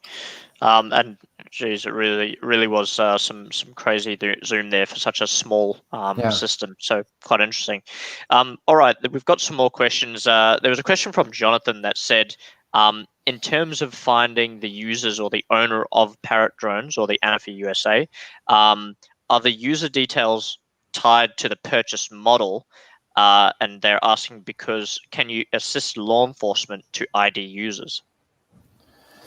Actually, we already had a couple of questions from law enforcement, which ask questions about certain users flying in certain areas, and if we follow the legal process in France, we may provide some data, but we can do that only in the case that this user previously chose to share data with Parrot. Because of course, if the user don't, then we don't have any data. But what we also previously did, and I I had an exchange with Christopher a few months or even more than 1 year ago. We already helped Interpol and police in Europe do some forensics tasks. We had questions about how the flight logs were managed, how they could recover certain information. And of course, because we are dedicated to security, it's really important for us to help every public safety entity. We will do that every time we can. Very interesting. Okay. All right. And there's another question here from Paul as well that said, at times, no-fly zones apply to everyone when authorized by the Aviation Authority, for example, in the US. In an incident area, it is only permission of incident commander. So I guess if there's a no-fly zone and it's in an incident area, how does that work? For me, it's up to the drone operator to fly responsibly and to take into account that there's no-fly zones and incident areas. Yeah, short and simple. Okay. Yeah. Makes sense. All right. And there was another one from Alan, and I think this was along the lines of something we had answered before, but basically around, has Parrot found a balance in providing security for the UAV, from being affected by countermeasures? Mm-hmm. If you can try and answer that one. For me, the most important balance is that we decide not to implement some features that we implement for security edition of Anafi, and we may choose not to implement those features in the consumer version of the drone. And the volatile flight data is one example. So if you've got an Anafi USA security edition, then this means that if your drone is catched by an adverse party, this adverse party won't be able to do forensics. But if you buy a professional or consumer version of Anafi, you won't have that kind of features that is dedicated to defense and security. Right, makes sense. So that separation between the Anafi USA and the consumer versions, got it. Okay. Another question here, and this actually ties into something I was going to ask you. You said that you want security researchers to look at your applications. So what kind of incentives could they expect from trying to look at the applications? Are you talking about responsible disclosure or some other type of program? So first, for several years now, I've been giving drones to a few security researchers so that they can check our security. And if you are interested by that, you can just write me at victor.vuillard@parrot.com or connect on LinkedIn or whatever. And we may arrange that. And I can share with you also that in the next few weeks, we will set up a bug bounty. So as of today, we are in the process of defining this kind of bounty we can propose and how we will process. And especially, we want to make sure that the most skilled security researchers are also able to look at the security of our drones. And that may be difficult, first, because we may want to do that also for drones that are not on the market yet. So do that on prototypes. And today, it's also difficult for a security researcher to buy a $10,000 drone, because that's a lot of money and that's expensive, and most security researchers can afford that. So we are setting up a mix of private and public bug bounty, so that we can have a good balance on having something that is open enough, but also for some dedicated version of drones, we may have kind of a private bug bounty, which we do only with selected researchers, to which we will give drones and everything they need so that they can check security and get rewards if they find something. Well, yeah, I think that's quite an interesting step forward in trying to be proactive about security, often in a type of environment where security is compliance driven, and trying to get things done so you can get them out of the door, but it takes on a different approach. So Yeah. that's really interesting, and I'm sure some of the cybersecurity focused attendees will be interested in that. So thank you very much, Victor. Really appreciate the presentation. There are one or two other questions, but because we're right before time, I think we might just have one more, and then we'll have a little break before the next speaker. So the last question I have for you was, what did you mean by wireless chips on the drones? I mean that we are using Wi-Fi chips for regular drones, and we also have the capacity to use completely different chips and protocols. Okay. Well, hopefully that answered the question. And Victor, again, thank you very much for coming on today. We appreciate your presentation, and thanks for everything you talked about, and we'll see you again another time. Yeah, sure. Thank you. Goodbye. Goodbye. To everyone else, we'll give it a few minutes, and then we'll be back in about 3 or 4 minutes for the next presentation by Lucas at Cerber.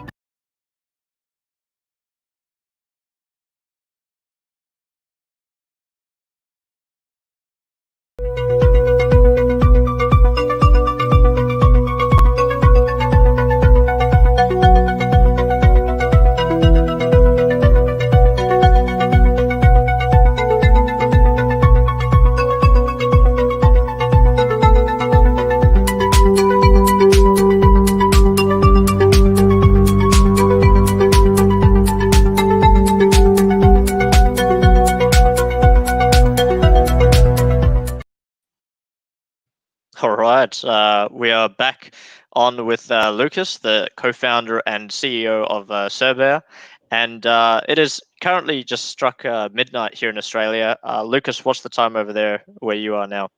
Well, it's about 4 p.m. 12 p.m. All right, brilliant. Well, Lucas is going to talk to us about some new UAV evolutions or next-gen evolutions that other sensitive sites should open their eyes to.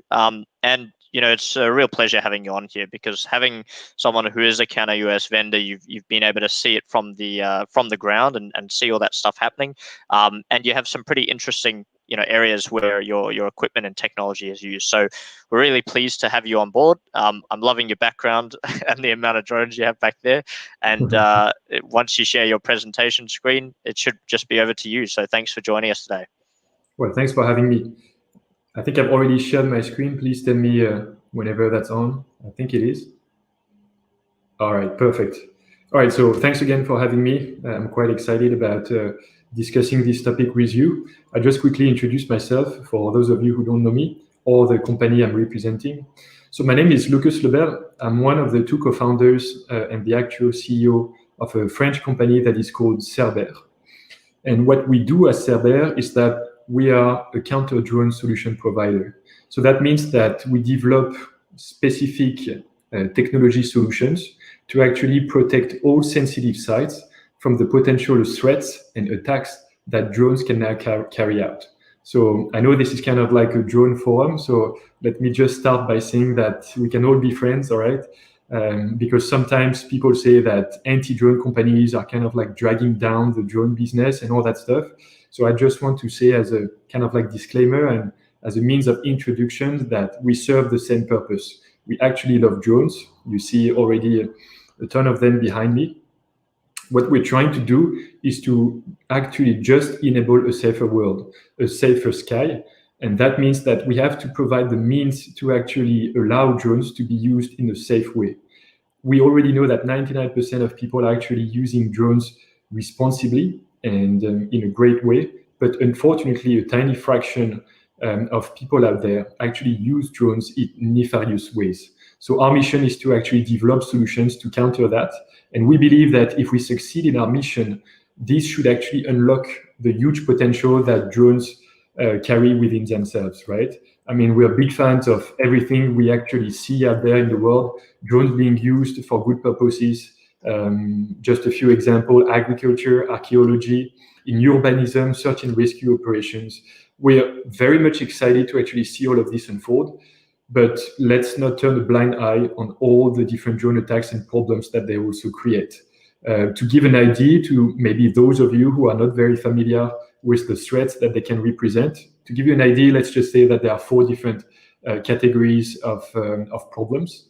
The first one has to deal with attack. Drones being used more and more as air vectors that can bypass all security measures to deliver some, usually weapons, explosive devices, to deadly effect. A lot of organizations like ISIS or some narco organization like the Cartel de Jalisco in Mexico have been demonstrating it. Espionage is also a big issue. The Palo Verde nuclear power plant in the US has been spied on for a few weeks now by drones, and we don't know what the intentions of the pilot are, but it's actually quite worrying. Thirdly, we could also name the risk of contraband. Drones actually being used to deliver contraband across the border, but as well right into the courtyard of some prisons across the world. That's a big issue. And finally, let's not forget about the risk of collision. Drones can actually trigger a lot of damage, especially around the airports. According to some engineers who modeled it, it would be very scary to have a drone enter the reactor or some specific parts of incoming aircraft. And so we need to be very careful about that. One of these examples was the terrible mess that some drones created by being flown on top of the Gatwick airport about 18 months ago. And we don't want this to happen again. So again, to unlock the potential of drones, it's urgent for us to actually control them. And that's where we come into play. Again, our mission is to actually design the solution and to also integrate our solution with larger unmanned traffic management solution, UTM solution, as you probably know them, to make sure that drones are used only for good ends. So on to the topic of conversation now. For those of you who are not familiar with the counter-drone industry, let's try to play a game and be in the shoes of the security manager of a site to be protected. So as a security manager, you have to know what's going on out there regarding the drone threat.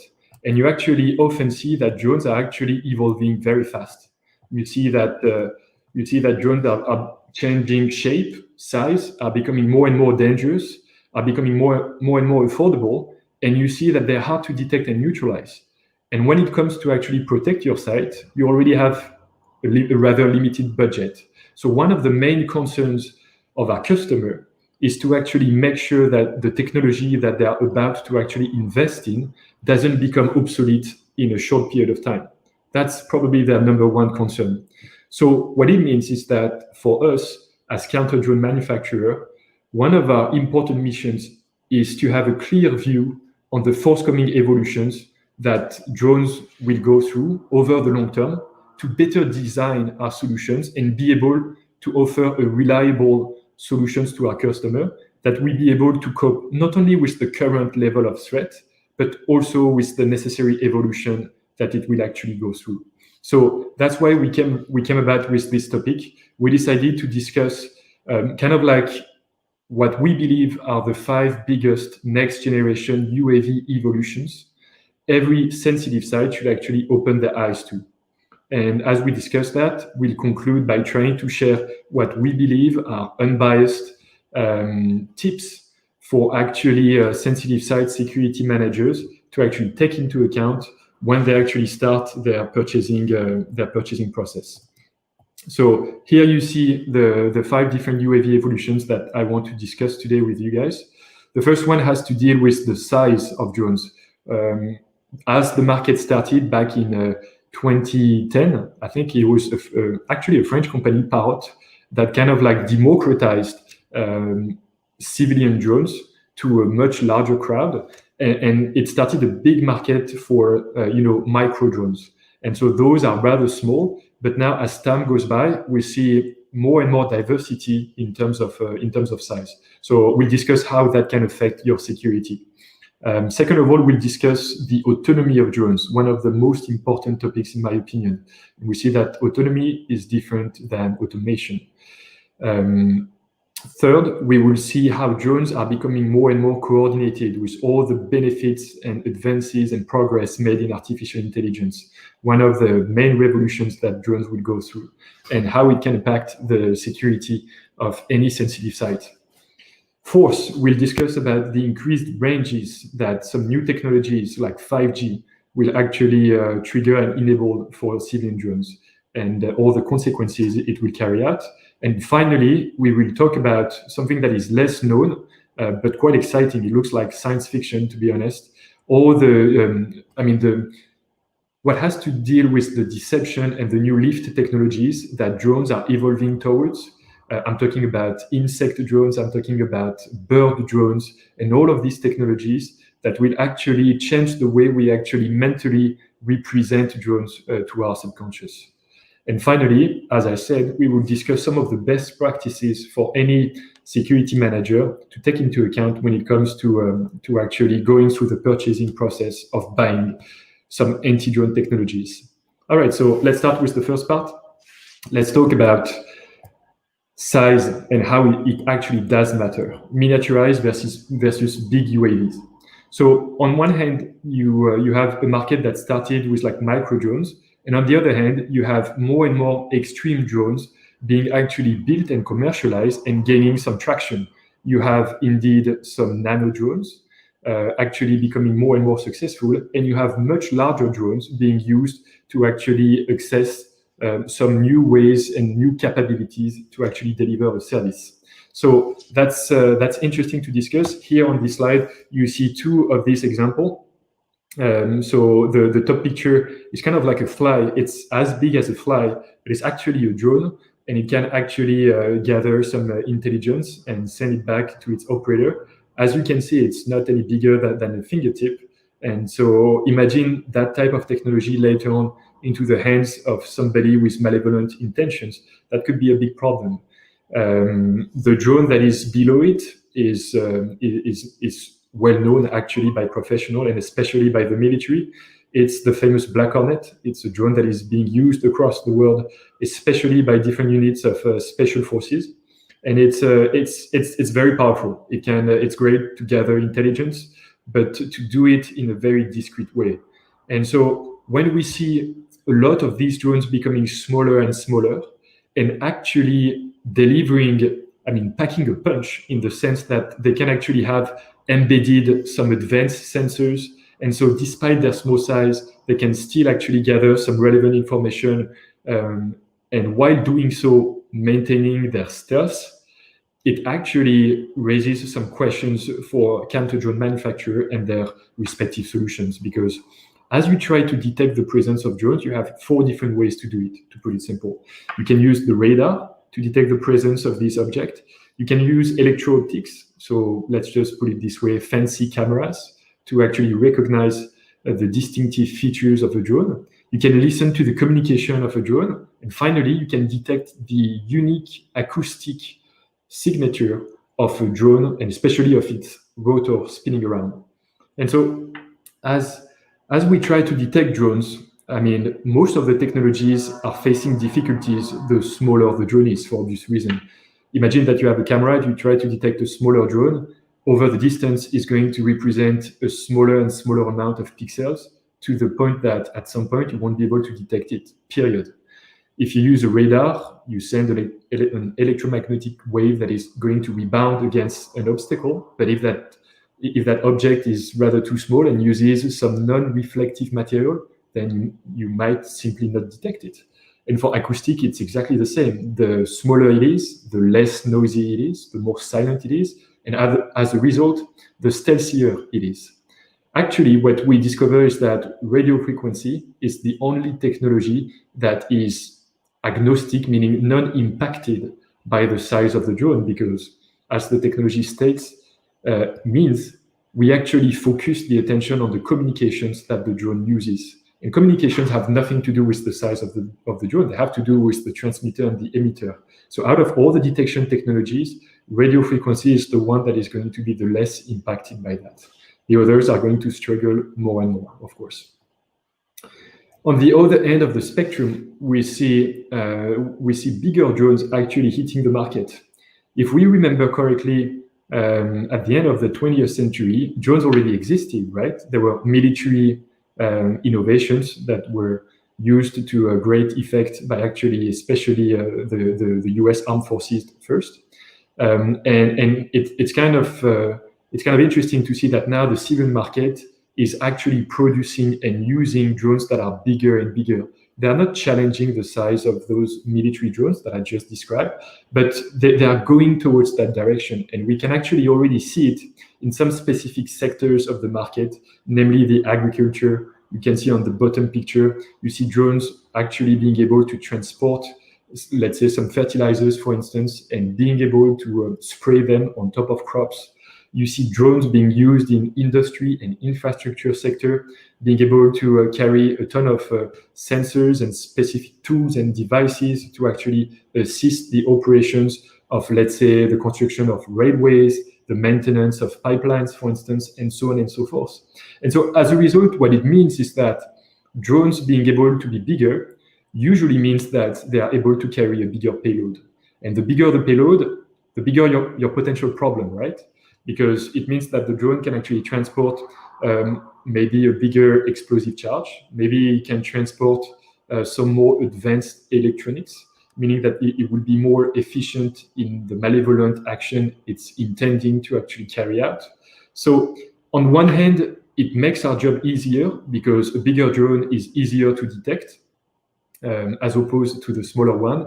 Of course, if you have a radar or if you're using a fancy camera or some acoustic sensors, it's going to be much easier to detect that big of a drone compared to a nano one. But again, radio frequency won't be affected by it. But on the other end, it means that the potential hazard by drones can actually be even bigger than that. So that's also one of the trends we are trying to keep track with. It's something that, as we said, can have both positive potential and bad one. I wanted to share some video clips through this presentation to kind of like make it a bit more interactive, just to show you how big these drones can be and how much lift they can actually produce. I'm going to share a quick video. So let me show you that. All right, so basically the video is a commercial. It's an old commercial from Samsung during Christmas time of about maybe 2 years ago that actually portrayed a Santa Claus that was snowboarding using not a kite to be pulled, but actually a drone. So let's just see if you can see that. Yeah, you should be able to see the video. Hopefully it won't lag too much. All right, so let's play. Quick cement to the ground, but in the MC and any 52 strikes, I get psycho, killer, on and base, do shit, man. It was like,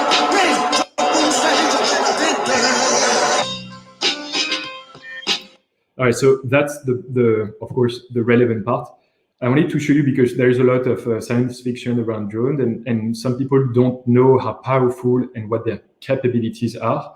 It's already possible to have drones actually lifting some human beings. And so right now, I would say that it's kind of like a gimmick, and people are just using it to I don't know, for maybe advertising videos or to show the capability. But some people are already thinking about using it for malevolent intents. Today, actually, I read an interesting article that actually discussed the concerns that the US penitentiary administration actually felt about drones. And one of the new ones was about exactly this. They said that we're actually concerned that drones in the near future could not only be used to transport contraband into the courtyard of our prisons, but maybe in a few years actually come and lift one of the inmates outside the prison and allow an evasion. So that's I don't know, I guess it's interesting, it's scary at the same time. So that's one of the evolution of the drone threat that we have to actually keep track with. All right, back to the presentation. Sorry, it's going to be a little bit of back and forth between the different documents, but that's the only way I can ensure that it's actually smooth. Let's see if I'm back with the presentation. All right, perfect. So on to the second topic.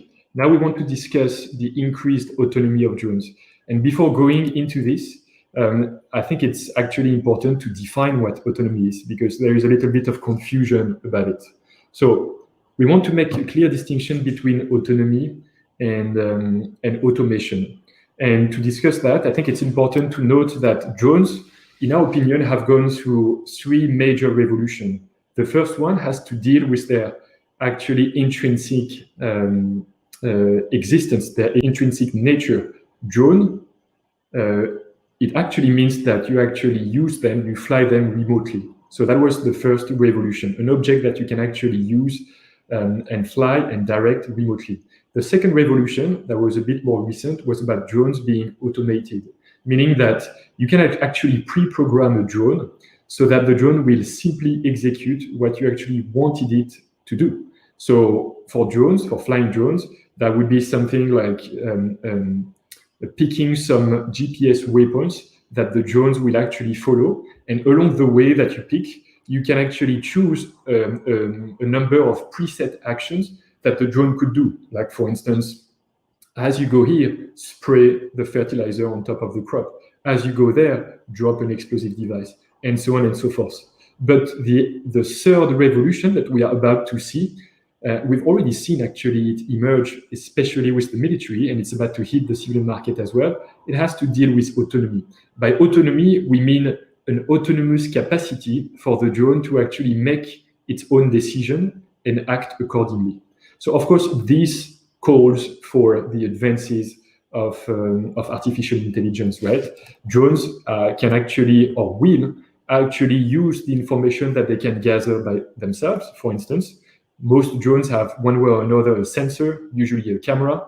Now imagine that you can have some detection algorithm embedded within the electronics of the drone, and that the drone could actually recognize something relevant in the video feed it's capturing, and that the drone could actually make a decision based on that. That's actually quite exciting, right? Because it means that you don't need an operator anymore. You can have entire processes that are perfectly coded at the drone level, and the drone can actually take it on. So that's quite exciting. I mean, the potential for good purposes is huge, to be honest. But again, it's equally huge for nefarious attempts. And so we're going to share a couple videos in a second. I'm pretty sure that a lot of you guys already know about them. They've been given a strong media coverage. But before doing so, let's discuss the impact of that at the security level of your site. So we've discussed a little bit about the detection technologies, but not so much about the neutralization ones. So again, to put it simple, you have different ways to neutralize drones. The first way that I would argue is the most popular and right now the most efficient has to deal with jamming technology. So jamming technology, meaning that you're going to create an electromagnetic impulsion that is going to actually interfere with the communications that the drone actually relies on, so that you can actually isolate the drone from two things. One, you isolate it from his pilot, and second of all, you isolate the drone from the reception of the GNSS signals. So you isolate the drone from the reception of satellite navigation system. And basically, as you completely isolate the drone, if it's remote or if it's automated using GPS, it won't be able to pursue its mission. And as a result, most of the time, the drone will actually land automatically. What happens, strictly speaking, is that as soon as it's isolated, the drone will actually trigger an emergency procedure to go to safety, kind of. And the number one emergency procedure is about the drone landing on the ground automatically. So that's a pretty powerful technology because it's kind of instantaneous. It travels at the speed of light. You can target several drones at the same time, so you don't risk your technology to be actually saturated, overwhelmed. And at the same time, it's very efficient across a wide range of drones, right? So that's one technology. Another one has to deal with kinetic ways, meaning that you use the kinetic energy of a projectile, no matter what it is, a bullet, a missile, what else could it be? A net, for instance, that could actually stop the drone right where it is and make it fall down. And finally, that's where I believe it's becoming even more interesting. You have the future of counter-drone countermeasures. Those are called first of all, you have the high-energy mobile laser. So that would be the high-energy laser technology. And then you have the high-power microwave technology. So those are technologies of the future because they are actually target this evolution of the drone. Let's go back a little bit. As drones become more and more coordinated, as they become, more and more autonomous, they will have some decision-making capabilities inside them. And as they can make the decisions by themselves, it means that they won't be able to actually interact with the pilot or with some satellites. So a drone that is actually fully autonomous means that actually it doesn't rely on any communication. So number one, it means that in terms of detecting technologies, radio frequency is put under severe difficulties to catch them. And in terms of neutralization, it means that jamming won't be able to actually neutralize it because simply there is no communication to actually saturate and hinder because everything is done on a closed circuit at the drone level. So you need to have a physical neutralization of the drone. There is no other option but to actually attack and neutralize the drone, physically speaking. And out of all the technologies to actually do that, there is some strong potential on directed energy weapon. Directed energy weapon are the two technologies I described. High power microwave on one hand and high energy laser on the other hand. The reason behind it is that they are already actually quite efficient to target drones almost in an immediate way. It's quite instantaneous. They can target several drones at the same time, so they don't get saturated too easily.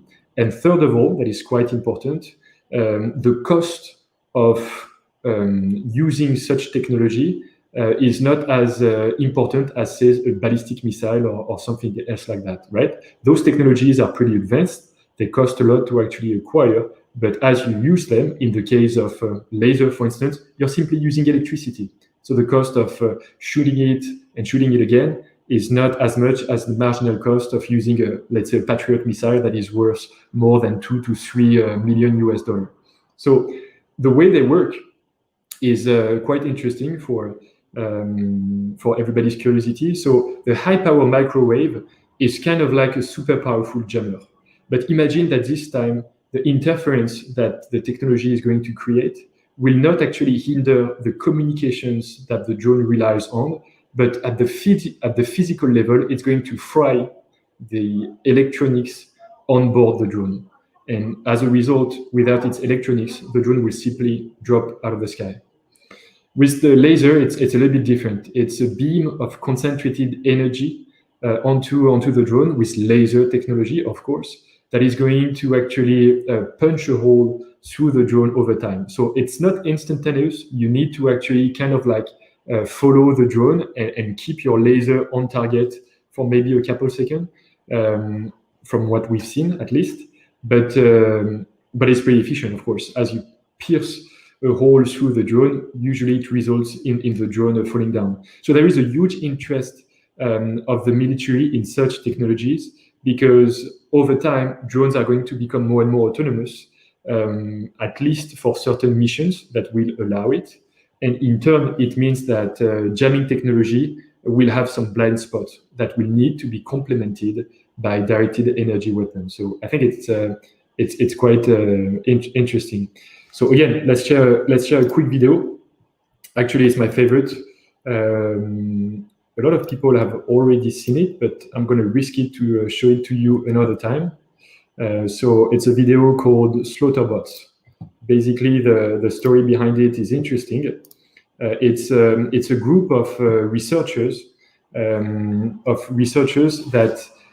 researchers in the military that decided to actually compile a fake video that kind of looks real. You're going to see the production is amazing, to kind of increase the awareness of the general public, and especially of the congressmen and congresswomen of the US administration, to actually understand that we are going through major milestones in terms of technology.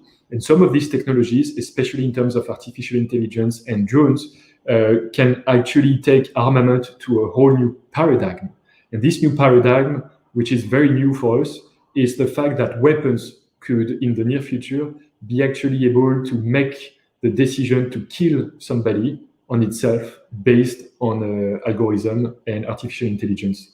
So it's, I think it's fascinating. It's also scary at the same time. And that's why a group of researchers decided to actually increase the awareness in the attempt of actually stopping some of the progress made and the investment made in such technologies. So here we go. It's called Slaughterboat. It's a bit of a longer video. Customer pilots directed almost 3,000 precision strikes last year. We're super proud of it. It allows you to separate the bad guys from the good. It's a big deal.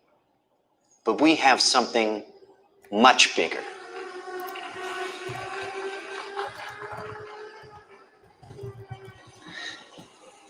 Your kids probably have one of these, right? Not quite. Hell of a pilot? No. That skill is all AI. It's flying itself. Its processor can react 100 times faster than a human. The stochastic motion is an anti-sniper feature.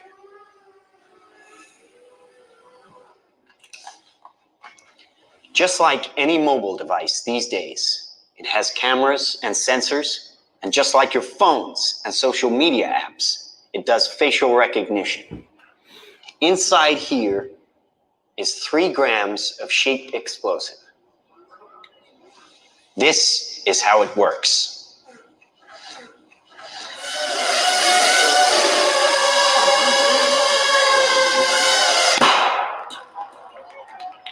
Did you see that?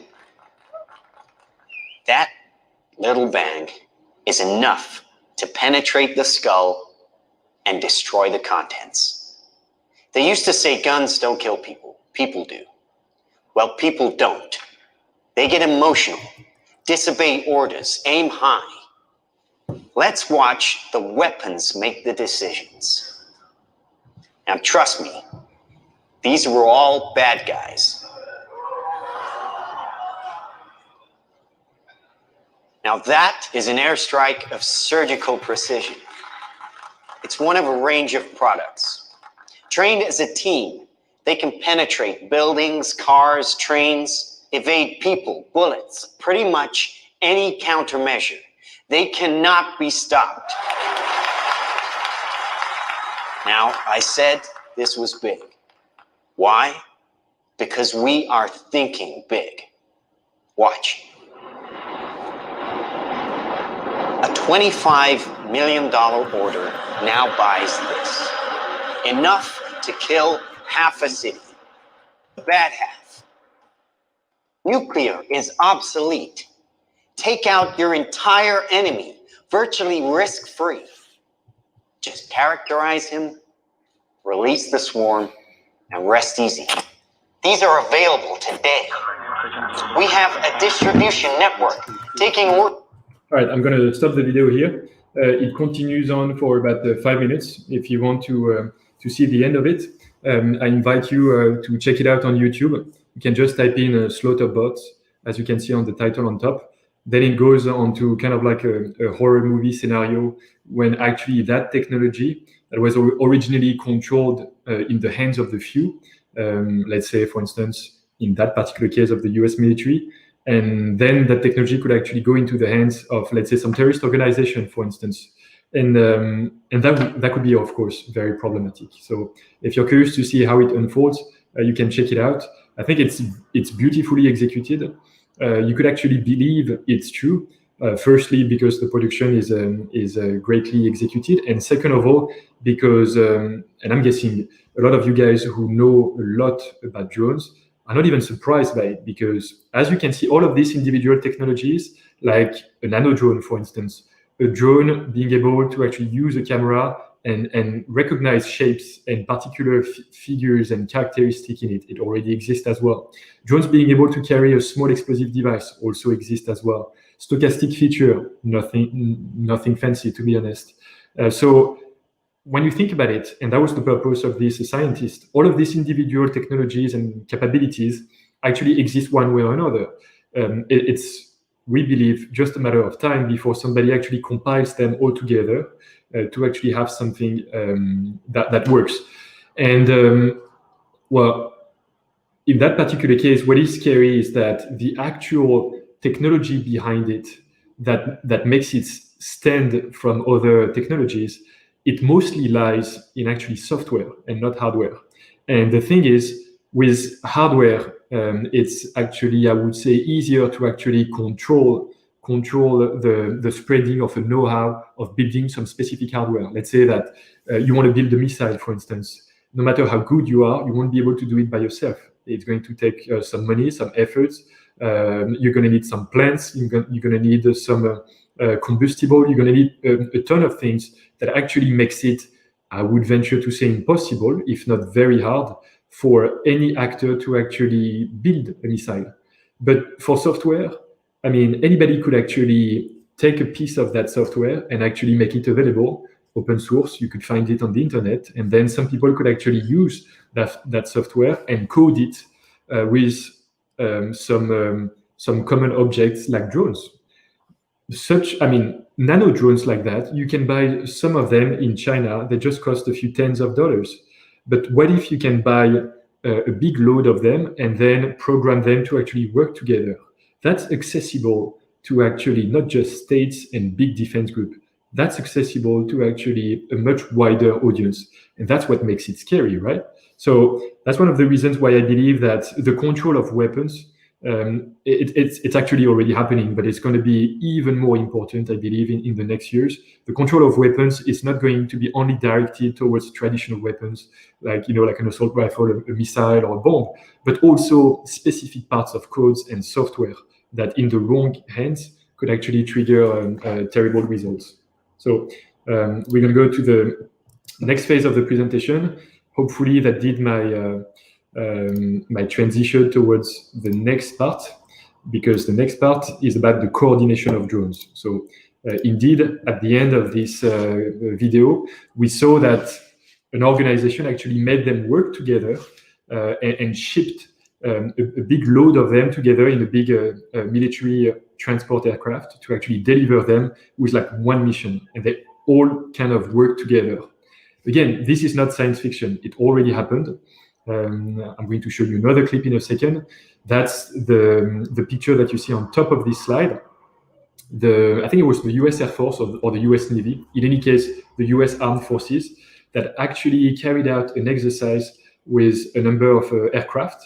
I think it was a pair of F-18, actually carrying a big quantity of small expendable drones that were actually built with 3D printers. Those drones are called Perdix drone. You can actually look them up. And I'm about to share the video that actually shows that a group of expendable drones in large quantity can actually work in one mission to great effect. So, of course, the use for the military are pretty obvious. Imagine that you can drop tens, if not hundreds of them, actually to kind of like survey the whole battlefield and get like a great idea of the different defenses in place, whether they are ground to air or even ground to ground, to have like an exhaustive inventory of the different capabilities and weapons on the ground for intelligence, surveillance, and reconnaissance purposes. That's kind of like the dream tool. All the more since it's expendable and it's very cheap to actually produce. And why is it expendable? Because A, it doesn't cost money, it doesn't cost a lot of money, let's just put it this way. And B, there is no pilot. So you can risk losing them because at the end of the day, it's just plastic. So I think it's kind of like a big revolution that now is happening kind of like in the military. But for those of you in the audience who are more concerned about civilian matters, of course, it's going to go through civilian uses. I would expect it to be kind of like restricted. So the uses will be clandestine, terrorist organization, and so on and so forth. But still, this is something to keep an eye on. So more coordination between drones. That's the key idea. Let me show you this quick video clip again. Hope you like videos. All right, so let's do this one, for instance. Let's do the Perdix drone. If you guys are interested about all of this topic, I would gladly share more information about all of these use cases, I'm discussing. So let's play it. All right, so you see a pair of F-18 multi-role aircraft actually about to drop this Perdix drone.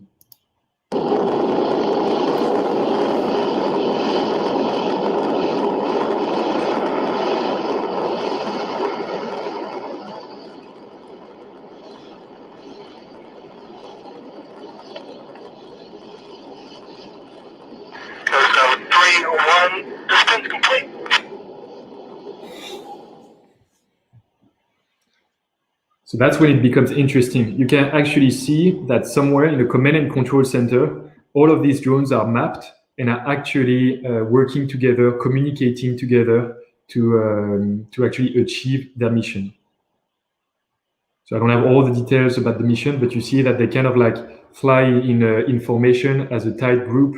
They are gathering information, moving on to a new target a few seconds after. So, I mean, I would say it's very impressive. And that happened, I believe, in 2016. So you can imagine where this technology is actually right now. All right, and they go on with their mission. So that's one of the examples. Another one that I wanted to share, also to illustrate my point that this technology is already hitting the civilian market. It's happening in China. As you probably have seen for some of you, fireworks are becoming, I wouldn't say obsolete, but they're slowly being replaced, especially in Southeast Asia, by drones. Drones working together to actually shape some interesting drawings just as a replacement of fireworks. And it's, I believe it's very impressive. Let's check it out together. All right, here we go. Usually, it's the opportunity for the big, processor making companies, chipset making companies like Intel, for instance, and software companies to demonstrate their know-how. So here we have, we are in Southwest China, and I believe that it's how many drones are there? I think it's about 500 of drones being used. So let's play it together.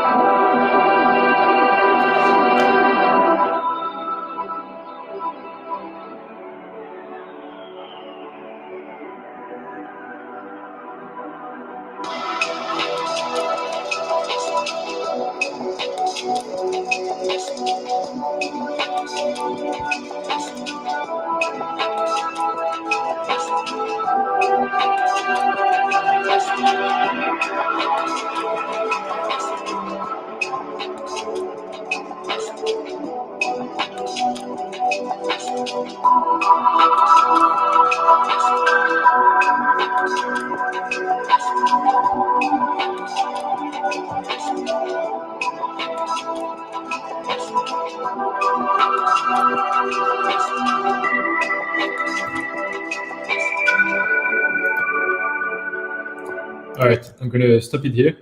I guess you got the idea. So yeah, more coordination between drones. And finally, let me share again my screen. Back to the presentation. More coordination, not only between drones themselves, but as well between drones and their operators. That's also quite interesting. Not surprising also. This is a technology that is being used by the military, but expected to go into the civilian world. There was an interesting article about a couple of weeks ago that described some Israeli technology that is being used by the Israel Defense Forces as well as different units of the armed forces. That's the visual that you see, where basically a foot soldier is actually using some specific goggles that can actually see through the camera lenses of the drone. We call it first-person view, and that can, at the same time, actually, by augmented reality, provide some image recognition feature through the lens. So imagine that you're a soldier, you're focused on the ground, but maybe one of your eyes can actually be focused on what your drone being used as a scout ahead of you to prevent any ambush could actually detect. And at the same time, the detection algorithm can actually provide to you some real-time information. So, I mean, that's really powerful. That's really powerful. And this is something that is going to be used, I bet you, by some malevolent actors when they carry out attacks. So increased coordination between drones on one hand, and between drones and their operator on the other hand. On to the next topic, increased ranges. So what do we mean by that? Drones can already be used up to pretty long ranges when you think about it. You can already fly commercially available drones up to a few kilometers. So it's regulated, as you probably know, especially in the Western world. Let's take the example of the DJI drones, for instance. In Europe, most of them can be flown up to, let's say, 4.5 kilometers. In the US, it's a little bit different. So I would argue that it's already pretty far away. But it can go even beyond that already today. Very specialist drones, like hobbyist drones, for instance, can be paired with like specific emitters that can have like a more powerful signal that in turn allow them to be flown, virtually speaking, up to, let's say, a few tens of kilometers, provided that the topography is satisfactory. And that's even more impressive, right? But it could go even beyond that, and it will go beyond that. The technology that I want to put the emphasis on right now is the 5G, because we will see in the near future some drones actually having, using and transmitting communications between their pilot and themselves based on the 5G network. Why does it need 5G? Because if you want to exchange some information between a drone and the pilot, especially if there is a video stream, for instance, you need to have, of course, a good flow of data. You need to have a good debit of data. And 4G already allows it, but 5G is going to make it even more smooth and simpler and accessible to actually do it. And that's a problem, because for some technologies, first of all, for all technologies, it means that, virtually speaking, you won't be able to catch the pilot if this pilot is operating from hundreds of kilometers away. Hell, you could even have a pilot from thousands of kilometers away. As long as there is the network to actually connect the drone to the pilot, the distance could be much, much, much further than what we've always known up until now. So that's a problem. It's going to be much harder to find the pilot on one hand. And on the other hand, some technologies, like for instance, radio frequency, I'm not saying it's impossible. Some people have already succeeded in providing some detection technologies and neutralized technologies on 4G and 5G drones based on radio frequency, but it makes the challenge a bit more complex. not going into too much details, but technologically speaking, it creates some challenges. So that's a question you could ask as a security manager about to buy some anti-drone technologies. What's the view and what's the capability of the technology to actually target such drones? All right. Here we just talk about IMSI catcher. For those of you who don't know what they are, IMSI catchers are pieces of equipment that allow to intercept an IMSI. So to just put it simple, you intercept the communication of a cellular communication, right? And so if you want to intercept a phone communication, for instance, that's the type of technology you're going to use. And so later on, if you want to detect drones or even maybe neutralize it, IMSI catcher also will play a part in it to actually detect and neutralize by sending a network denial to the drone to actually break the connection and force it to land. So there are some technologies that are going to target that specific issue, but yes, it's important to know that it's coming. I'm also making the bet that one way or another, governments will try to contain this technology because I mean, to contain the 5G embedded within drones, or to restrain it only to some professional that would benefit from a legal authorization to do so. That's just my opinion. That's what I believe. But let's see how it unfolds. Right, on to the last evolution I wanted to discuss. That's one that is also kind of like science fiction that I'm really passionate about, is the new deception technologies of drones. Because of course, some people using drones, they don't want to be detected, right? They want to stay stealthy. And one way to do that is to make sure that your drone is not detected and doesn't appear as the traditional way you would actually represent a drone to yourself. Everybody thinks about a quadcopter when you think about the drone. It can take different shapes, but it's usually a quadcopter, an hexacopter, an octocopter. And they kind of like all look the same, right? With like spinning rotors on top. But some people are working specifically on drones, either for leisure purposes or for nefarious attempts or for military attempts to actually make them even stealthier. And the two examples here that we are describing are the insect drones on one hand, that's the one you see on top, and the second one is bird drones. And so for obvious reason, they are becoming more and more stealthier. First of all, they are becoming stealthier because, I mean, as human beings, we could actually confuse them for the object that they represent, but also for the technologies that one might use to actually detect them, because it could be mixed up with an object that is actually not a drone. Let's take the example of a radar, for instance. Well, to be honest, radars are already struggling enough for the most part to actually make the distinction between drones and birds. But imagine now if drones can actually be birds, I mean, look like birds. It's going to make it even more complex. The radar signature is usually smaller. Depending on the material that is being used, it's going to make the radar job even more complex. And so as a result, it's going to create some difficulties. So let's share a couple of videos to show you that it's real and that it happens. The first video I want to share is going to be fast. I want to share the experiment that some US researchers have carried out with a dragonfly on which they implemented what is it called? A chipset to actually kind of like control it from the distance. How impressive is that? All right, so let's do this. Here we go.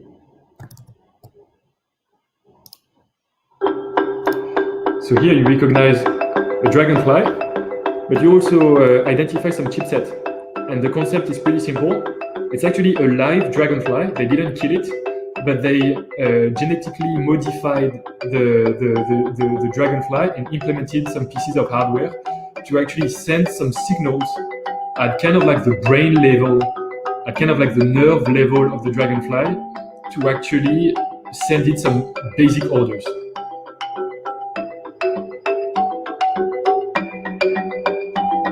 So of course, it's still an early project, but they've already been able to actually demonstrate some basic features, some basic orders. And again, I think it's very impressive. All right, and the second video I wanted to share, give me a second, was about this famous bird drone. I think it's there is a French company working on it. Bionic Bird, I think it's French, might be American though. Let's share it. Here we go. So the Bionic Bird is now sold for leisure purposes. It's kind of like fun to fly a bird instead of flying a mere drone, especially considering that the bird can actually integrate more seamlessly with like groups of birds. But again, imagine what it could do. This is called a Bionic Bird. It doesn't have to be registered with the FAA because it weighs hardly anything. Let's give it a try.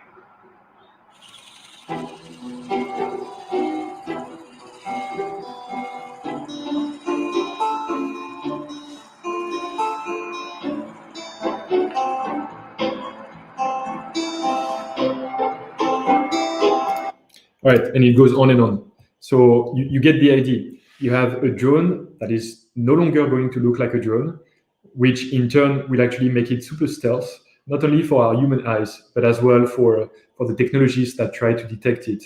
The acoustic sensors that try to detect it won't recognize the typical spinning rotors that we know of drones. And if it tries to detect the flapping wings of such drone, then it might also detect all the birds out there, which would be counterproductive. And the same problem goes for radar technology and optical detection. So that's going to be a big challenge for all of the detection technologies. All right, so as a conclusion, I wanted to move on to some tips I would like to share for all the security managers out there who I hope I didn't leave hopeless about protecting their sites against such a quickly moving target. Drones are indeed moving fast. They're evolving in very diverse directions. And I think we should be quite excited about all the potential economic opportunities and innovation opportunities this creates, because no doubt there are hundreds of them. But we must not turn a blind eye on all the nefarious attacks and uses that they will carry within themselves, of course.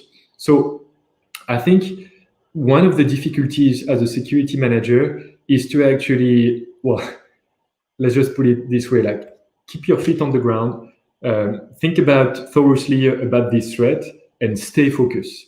The drone can evolve in many different ways. It doesn't mean that all of these potential evolutions actually concern yourself. I think that's the number one key idea. Drones can actually evolve in ways that are not relevant to you. And I think what is important at first is to refocus on yourself, the particularities of your site, the level of risk that you have, the typical types of drones that are being used by such and such actors, the typical attack scenario that would be relevant to you. Maybe the collision scenario is not relevant to you. Maybe the attack scenario is, but maybe because the people who have bad intention regarding yourself don't have the financial means or the technology to actually go fully autonomous and swarm, and maybe you're rather facing some amateurs, maybe it's not relevant to be too much preoccupied by autonomous drones right now, at least. So I think it's important to think at the local level of your site, its particularities, its level of threat, the typical attack scenarios, to actually come up with the real solution. And the real solution, believe me, there is no one-size-fits-all solution. And I'm certainly not here to say that we have all the answers to all the sensitive sites. What we try to do here at Cerber is to provide a coherent and affordable first line of defense that protect most sensitive sites against a realistic level of threat at an affordable cost. That's the key idea.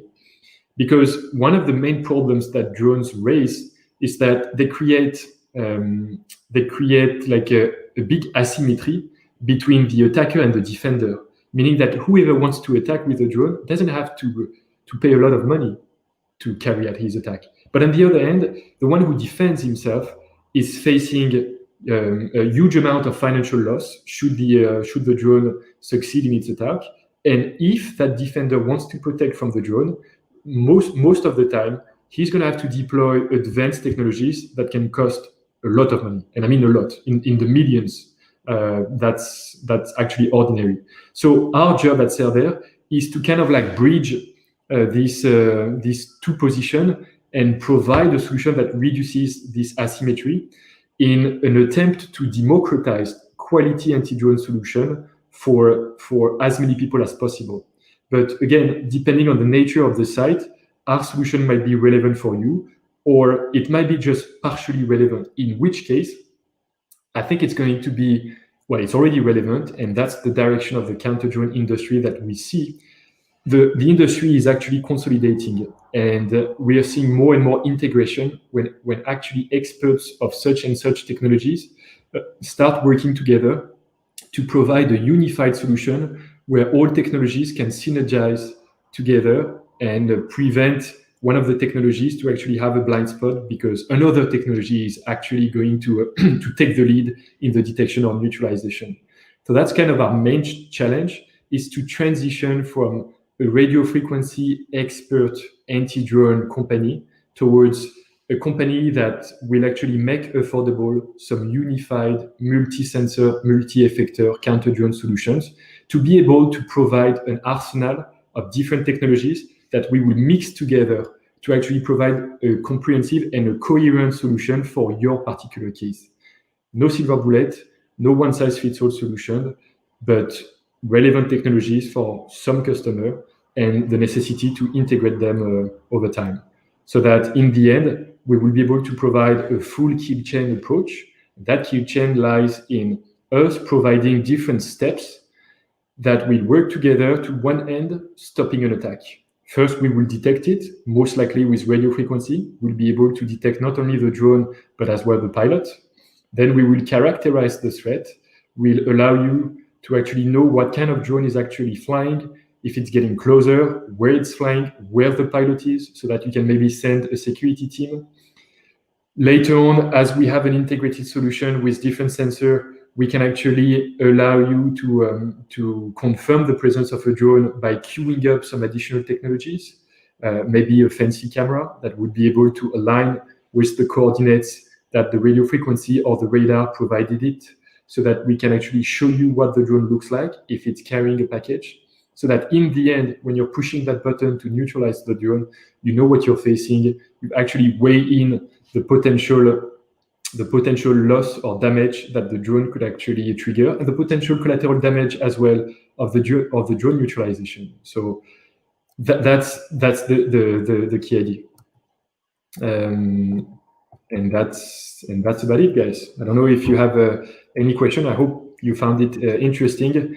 My role was to try to share some of the evolution that we foresee. As you've seen, all of them will have an impact on the security of your site. It's going to make this game more and more dangerous, but also more and more interesting. And our job is to actually design solutions that will not be obsolete over time. So they are thought to be modular and to integrate more technologies to accompany you as the threat becomes more and more important, to make the solution more and more robust as well. Brilliant. Well, it was really, really interesting. So thank you for that, for sharing it, Lucas. And we do have a few questions. We are kind of right on time, so maybe I'll just get you one or two for you, and then we'll move on to Evangelos. But I'm happy to send you the rest of those, or you can answer them as you go to the comments. So there was one question from Tim that said, Lucas, have you seen any signs of self-destruction or self-destructive actions when drones detect jamming? So what we've seen regarding that is drones actually carrying some devices that make them resilient to jamming. And the way it works, most of the time, I know at least a couple Israeli company that commercialize such solution, is that the drone has actually a network of different antennas that receive the GNSS signal.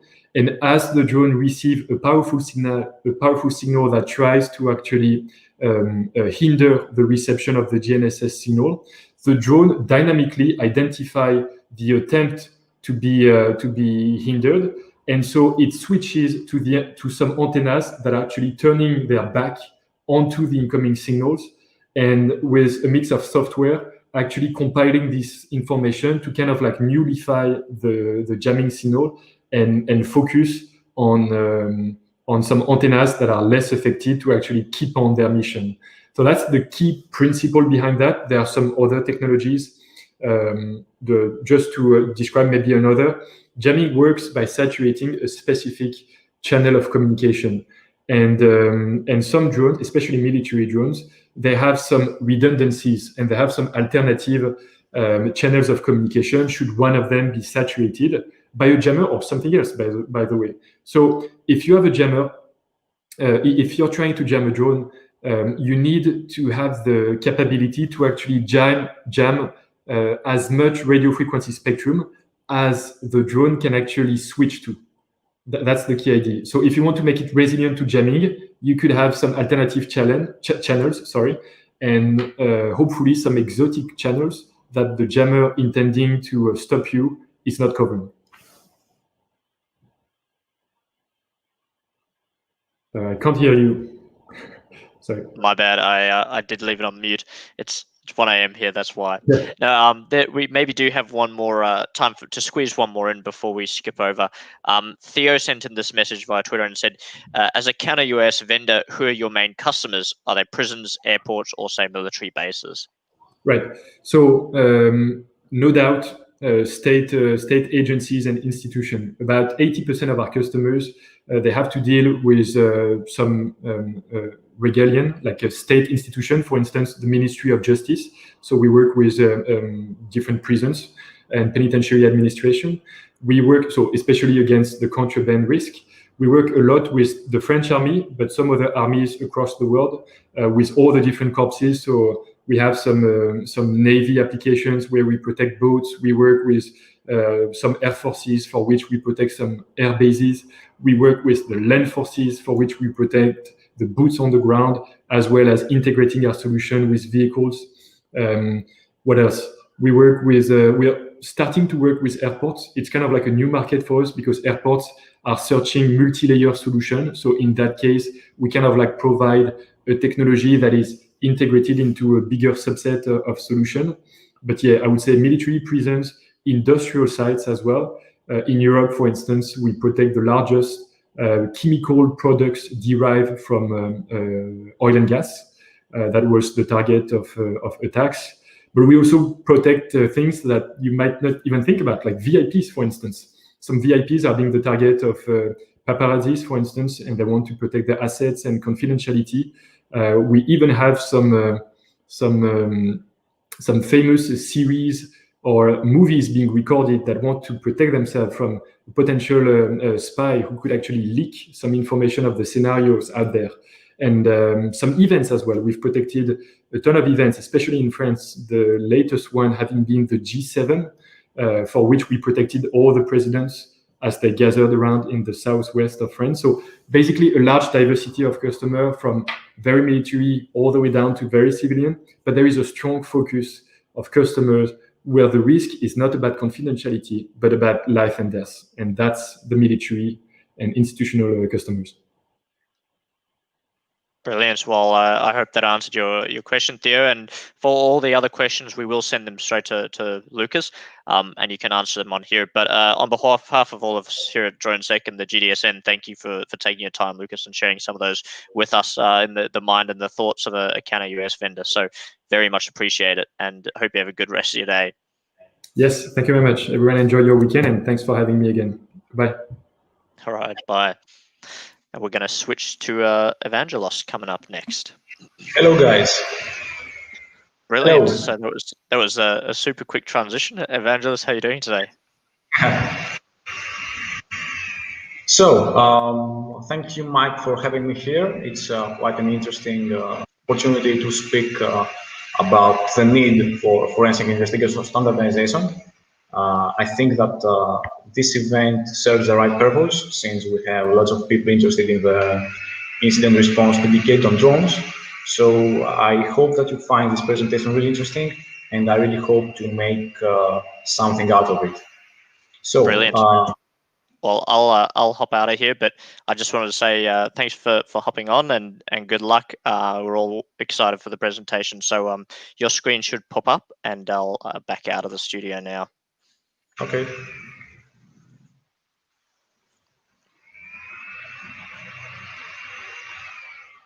So I would like to welcome you to my presentation on this year's virtual event. The title for the presentation is The Need for Drone Forensic Investigation Standardization. So let's go for a quick background about myself. I currently work as a cybersecurity engineer at Infill Information Technologies. I'm also the author of Griffon, a research about drone forensics in data flash and telemetry logs. This research was published last year in Tokyo in the International Workshop on Security. This research was also in the use of the General Upper Staff of the Hellenic Army Cyber Exercises Panoptis 2019, where I got the chance to develop the drone forensic scenario. And in my free time, I serve as a peer instructor in University of Piraeus cybersecurity team, where I hope to inspire the new generation of cybersecurity experts. And also I do some security-related stuff on my free time. So let's have a good look at the background. The technological advancement enables easy communication via smartphones and other devices. So we can fly small drones instead of using the big old remote controllers. So for this, we need wireless communications, and that makes drones vulnerable to various attacks if they are not properly secured. In the future, as more drones will occupy the airspace, they are probably bound to be engaged in more incidents. So we have to do something about it, right? Let's have a look at what is a drone forensically. Is it a PC? Is it a mobile or an IoT device? Well, it's a system, and hence the term unmanned aerial system. Let's have a look at the components of the system. Of course, we have the aircraft itself, the unmanned aircraft. The aircraft has some components, and the most important one of them is the autopilot. I don't know if you remember Ulf mentioned before, some autopilots can be as cheap as $50, so they can be easily acquired. And this is the big difference between a drone and a quadcopter. The drone has the autopilot. The quadcopter is just a flight board and some propellers connected to each other, and they rely on the pilot's skill. They don't control and they don't make any autonomous movement. And this is a very distinctive difference, because the drone is the one that can actually have some forensic evidence on it. And if a quadcopter, for example, crashes, we can do something about the flight board, because it doesn't store any data, just the RF signal that was sent to it and it was executed. Next, we have the ground control station. This is some software dedicated to control the drone. It can be installed on laptops, mobile phones, tablets, anything that is mobile and can be used in the field. So also we have information about the data that was during the flight of the drone stored, and we should probably look for them inside those devices. Last but not least, we have the communication data link. So all those components have to communicate with each other, and we should take into consideration actually that all those systems may contain information about the flight itself. Let's have a look at the components of the unmanned aerial system. At the center of it, we have the vehicle. And we have also a GPS connection to it, since it has to know where it flies. Now, the GPS connection is quite important because it holds the most important actually information for the drone. It can direct it to some location, and we can know where it has flown. Also, we have to take into consideration that the drone has to take some commands. This can be done via RF or some mobile devices. As we can see on the bottom right on the picture, we have the manual RF transmitter and a mobile device that can actually serve as a transmitter itself if it has Wi-Fi or Bluetooth enabled. That device will most probably be the ground control station, since it can actually hold the telemetry data and connect to the device and to the drone, I mean, as well. Now, in the future, we're going to see the application of 5 and 4G communication on the drones. So we can use big towers and transmit data to drones so we can actually fly inside our cities. We have also, but it's beginning to become more and more important nowadays, the swarming technologies. So a drone can send communication and other signals to other drones, as mentioned before, so they can form an ad hoc network where we can also find interesting data about the flight of that whole system. Now, drones are going to become potential cyber attack targets, so let's have a look at what can happen.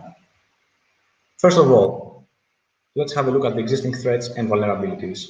GPS spoofing.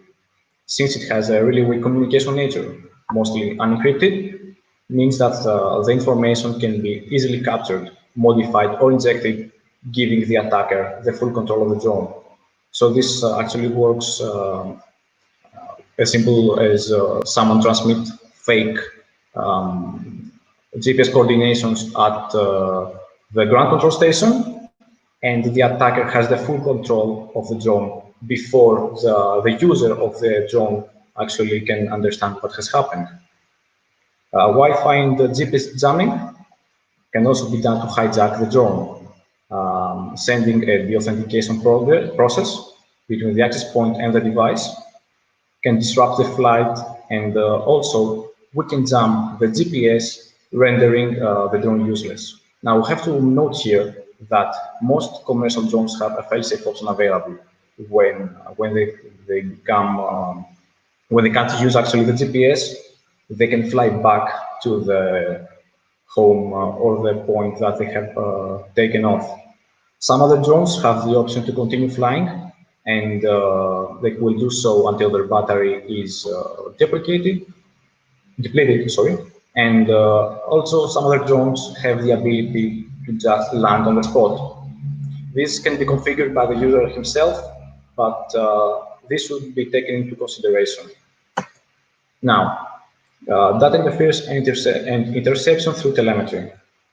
As telemetry feeds are used by the ground control station to monitor the vehicle and transfer data, they also use open non-secure wireless protocols, which gives the ability to perform man-in-the-middle attacks and gain control of the drone itself or upload some malware.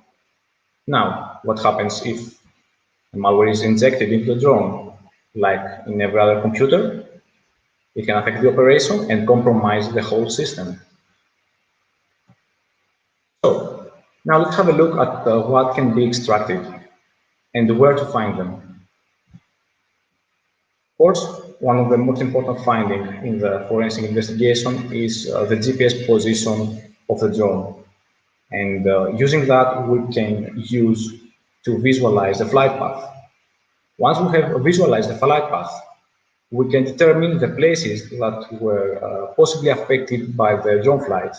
Now, imagine that you find a drone crashed near, let's say, a factory or an oil rig or something like that. You don't know what happened, so you have to find the flight path and trace back at the points that maybe were taken during the flight.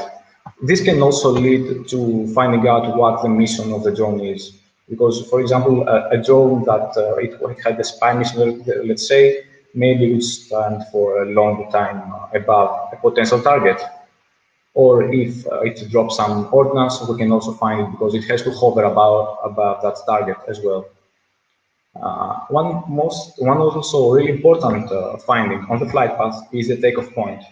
It will be the first log point, and it will be the place where the drone has to take off. And if we locate that takeoff point, then we can trace back to the perpetrator in the area of interest, and we can use local sources like cameras or witnesses to identify the suspect. Also, we have to think that the firmware version can can tell if the drone has been tampered with.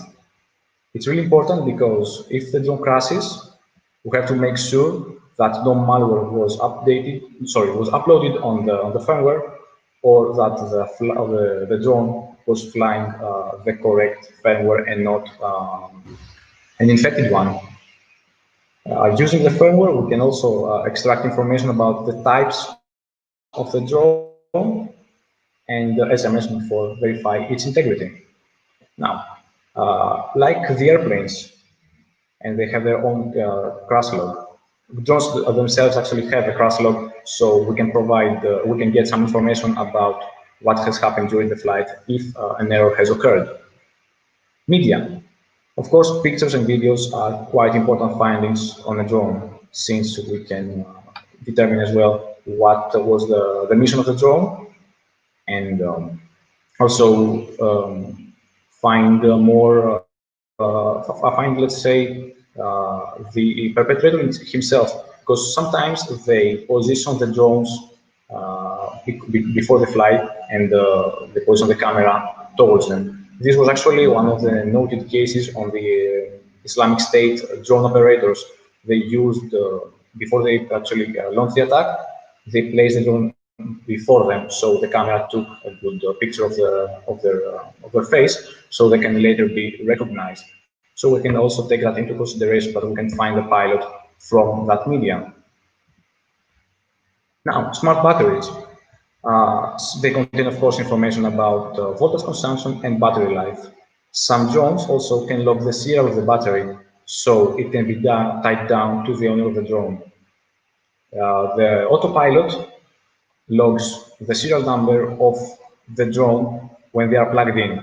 So even though you can't find the drone, or if you find the drone with the batteries, if you take a look at the logs and you can place that specific battery at that specific location, then you can be sure that it was used at this drone. It's also quite important because drones nowadays are becoming more and more becoming more advanced, so that type of information can also be helpful to drone forensic investigation. Now, the vehicle serial number. Of course, this applies to market drones. Since anyone can make a drone nowadays, this has to become more important. FAA section 336 actually really states that you have to log your vehicle serial number before you take off, and there's a whole process for that. The vehicle serial number logging is currently not in use in lots of countries.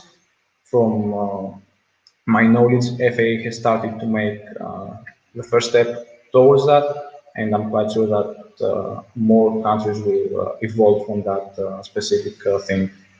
Now, we can also take into consideration that since someone is touching the drone to place it on the ground before taking off, we can find interesting. Although it's not relevant with cyber forensics, the law enforcement agents can be able to track down the pilot. So finding a drone that has crashed, but it's in a relatively good state, can also help track down the suspect. Now, where can we find all those information that I mentioned before? First of all, we have removable storage. Drones nowadays use SD cards to log the flight logs. And of course, if we are using a mobile phone as a supporting device, we can find the logs themselves inside those SD cards. In the internal memory chip, we can also use the chip-off technique, which is quite difficult and quite, let's say, delicate, because you don't have to damage that chip. This may not be really possible if the vehicle has been significantly damaged due to the crash. Now, I mentioned before the ground control station, because right now we are using the support devices. Mobiles, tablets, laptops, and every other portable device can be used as a ground control station. So they can contain the data and the logs from the flight. We can use, of course, different acquisition techniques. since a mobile phone and a laptop have to be treated accordingly. There's a whole procedure to that. I will try not to get into that because it might be really, really technical. Of course, we can find information on cloud storage. Since drones are becoming IoT devices, it's also possible to find some of the drone logs inside a cloud storage that can be also tracked down and find the suspect. One more interesting thing here is that drones are getting their own security measures, and we have started seeing some light intrusion detection system used for drones. So we can use pickup files from that network traffic and monitor irregular activity to find, per se, a man-in-the-middle attack or uploading some malware on the drone itself. Now, let's have a look at the already existing frameworks and how they can be applied to UAS forensics. First of all, we have ISO 20037. It provides some specific guidelines for activities in handling the digital evidence. Identification, collection, and acquisition, and preservation. These are the four important aspects of forensic investigation. Of course, as the guide implicitly says, it applies to digital storage media, mobile phones, personal data assistants, electronic devices, memory cards, mobile navigation systems, digital and video cameras, of course, computers with network connections, and network-based TCP, IP, and other digital protocols. Of course, devices with similar function as above can be listed, and I mean, drones can be listed as devices like that. So this is a framework that we can actually use to conduct digital forensic investigation on drones, and it also in standard, so we have a pretty good way to start with. Now, NIST SP 8086 is a guide to integrate forensics techniques into incident response. This is a guide for computer security incidents and IT troubleshooting. It presents forensics from an IT view and not a law enforcement view. This is quite important because this cannot be used as an all-inclusive step-by-step guide. They're just guidelines, not a standard that can be used into court to justify that this was the actions that were actually taken into consideration during a forensic investigation. And it informs about various technologies to perform incident response or troubleshooting. Now, NIST SP 8101 is the guidelines on mobile device forensics. Since mobile forensics are an evolving specialty in the field of digital forensics, NIST has released a revised edition of this and attempts to bridge the gap between the evolving technology and the forensically accepted procedures. So let's have a look at the tools that a drone forensic investigator has actually right now.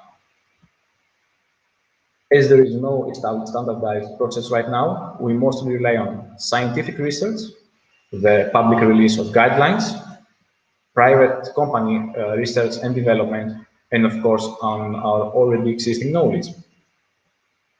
We have lots of papers explicitly working on forensic investigation on different types of drones. They are mostly focused on promoting scientific advance and the proofs of concept. Some open source tools have been developed through this process that can facilitate the forensic investigation, such as DROP, which is the acronym for Drone Open Source Parser. We can use this tool to perform investigation on DJI logs. I think it goes up to Matrix 3000, I'm not so sure, but for sure you can use it for phantom investigations. And Griffon, which was the research that I undertook, and you can have a look at logs that were produced from an autopilot-based quadcopter or whatever, a plane, mostly drone. The important thing is that those researches mostly focus on a specific UAV type or model. So this means that the tool produced may not keep up with the continuous changes. This was one of the most important things that I found during my research, that since there is no standardized procedure, we keep on having papers on specific models, and so on and on until we reach at the state-of-the-art drones that are currently on the market. We also have the release of the guidelines. As Mr. Church spoke in his earlier presentation, Interpol has released an incident response guidelines for drones last year. This is one of the first manuals that covers the full spectrum of the investigation, from the law enforcement incident responder, which is the guy that will arrive to the crime scene and take care of the drone, to the forensic examiner back on the labs. These guidelines were quite interesting in trying to establish a general framework that can apply to different drones that are currently available on the market. We have to take into consideration that the law enforcement incident response may have some procedures that are quite, let's say, that they have to be standardized. This is quite important because they apply the chain of custody protocol. So when a drone crime scene has to be taken into the responsibility of an incident responder, he has to do specific things. He has to make sure that, for example, the crime scene is not reachable to persons nearby, that is also safe for the incident responder, and it does not have some hazardous material or other radioactive probably material on the scene.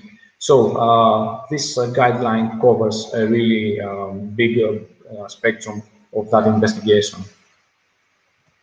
Now, of course, we have the private research and development. This mostly relies on the private initiative, and they also have done quite an advanced research. Video labs, for example, have provided with a really good guide and a big data set of almost every drone available on the market, with logs and memories and images from the drone itself, so we can do our investigation and we can have, let's say, a playground and try different stuff, because they have made a quite extensively a list of drones. Their expertise, of course, can help us guide this standardization, because they have a lot of experience and lots of drones to play with, which is quite important. Of course, we rely on our already existing knowledge. We use the frameworks for computer or mobile forensics. Mostly, this means that the procedure will remain the same. What is important is that we need to integrate all the different knowledge that apply for the drone and connect the pieces of the puzzle to specifically apply for a drone investigation. Now, let's have some thoughts before we conclude this presentation. As the world becomes more and more Internet of Things focused, the need for high expertise professional becomes more highlighted.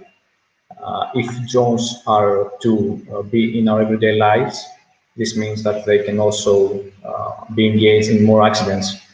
The role of a drone investigator, forensic investigator actually, will be something like the investigator on airplane crashes. It's quite important because lives depend on this. So we have to create a standardized practice on conducting the forensic investigation.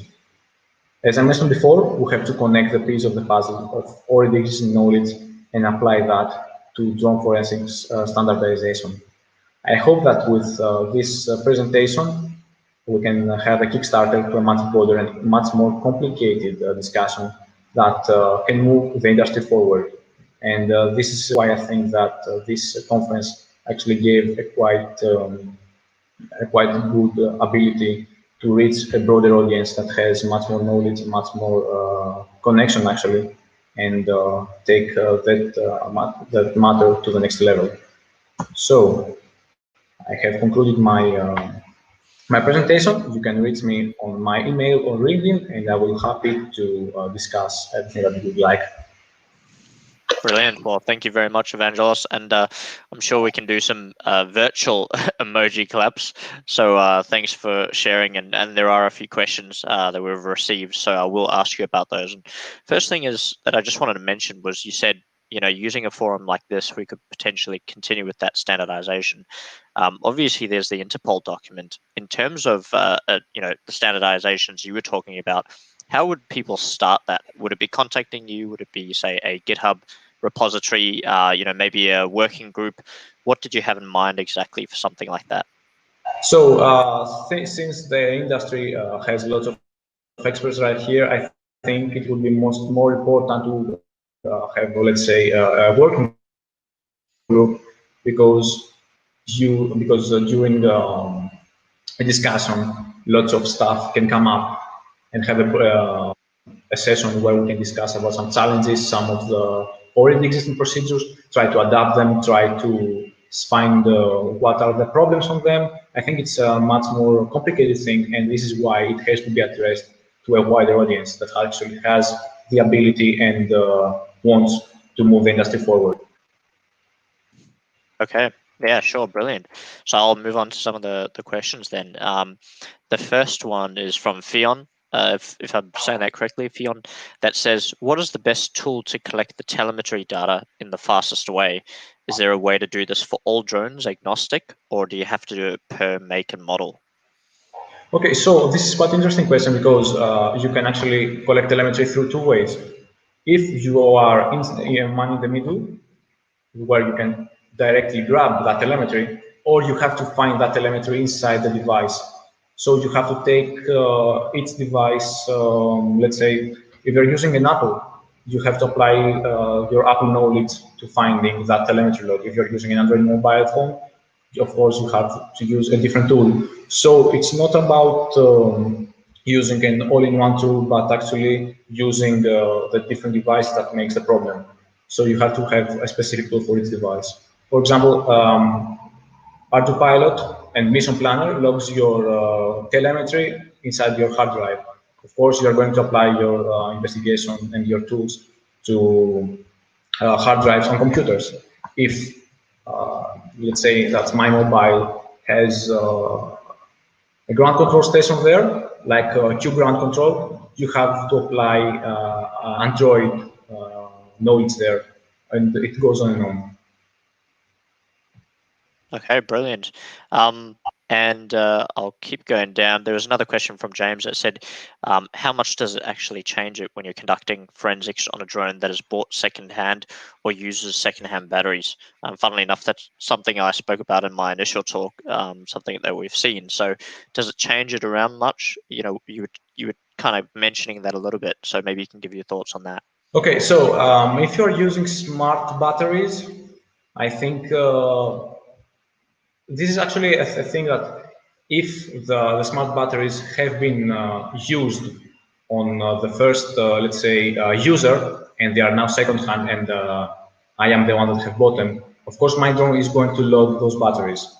But I don't have the ability to find if those batteries were used on your drone at some point, because I don't have connection to your drone. The thing about the smart battery is that you have to have the drone itself, because it's the drone that's going to actually log that information. So you have either to have a drone, or access to the drone, or get the information from the drone. So all of these questions actually have to be addressed at an ad hoc mode, where you have to actually have some connection to the drone. Okay, makes sense. Another one here that said, what made you actually initially write the Gryphon paper?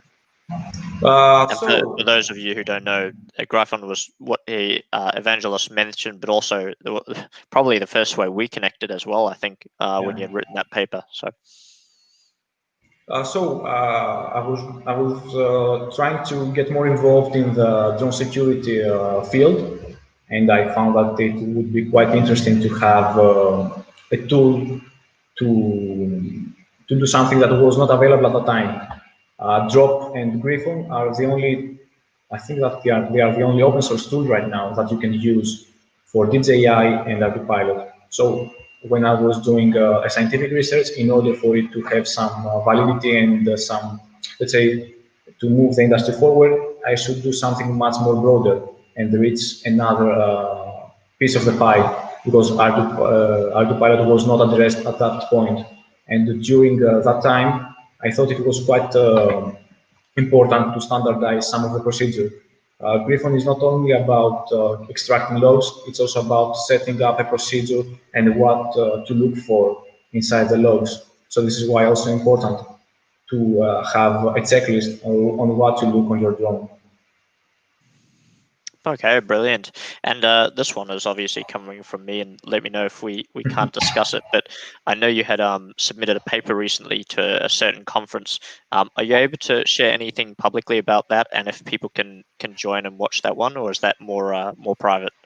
It's not private, actually. I will be speaking on early October on NATO's Operational and Research and Analysis Conference. The registration is open, but I think it's only until 19th of September. I don't remember actually the registration deadline. So this is the only problem with that, because it has a tight deadline to register.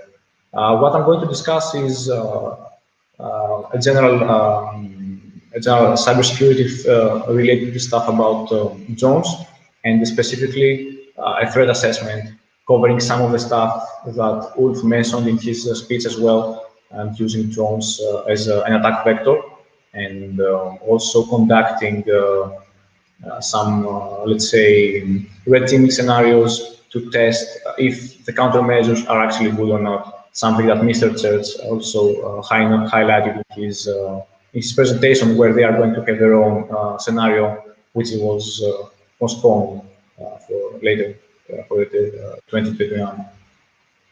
Very interesting. Okay, brilliant.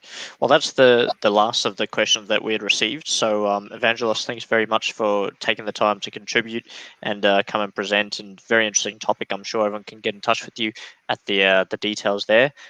So, thank you, and have a good rest of your day. Thank you, Mike. See you. All right. So for everyone else, we are going to take a roughly 20-minute break. So it's going to be a fair little break, enough time for you to grab a coffee and come back. At my time, it'll be 2 a.m. For Jacob Tewes' talk, which we're really looking forward to. I've heard it's really turned some tables and ruffled some feathers in a very good way to try and get this talk going. So really keen for that. And because of Jacob's talk and the talk length, I think we'll be back here ready to go kind of 5 minutes before, so we can kick off right on the dot, 2 a.m. Australian time. So we'll see you in roughly 20 minutes, and take care until then.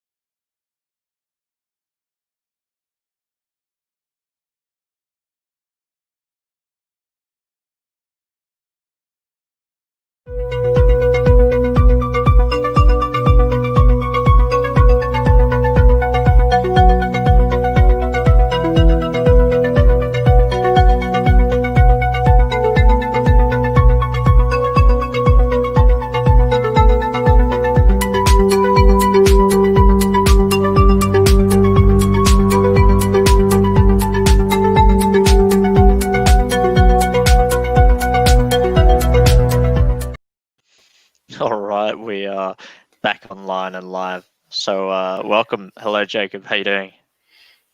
Hey, Mike. Good to be with you again.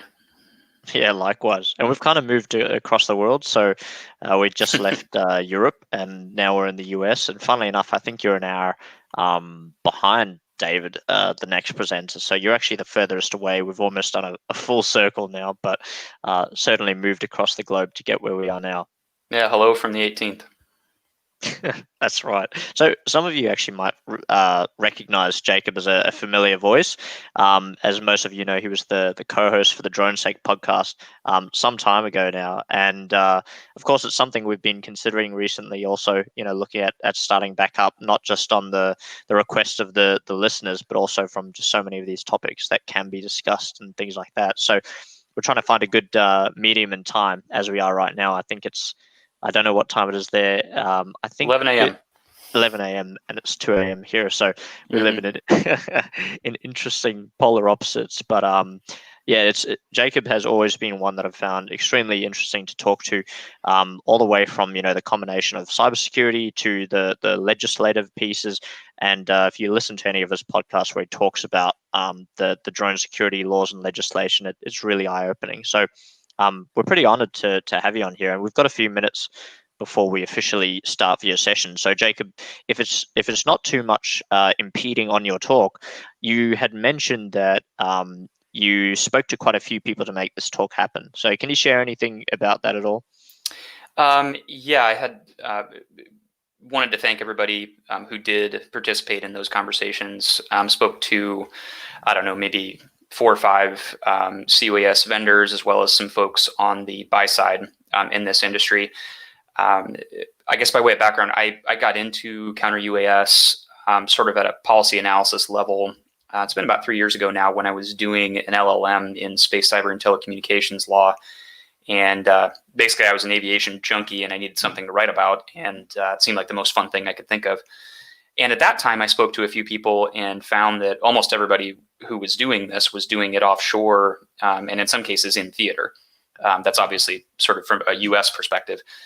And I really wanted to go out and try to get an update on that. and was able to speak to a number of providers, including, I think, a couple who may be watching now. So if you are watching, thank you very much for speaking with me about this and giving me your perspective and even some of your ideas on what we might be able to do with this industry and the ways that we might be able to solve some of the problems we're going to talk about now. I think this industry has been pretty consistently aware of some of the legal challenges that it has, but I think it's been much harder to identify the routes we could try to take to change some of those things. So we're going to try to get there today. But yes, thank you to the companies that were willing to talk to me about their experiences on this. It's a huge area. I mean, even in Australia, we now have these, Catherine Ball from the World of Drones Congress stood up a test and trial working group to try and figure out, where we can actually do these tests and trials, where you can actually test a counter-UAS system and its mitigation techniques, which is obviously trying to do better than popping it into a shed and getting some interesting results, or having to, fly all the way to the Middle East in order to test counter-UAS systems. So it is really a hot topic and something that I thought probably a few years ago would have been solved by now, but obviously not, since you're here talking about it. So look, I'm kind of impeding on your talk time now, so I'm just going to finish off by saying, Jacob is both a manned and unmanned pilot. That's always something I find fascinating from people in this industry. And yeah, I'm excited for the talk, and I think I'll let you take the floor. So as long as your screen is sharing and I pop off, you should be able to go and take on over. So welcome, all right, let's Jake. see if it works. Works so far. All right, so thanks to everybody who's on, and looking forward to discussing this a little bit. As far as professional background, I won't spend much time, but I'm an attorney at QTAC Rock, which is a law firm based in Omaha, Nebraska, roughly in the middle of the continental U.S., and I work in our tech transactions group as well as our privacy and data security group, do some aviation work as well. And basically, I'm in those business-to-business tech transactions every day. The Counter-UAS stuff is a passion project and something that I love to talk about. So appreciate you giving me the opportunity to do so here. With that, we're going to go ahead and jump right in, if I can advance my slide. So what are we talking about here as far as the legal issues related to Counter-UAS? First, I think it's important to kind of set the playing field. So the policy landscape right now is, it's fairly undisputed that UAS are aircraft. If you rewind the clock 20 or even 10 years, there was still some open questions about whether that was going to be the case, sort of whether we were going to regulate them more like remote control cars or more like Cessnas. And the verdict is in. They are like Cessnas, at least as far as the U.S. is concerned. There are certain laws that apply to them differently, of course, but they are aircraft. And that triggers the whole cascade of the regulatory framework here in the U.S. anyway, on the use of the National Airspace System, licensing. Certification is handled differently with respect to the drones themselves, but that is sort of the genesis for a lot of the issues that we're going to talk about. We have not had what I would describe as a major drone-related security incident yet, in terms of, broken glass and bloody bodies kind of incidents. We have had some close calls. As all of you might know, after the 2018 FAA Reauthorization Act included some Counter-UAS authority for the Department of Justice and the Department of Homeland Security, one of the first places they used that authority was at the Super Bowl in 2019. And if you were watching that Super Bowl, you might have noticed that the flyover seemed to miss its target. That was not accidental. They had detection and actually some interdiction capabilities available there, and detected a drone in the flight path or close to the flight path, which was 500 feet above ground level, going 400 miles an hour right over the middle of the stadium. So as you can imagine, hitting anything in the air at that altitude would not be a good thing. They communicated in real time to the flight lead. The flight lead was able to move the formation over and up to avoid that conflict. So we've had those kinds of close calls, and those are too close for comfort, for me anyway. We've sort of know that this is an issue, but haven't been able to yet muster the momentum to do, in my opinion, enough about it yet. We've taken some good steps, and we'll talk about some of those here. You don't need me to educate you about the technical parameters of those threats. The people listening to this call are more well-versed in that than I am. I would point out that if we're thinking about this at a policy level, one of the most important trends has been this one, that we've got sort of an increase in the use of stock and modified commercial off-the-shelf systems. And if we're thinking about how we can mitigate this threat in a way that sort of makes sense from a policy perspective, you always have to focus on sort of what's feasible, not necessarily what's ideal. And if we're thinking about what types of systems might be helpful to mitigate the public safety threat, I think you have to think about the ones that are generally useful against most COTS systems. And so some of my comments today are going to focus on sort of that segment of this industry. I was on one call recently with an individual who's at a C-UAS provider based in Israel, and he gave me the trope at the top there that you can't shoot the drone, but you can shoot the pilot. That sounds extreme, but it's true in many jurisdictions. In the U.S. is no exception to that. If you are local police in the U.S., it is essentially illegal for you to use a counter-UAS interdiction system unless you've been sort of effectively deputized by the federal government under its own authority. That has happened a few times, but it's not common. So right now, the best C-UAS measure that most of them have is detection of the drones themselves, which has its own legal issues, and interdicting the operator himself or herself. That is effective up to a point, and we should continue to prioritize that over some of the more extreme interdiction measures. So I don't want this talk to be construed as me saying we ought to start jamming everything or shooting everything down. That is not what I'm saying categorically. But I do think that we're behind the curve on trying to prevent the sorts of tragedies that could happen with respect to weaponized UAS. The cost curve is just so beneficial to the bad guys. In this case, it's so cheap and so easy to, even if you don't spread an actual harmful agent as a payload, just to spread fear and panic. Once we have stadiums that are full again, it's going to be important that we continue to improve our capability to respond. We've already seen in the US, the NFL call for additional state and local police authority on C-UAS. And just in the last couple of days, Major League Baseball has decided it's tired of having its games routinely stopped and would actually like some of its own authority to do some of this stuff. That's an uphill battle, but that's what we're going to be talking about today. If you think about the legal problems, I think you can kind of draw a matrix here, a 2x2 matrix. So you can think about the modality and you can think about the target. So if you're talking about the modality, is what you want to do in terms of use of the RF spectrum or use of a directed energy device, is that use legal at all, no matter what you're trying to do with it? And then you can focus on what you're actually targeting. So whether that's the aircraft itself, whether you're talking about detection and intercepting signals intelligence, you can kind of think of it on that axis. And I think that those both have caused sort of two categories of effects on the C-UAS industry. One of them is this, I think, artificially constrained demand for the systems, meaning that, at least if you're talking about the United States, there's a small list of federal actors that can use these systems, and nobody else can. And so you obviously have less demand than you would if it were a little bit more open or if there were a responsible use regime in place. But the other one is that even if you are selling to federal authorities who have the authority to use this stuff, developing them and doing your research and development can be really challenging. Because if you go back to those two axes I talked about earlier, in some case, if you're talking about a jammer, for example, it's just illegal to intentionally interfere with radio communications, as we'll see when we get to that slide. And that includes when you're developing your own technology. And so even if you have a lawful sort of endpoint or objective in mind, like selling it to the Department of Justice, you run into these development challenges. And that constrains the effectiveness of the C-UAS. And it's just a barrier to entry for folks to be able to get into this market and try to mitigate this public health threat.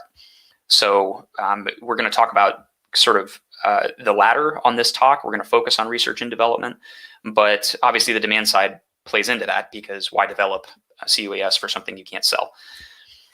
We're going to discuss detection at the beginning, but we'll kind of focus on interdiction. So I'm going to get right into it here. If we're talking about detection, as you know, we have roughly 4 or 5 modalities that we can use. We can listen to the radio frequency spectrum in some capacity. We can use radar, emit energy and catch it as it comes back off of the drone. We have electro-optical capabilities and infrared capabilities where we're using some part of the visual spectrum or invisible light spectrum. And then we have acoustic. At a high level, the electro-optical, infrared, and acoustic are subject to quite a bit less in terms of their legal challenges, which you might expect. The radio frequency is subject to the most, and the radar, you just needed an FCC license in order to use that particular technology. So we'll run through those really quickly here. If we're talking about the RF spectrum, which is arguably the most common way that folks are using to do this, there are a couple of statutes to think about. One of them is the pen trap statute, and this is the one that covers non-content DRAS information. If we're talking about content, then we're in the Wiretap Act, which is the next slide. And for the pen trap statute, you have to have all 4 of these elements. This was summarized, I think, pretty well by the interagency guidance that came out a month or 2 ago. If you haven't seen that, take a look at it. It's referenced in a couple of the other slides here. But you need to have the use or installation of a device or process that records, decodes, or captures non-content DRAS. So a couple of things to highlight here. If we're thinking about research and development, this is really the key. Use is very broad.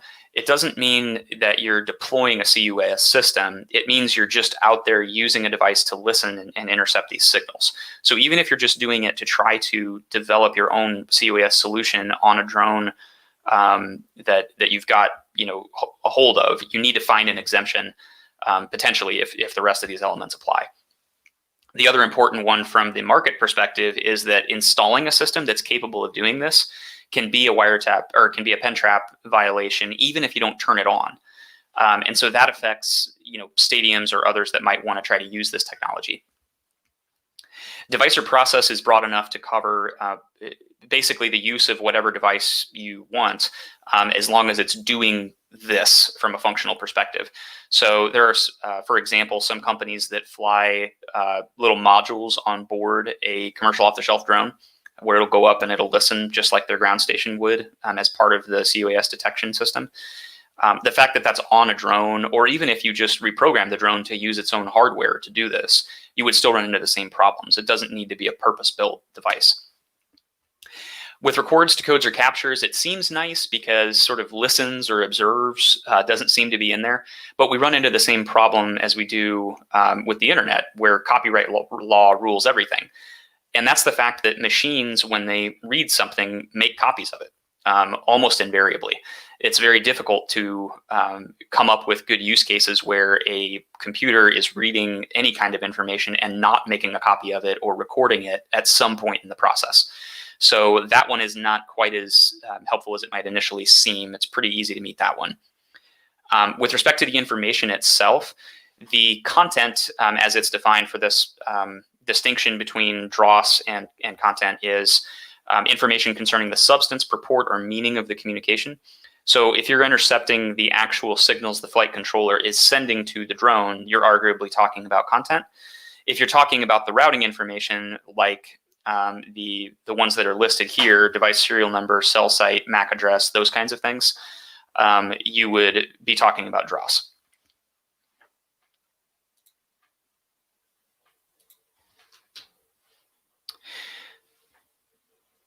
From there, we move into the Wiretap Act, which is the one that governs content.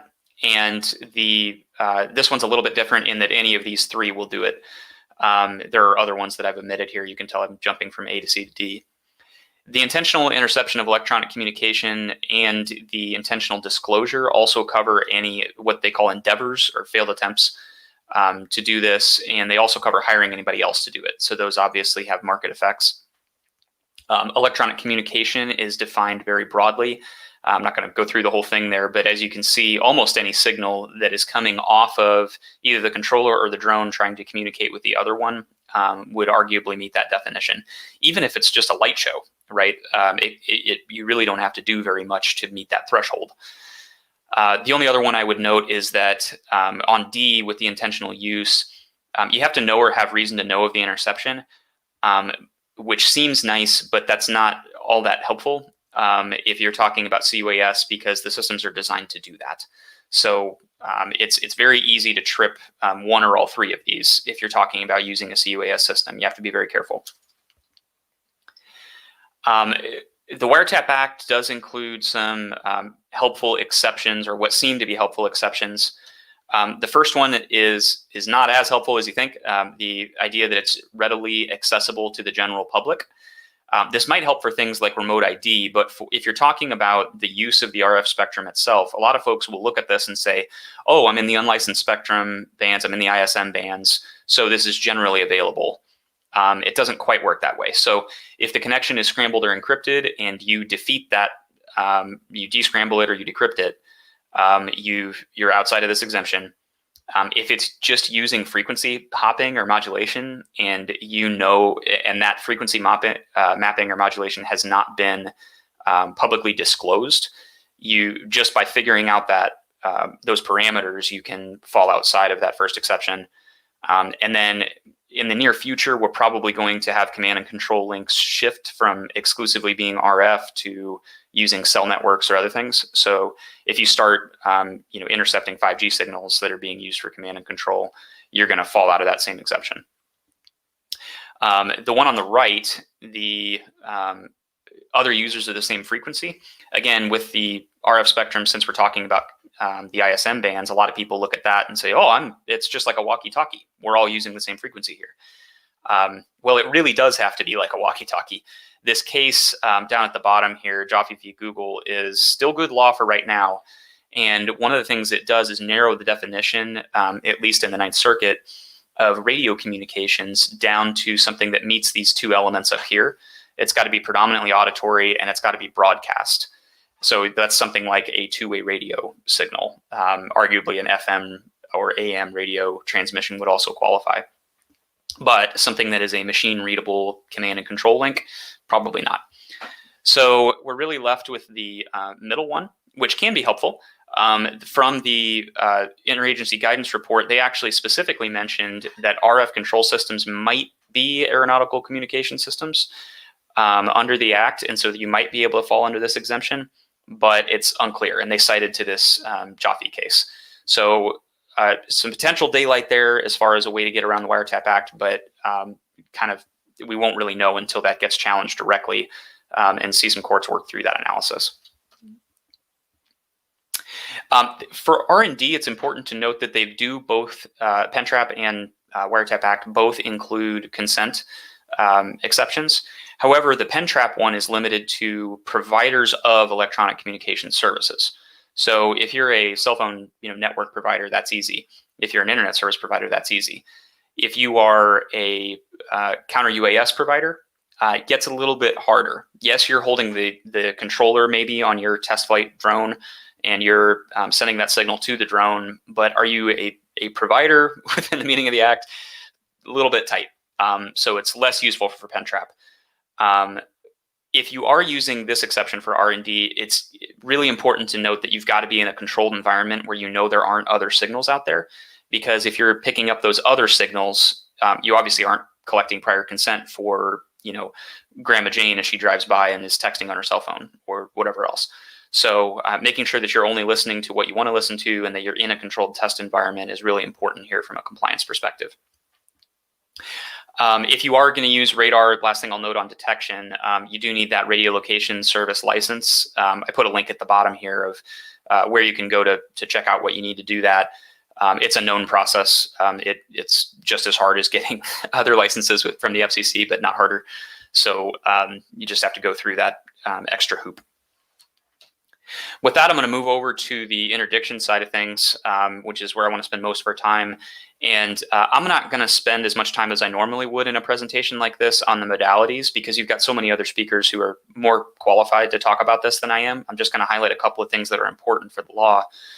But this is sort of the terminology I use. I know people have slightly different ways of describing all of this stuff, but we're really mostly going to focus on jamming again, because from this sort of policy perspective of how do we solve this gap where we'd really like to mitigate this public safety threat, I think those on the interdiction side have some pretty strong potential to be a low cost, low risk thing that we could try to implement in safe ways. So we'll spend a little more time on those, but this is sort of the terminology I use. All of these systems are useful. None of them is perfect. Defense in depth is key. You all know all of that. You're security professionals. When we're talking about the use here of the radio spectrum specifically, so what I call jamming, spoofing, hacking, it really does exist on a spectrum. I suppose you could put directed energy over here, things like your EMPs or lasers or those kinds of things. But once you get into sort of using what's actually going across the spectrum, you can jam it, you can relay it, which is what beaconing is, you can spoof it. But most of what we think about as hacking is really over software-defined radio, over the command and control link.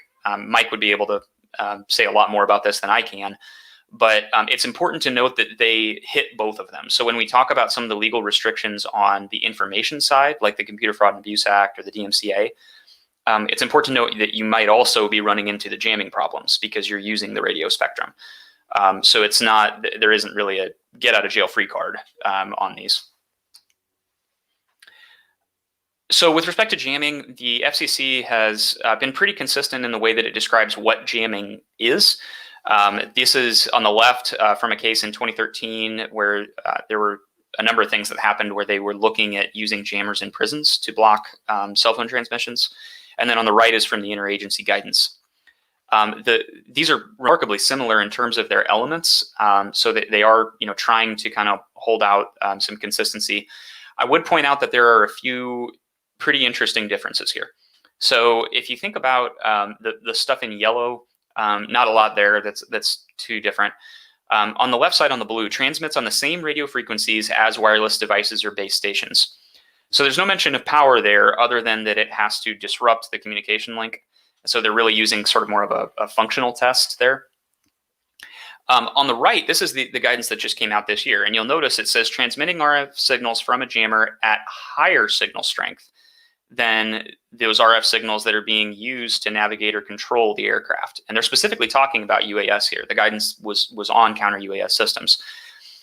So if you think about a couple of these things, back here on the spectrum that we were talking about, there are solutions out there that use basically the same power on the same frequencies as remote controllers or ground stations for UAS. So I genuinely don't know whether the FCC was trying to throw a bone to those kinds of solutions here on the right, or if that was inadvertent. But it's important to be really careful when you're reading these things and trying to figure out your sort of legal obligations, to pay attention to the way this evolves, because the commission's continuing evolution of their own understanding of jamming could affect whether your particular solution is in or out. If we're talking about jamming of C-UAS, generally we're talking about the ISM bands, particularly the 2.4 and 5.7 gigahertz bands.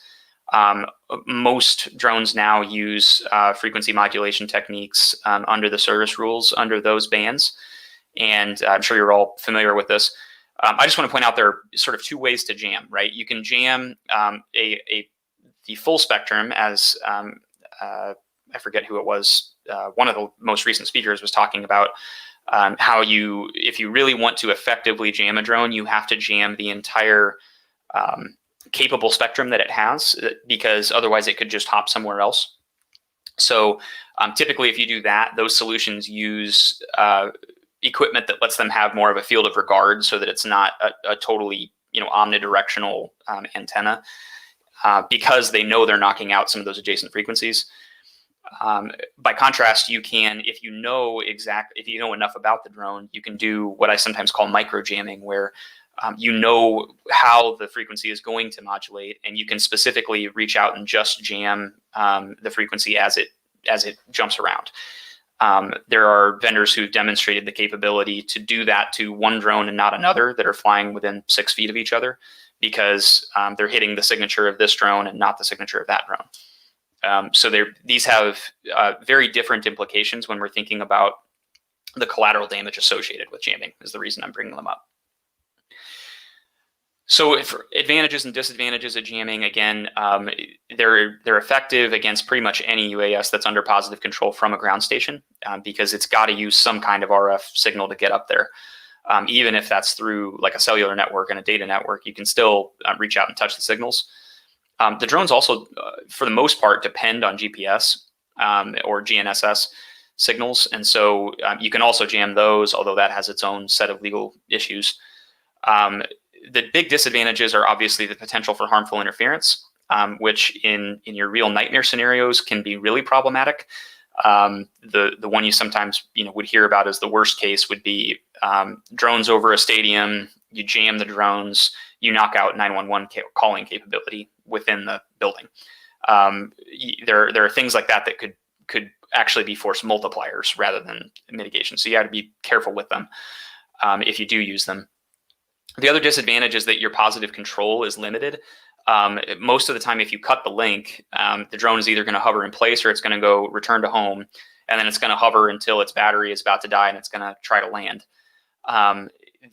That can be a good thing in some cases, but if they took off from a sensitive place, or if it's just got a payload on there that you don't really want to stay in one place, that can be a problem, because now you've got control of the drone and you're actually keeping it there, or moving it back to some place you might not want it to go. And that gets tricky from a liability perspective, because you've exercised some control over that payload effectively. So you have to be very careful when you're thinking about how you might deploy these in practice. Spoofing, I won't spend much time here. The difference between spoofing and meaconing is basically whether you are imitating a satellite by projecting a dummy satellite signal, or rebroadcasting a GNSS signal. They have the same effect, which is that by manipulating where the satellite signal, you can basically achieve positive control over the drone if you're good enough at it, because you can fool the drone into triangulating its position to somewhere else. This is of limited effectiveness on drones that have a lot of redundancy, because they may be able to sniff out that problem, or they may just be able to see enough satellites that they can just disregard the one that you're trying to imitate. But it has been demonstrated as being effective, including against some really advanced, like military grade systems. So it's an important technique to keep in mind, but not really a focus for this talk. Hacking is a little bit more in play. There are more vendors that have some component of hacking on there. When I say hacking, as I said earlier, I typically am talking about using software-defined radio to exploit some vulnerability in the protocol itself, or more frequently in the firmware or software on the drone or on the controller. When you're doing this, depending on how you do it, you may or may not achieve positive control. So you have some. Your advantages and disadvantages vary quite a bit by what your particular solution is. There's the possibility for what I call pre-flight cyber or pre-flight hacking, where you've actually got an exploit sitting on the drone, sitting on the controller, sitting on the phone that's linked to the drone. Any of those things, those are not your garden variety exploits, but I would not be shocked if they're out there for some well-resourced nation-state actors.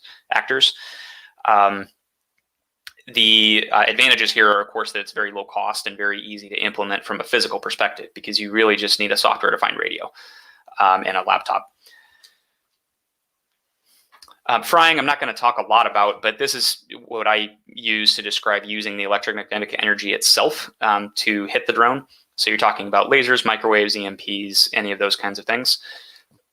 I would point out the reason why you're seeing these emerge for C-UAS in a way that we haven't, even though we've had these technologies for a long time, is because drones actually are a uniquely suitable target for this.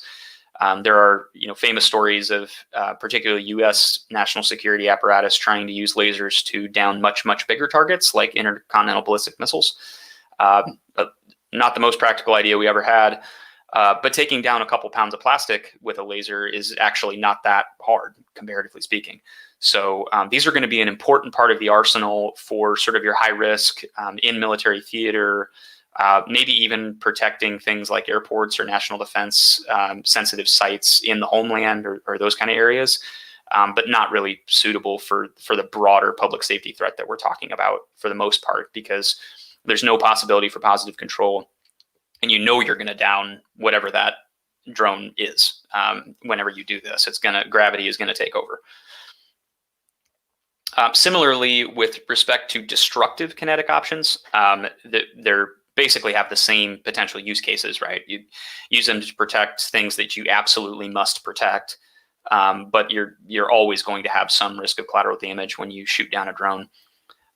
This is one that, as a lawyer who people know deals with drone stuff, you can guess the most frequent call I get is from angry homeowners, businesses, whoever, saying, "Can I shoot this thing down?" We'll talk about the legal implications of that, but I'll tell you, many people have done it. So it can be done with drones. They're not that tough. And they're not as hard to hit as you might initially think. There are some interesting non-destructive options here, which I would guess maybe some of the folks on this call might actually produce those solutions. Those include your net guns, your hunter drones, where they're going out and capturing the rogue drone, even trained eagles or other things there. You're still using kinetic energy to go out and grab the drone and do something to the drone.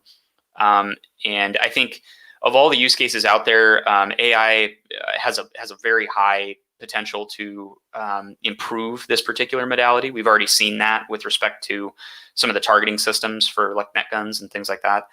But I think this one could get a lot better. And if you look at sort of the history of military conflict, it would suggest that at our most sensitive sites, this is going to be an important option.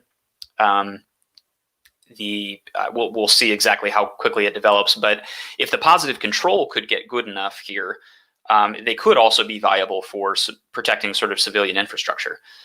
Because if you can go out and grab a drone with a net and then go fly it off somewhere else as part of your own drone, that might be a very useful way to deal with that threat. Actually, it might be the highest degree of positive control you can get.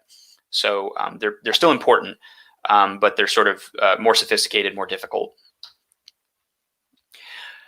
So now let's start to dig into some of the legal problems now that I've used up half of my presentation in the setup. With respect to jamming, there are a myriad of reasons why it is illegal. And I like to kind of describe it in layers because if you're not an attorney, this doesn't initially make sense. But at the regulatory level, you have service rules for unlicensed spectrum. At the statutory level, you have the statute that specifically prohibits private actors from doing certain things, regardless of what the FCC rules say. And then at the administrative or constitutional law level, that statute from the second level here, this statute, actually is what creates the FCC. So the FCC, even if it wanted to pass rules that would go against those statutory norms, it doesn't have the option to do that. So I'll dig in and explain that a little bit here. With respect to the service rules, as we said, most UAS use the unlicensed spectrum, the ISM bands for their command and control links. The use of this spectrum is not licensed, obviously, but it is still authorized. And that's important for the statutes we'll talk about on the next slide. Generally, equipment that's operating in this band has to accept interference from other equipment that's using the ISM bands. So again, query whether with the FCC's take on jamming, broadcasting another controller on sort of the same frequencies, whether that would count. With respect to the service rules, maybe not. It's a close call. Maybe it would. But there is the prohibition on creating harmful interference. And the way that term is used in the regulatory regime means that you can't interfere with a service. A service would cover things like GNSS, satellite navigation, a cell phone network, a UTM system once those are online, any of those types of things where you have an approved use of the electromagnetic spectrum in order to do something in that public way. Those are generally going to fall under that definition of service. So you can't mess with those. You can't generate harmful interference. The statutory prohibitions, these are the ones that apply directly to anybody that's not the federal government, essentially. They prohibit unauthorized or unlicensed radio transmissions. So again, remember, the ISM bands are authorized even though they are not licensed. Section 333 then prohibits willful or malicious interference with licensed or authorized communications. Notice it says interference there. It does not say harmful interference. So if your ISM band command and control link is authorized and you are willfully interfering with it, you've got a problem even if you're not touching a cell network or some other authorized FCC service. So that's where you really, this is just a really tough one to deal with. There's also the prohibition in 302B, which is problematic for C-UAS providers specifically. And as we'll see on the next slide, the FCC is not afraid to use this one. But essentially, it prohibits you from doing anything to sell these or even to develop these systems. So that can be a real problem unless you're operating within one of the options that we'll talk about later. Finally, on jamming, the FCC, even if it wanted to issue you a license for a jammer, literally could not. So it has broad authority to manage spectrum, but these statutes are found in that same, or these sections are found in the same statute that creates the FCC or gives the FCC its authority. So it literally doesn't have the statutory authority to issue a rule that would go against those. And that's why if we're talking about real solutions here, it sounds sort of trite to say it would take an act of Congress, but that is literally true in this case. I would also note that for any sort of legal nerds out there, there is some interesting activity here on preemption. One of the prison cases I mentioned from back in the early 2010s, 2012 or 2013, I think, there was a prison guard who was shot, and the hitmen who came and did that were ordered to do it from a cell phone within a prison. So the prison guard and his wife, I believe, brought a couple of state law tort claims against the cell phone network providers, and basically said you knew that there were inmates using cell phones for no good in this facility and you didn't do anything to block them. And those state law claims were preempted because under these statutes, there was nothing that those cell phone providers could have done. There were things the prison could have done in terms of the materials it used to build the prisons and where it put inmates and things like that. But in terms of technically defeating the ability of those cell phones to use the electromagnetic spectrum, they couldn't do it. They didn't have the ability to do it because they weren't the federal government. And so this is a very broad and deep prohibition. It's not something that can be sort of flippantly worked around. In terms of the enforcement side, the FCC doesn't always enforce jamming stuff, but when it does, it's not afraid to make an example of people. The case on the top was, if I remember correctly, the individual who used a little, I don't know how much it cost, $10, $20 little jammer that he put on the top of the truck, commercial truck, so that his employer couldn't police his speed limit. And unfortunately for him, his trucking route involved flying right underneath an international airport. And his little jammer knocked out GPS signals, or GNSS signals, from overflying aircraft on more than one occasion where they were coming in on final and lost their link. So he got quite the hefty fine. Again, I believe that fine is from that case. Don't quote me on that. But that is a real case. The second one there is a fine that the FCC may never be able to collect on because it happens to be a Chinese company. But as you can see, they fined the company just shy of $35 million for basically violating that prohibition on selling or distributing jammers. So if you see a site that purports to legally sell you a jammer in the US, you should leave because you don't want to be necessarily running around in that circle. With respect to the other uses of the electromagnetic spectrum, there are a few other miscellaneous things here to talk about. 18 U.S.C. is the U.S. Federal Criminal Code, and that prohibits interference with government communications and with GNSS signals as sort of separate offenses away from the Communications Act. So if you do use a jammer, you can run afoul of those, even though it doesn't have anything to do with jamming specifically under the FCC authority. Most of your directed energy devices, like a laser, an EMP, or a microwave, do emit harmful interference. That's one of the things you have to test. Like when you're going to sell a laser, you have to show that it's not causing harmful interference if you want to distribute it. So just note that you can run into those problems when you're using a high energy device. And then lasers, this is one that folks don't talk about that much, but the statute that makes it illegal to point a laser pointer at me if I'm flying around in a Cessna, which don't do that. Those do get prosecuted. That statute also would not really let you use a laser to mark an aircraft as part of a C-UAS system. So if we were to get any kind of a licensing regime, it would have to carve that statute out. Otherwise, you would have a criminal offense just for marking the aircraft with the laser. As we keep moving down the electromagnetic spectrum toward hacking, a lot of folks here are probably familiar with the Computer Fraud and Abuse Act, may or may not be familiar with the DMCA, but both of them have some potential play here. So as you know, software code is generally copyrightable. It's a written work. There are cases that have found software was not copyrightable because it was so short or so simple. But generally, the stuff that is being used to control the flight controllers on drones and things like that are above that level of complexity. So not safe to assume that it's too simple. The DMCA does something a little bit different than the General Copyright Act. The General Copyright Act says you can't infringe on that copyright. So that would be copying the code, using the code in a way that you don't have a license to use it, etc. The DMCA effectively says if anybody puts a perimeter around that copyright, you can't try to breach the perimeter. So that might look something like this. You've got the code on the aircraft itself, on the controller, on the phone being used as the controller, whatever, in the gray circle there. If you're breaking any encryption, if you're impersonating a user, if you're doing any of those other things, the definition of technical measure under the DMCA is broad enough that you could run afoul of it quite easily by breaking any of those measures.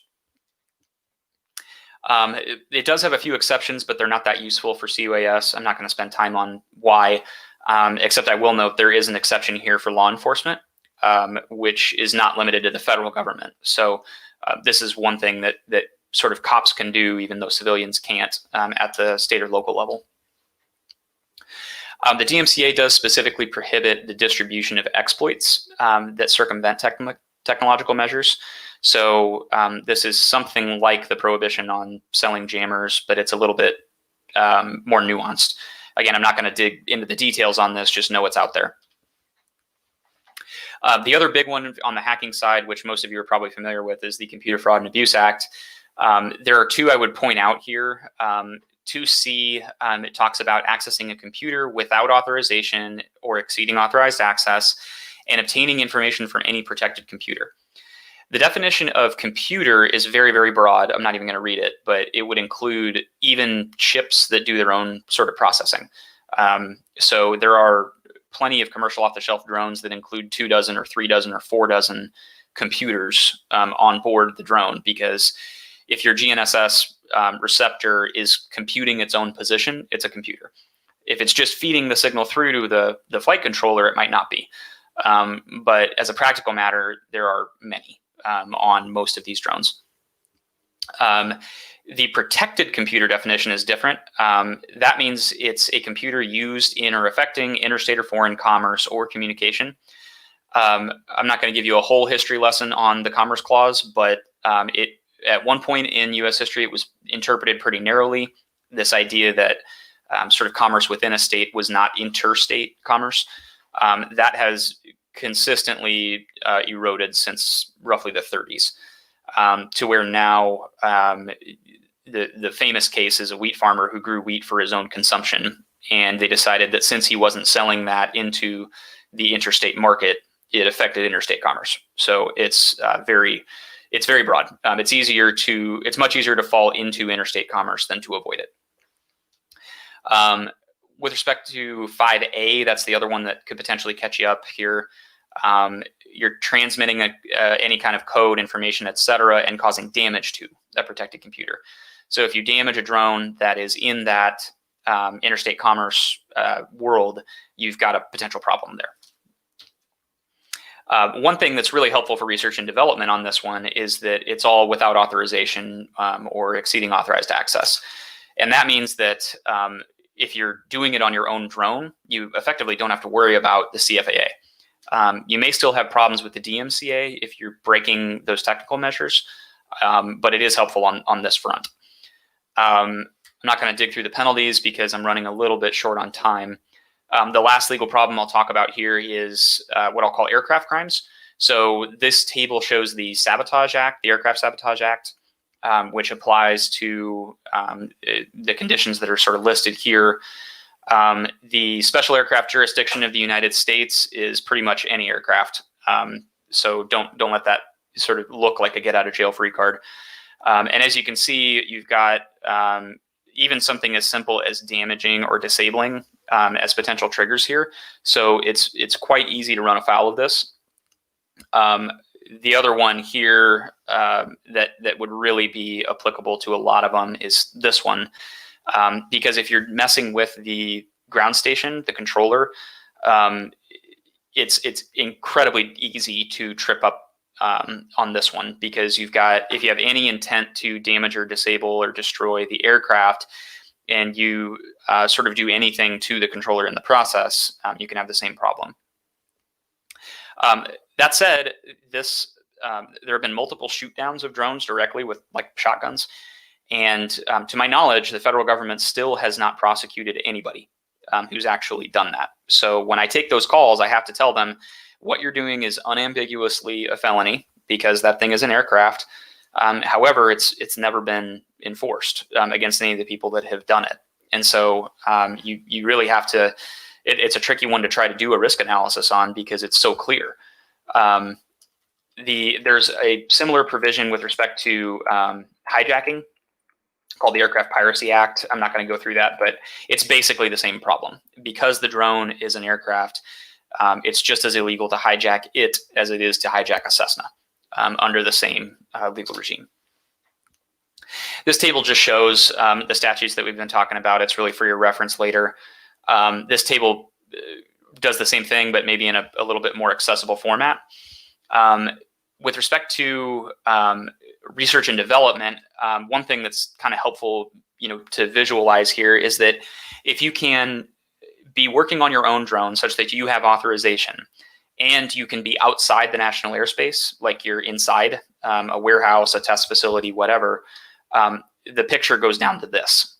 So you can get out of a lot of these X's just by controlling the environment.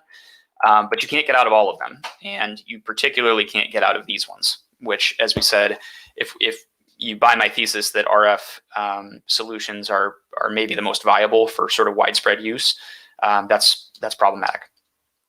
So what do we do about it? There are basically two ways to do R&D right now above board. One of them is to develop the technology exclusively under the federal government, under the watch of the federal government. The 2018 FARA gave the DOJ and DHS authority to use C-UAS effectively and go get them. It also gave the FAA the responsibility to test out those systems to make sure they wouldn't break the national airspace system effectively. There are solicitations out there right now on this that you can go look up. I referenced one of them here. And this process is underway. So if you're a vendor in the U.S. and you want to get in on this action, the time is right now. There are federal agencies looking for these solutions, and the FAA is looking to test them. So I would point out that these carve out basically the legal issues that the federal government itself might have. They don't carve out the other ones that would be potentially applicable to civilians. What that means is you still can't use this to develop a solution that you intend to sell the federal government later. You've actually got to get that authority passed down from the federal government in order to do even the research and development if you're trying to get out of something like the Communications Act, the DMCA, et cetera. This has a number of disadvantages. The big one is that it's difficult to iterate. As one C-UAS provider told me, imagine how terrible my code would be on my software if I could only debug it while I was on a federal range. And that's the case for a lot of these folks. If they're trying to do it above board, it's difficult, and it's suboptimal. If you talk to folks who've actually used this technology in theater, which I have, that's the number one problem they have is just effectiveness. Particularly against, if you're talking about those sort of microjamming or hacking type exploits, in many cases, all the bad guy has to do is buy a new drone from some new manufacturer that the particular C-UAS vendor hasn't had time to iterate against, and they don't have an exploit to pull out of the library to use against that particular system. So it's not a good environment even for the folks that we all agree we want to use C-UAS, like the military, Homeland Security, those types of folks. You also have potential export control issues here, which you're going to have anyway. But if you've got technology you developed in the US, trying to get it out of the US can be tricky depending on what it does. And let's be honest, you've got non-compliant competition. So because of how frustrating this environment is, if you're one of the actors who's trying to do it above board, you're going to be competing with folks who aren't, and that can be challenging. There are some tools you can try to use to do this. If you have existing relationships, that's the best way to start. If you don't have existing relationships, you can try to go through the federal acquisitions process. There are sort of traditional FAR acquisitions. There are OTAs, other agreements. There are CRADAs, which are these sort of research agreements where you can't get funding from the federal government, but they can give you access to their facilities and things like that. If you happen to qualify for small business innovation research or small business technology transfer programs, I encourage folks to use those because there are typically percentages of budgets that have to be allocated over there. So that can be a helpful way to get those inroads started while you're still growing. But long and short is you've got to figure out some way to make that connection. There are plenty of consultants, law firms, other folks who can help you do that, including ours. But there are getting over that relationship hurdle is sort of the first step if you want to try to do it this way. The other option is to go abroad. And there's a reason why this particular market is, I would argue, more globally distributed than sort of comparable defense technologies or security technologies. And it's that the US is just not a friendly place to do this, the way that the US is a friendly place to do other things. And this is costly and complex, especially if you're a US entity. But if you are already one of the folks that's watching this from abroad, you've actually enjoyed the benefit of this to some degree for some folks. And I suspect it's going to continue to be that way unless or until the US really makes some of the changes that it would need to make to solve these problems. Okay, what would those solutions look like? And David, I'm almost done. I think I'll get to you on time here. The statutory change differs a little bit depending if we're talking about R&D or if we're talking about opening up the market or opening up the use cases. But in both cases, it really has to be statutory. If I'm going to focus on jamming with these two solutions, but the same framework applies if we're talking about things like the Aircraft Sabotage Act, right? If you want to let people out of committing a felony, you have to provide an exception to that felony. There's not another great way around it. So if we're talking about, this is just as an example for the way it would work for jamming. If you had a statutory clause or section here that you stuck into something like the National Defense Authorization Act, as we did in 2016, or the FAA Reauthorization Act, as we did in 2018, you could direct the FCC to issue experimental licenses for Counter-UAS that use jammers. This would solve all three of those problems because it would trump the service rules.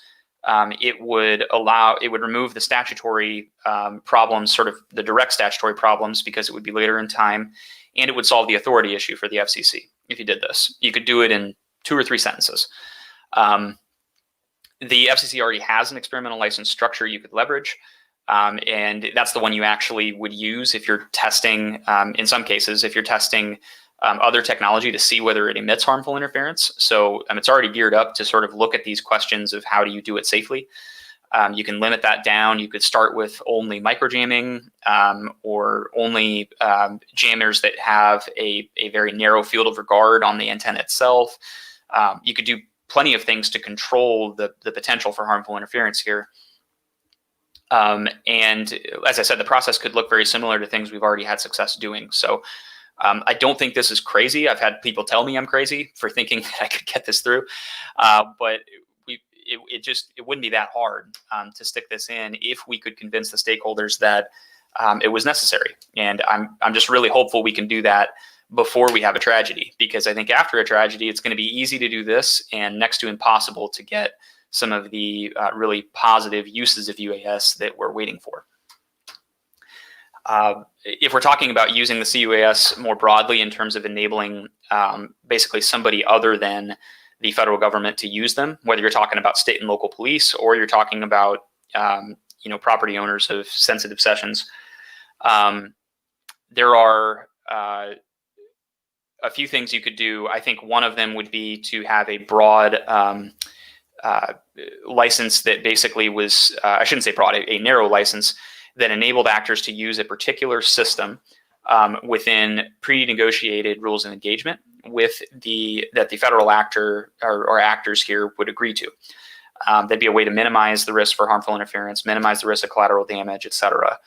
And I would envision this sort of as a one-stop shop license, like the one we use for space launches. We have templates out there for the ways that this could be done, but it would be quite a bit harder than the first statutory change, in part because there are legitimate policy reasons why the government might not want to give jammers to too many people. The government might legitimately say, look, we're not comfortable letting anybody use a jammer to stop corporate espionage, even though we are comfortable with it for true public safety in terms of dangerous payloads or other things like that. And so I think in the near term, if this happens, it's likely to happen with state and local police rather than with private property owners. But we'll see. You never know where this is going to go. That's the end. If you have any further questions, please get a hold of me. I've got my contact information up here.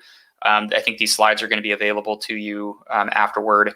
And I'd be particularly interested in talking to any of you that are interested in joining the effort to try to get one of these solutions through. I know there are several companies that are already working on this. There are trade groups that are already working on this that I've spoken to. And I would love to try to include you in that dialogue. Brilliant. Well, thank you so much for your talk there, Jacob. Really comprehensive and concrete on some of those, which is certainly, I think, has more application to other countries, not just the US. That Australia seems to sometimes model or follow after other countries in that same way. So very interesting. Now, we do have 3 minutes, and so I'm looking at those 3 minutes like we could probably get a question or two in there. Yeah. So we did have a number come through. There was a question that mentioned when there's a incident or a federal on-the-scene commander who has authorization, does that overlay rules using countermeasures of drones? So I think taking a drone down by force, they're authorized to take a drone down by force in that situation. Does that also allow countermeasures? So not in a general sense. So that sort of goes back to the slide we had at the beginning about, you can shoot the pilot, but you can't shoot the drone. So the use of force analysis on whether you could, say you've got a known drone pilot who is flying toward a stadium with an unknown payload, right? The traditional sort of state law analysis would govern whether the police can go tackle that individual or tase them or shoot them. And the fact that the individual is using a drone does not affect that analysis at all. That does not mean that they would necessarily have the ability to use force against the drone itself, because as we said, the actual mechanisms they would likely use to do so are in many cases illegal, like a jammer. The one exception to this that just hasn't come up yet in terms of US law and really being tested is whether you would be able to use state law theories like self-defense in order to try and surmount that. If you're talking, again, not about police, but about sort of private, landowners or whatever. The big problem there is that the use of deadly force is generally not authorized in self-defense unless you've got deadly force being demonstrated against you. And if you have an unknown drone coming toward you, pretty tough to sort of know that it's that dangerous, unless it's got a giant, ticking time bomb strapped to the bottom that you can, see the flasher on or something. So we don't know exactly how that's going to play out. We'll see once it starts happening. But I hope that answered the question. I'm not sure if I quite hit the use of force piece, but feel free to get a hold of me and ask about that later too. I think you did, and there's plenty more. There was about 9 questions that I'll shoot through to you a little bit later. I guess we've got time for just one more before we end up going over to David. So there was a message which was, what if you were to insert a visual warning into the video feed of the drone that is sent to the controller? Would that classify as manipulation of data, or is that something else? That's interesting. So I think you would at least have to think about the detection stuff there, because I don't see how you would do that without recording or otherwise capturing the content of that transmission itself. So you'd have to think about the Wiretap Act and trying to not run afoul of that. I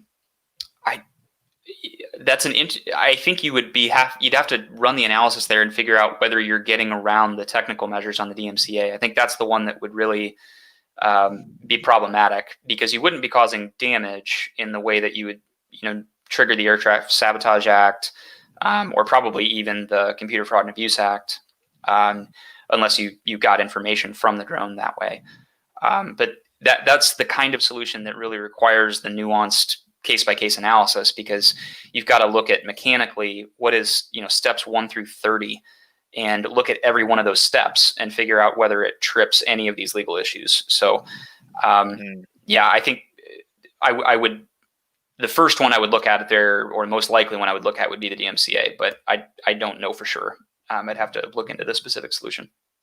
Yeah, and I'm sure having a massive warning block up on your controller, if you're trying to control that and you hit something else, could indirectly cause an accident, although that might go on to the operator as onus. Yeah, and So, there is an interesting piece on that particular one about, what if law enforcement does that? Because law enforcement is exempt from, under the DMCA, from some of the things that private folks couldn't do. So that might be an example of a kind of technology where you could figure out a way for cops to do that without additional authorization. Again, I'm not saying you could. I just that'd be the kind of thing you could explore. Yeah. Well, other than that, I'm sure we could talk all day. But Jacob, thank you so much for your talk and spending time and your dedication to the industry and the legislative part of it. So I'm sure many got a piece out of it. And thank you. We're going to switch over to David now, but have a great rest of your day, Jacob. All right. Thanks much, Mike. Looking forward to it, David. All right. So up next, and we'll just have the slides switch now. So give us a moment while we transition through. Okay, so I should have David on the screen. David, I can see you. So hello and welcome. How are you doing today? Doing well. Been with you for now going on 8 hours, so it's been quite a pleasure. The full run. You've been around the world, and you you started in Australia. We're almost back there. Yep, we're returning home. That's right. Well, David, thank you so much for coming on board, and obviously, as the keynote talk, we wanted to make sure that everyone understood this is quite an important topic that you've had brewing here for a while, and that you're, I know you've spent a lot of time researching and trying to deliberate between, and it's a very interesting point of view, both for threat intelligence, both for incident response, and everything in between. So we're really looking forward to it. And for those who don't know, David is the founder and CEO of Ursa Inc. So we're really pleased to have him on board on the topic of UAV threats to the oil and gas industry. So David, I'm going to start disappearing off the screen now, and your presentation should be up and you can take it away. So thanks so much. You've got the last talk of the event, and thanks for sticking with us. Thank you for the opportunity. Really appreciate it. I should have the full display up. I'm only running with one monitor, so hopefully I've got everybody here. Thank everybody who's been here all day and whoever has joined us. I'm speaking on what UAVs may pose as a threat to oil and gas and the energy industry in general. But a lot of what I'm going to cover here really touches on things that you've been hearing all day. To set the sort of stage, as was said, my name is David Kovar, CEO and founder of URSA Incorporated.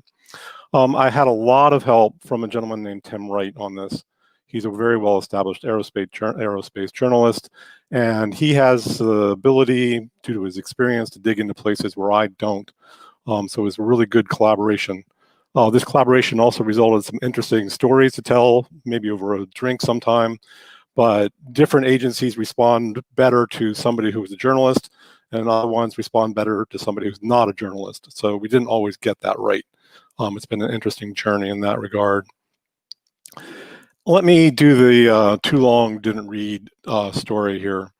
The threat is real. You've been hearing that from various people throughout the day. Many organizations are underestimating or downplaying the threat. That's not something that we've been hearing quite as much, but I'll give you some data to support that particular conclusion. The Counter-UAS community is part of the problem as well as part of the solution. This is a difficult thing to say. I am part of that community. But I think that if we all sort of step back and look at what we're doing and how we're doing it, there is a certain kernel of truth to this particular statement. And this is a great opportunity. This particular group, DroneSec, other forums for collaboration are opportunities for us to have discussions about how we can move what we're doing to be more firmly in the we're part of the solution part of that continuum. My conclusion, my belief, and I think you've been hearing it from other people today, is that threat intelligence is important. We need to understand the threat. We need to understand the nature of the actors behind that threat.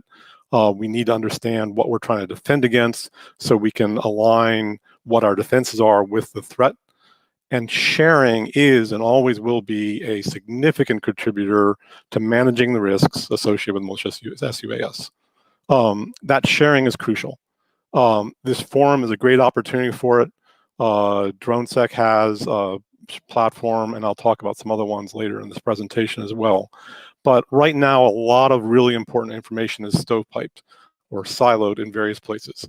Some of that's behind national security concerns. Some of it's in competitive, I don't want to share with my competitors. Some of it's tied up in intellectual property. Some of it's just tied up in non-disclosure agreements. Some of it's just tied up in we don't know whether we can share this stuff or not.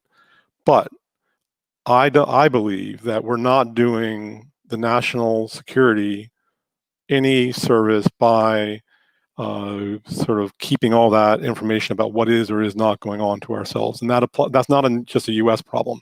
That's a national problem for anybody anywhere in the world. To start off, to frame the overall conversation, this is from Sandia National Labs, a paper that they wrote back in 2007. And it applies to kinetic and cyber attacks. And by the way, I've got 20 years of doing cybersecurity, about 5 years of doing incident response, digital forensics, a bunch of things like that. So I come from more of the cyber community, but I've got some kinetic experience in security as well. So their statement is that to build the right defense, and the right defense means the ones that are most effective. It also means that it's cost effective. There are a lot of definitions to what the right defense is. But to build the defenses capable of withstanding or surviving cyber or kinetic attack or a drone attack, we must understand the capabilities posed by those threats to the government, to the function, or to the system. We've got to understand who the threat actors are, what they're using to create that threat, and only then can we really start building the right defenses. This particular conversation is about energy infrastructure. You could be protecting pretty much anything, but I'm using this particular one. I live in New Hampshire, so you're upper right on this one. This is just all the power plants in the United States. There's an awful lot of them. And there's a surprising number of nuclear reactors in here, including one that's 20 minutes away from my house, which I oftentimes forget. There are an enormous number of oil and gas refining and processing facilities scattered around the country. You'll notice there's a lot of the Midwest. I used to drive between Washington, D.C. and New Hampshire all the time, and so I'd see the ones in New Jersey. There's a bunch down in Southern California. There's a lot of it down around the Gulf Coast, and we'll get to that in a minute. There's a lot of natural gas pipelines. Thankfully, a lot of these are buried, but not all. There's also oil pipelines and other transmission systems on the surface that are potentially vulnerable. Crude oil, petroleum, HEC. What's left out of these graphics is high transmission lines, which are getting a lot more attention.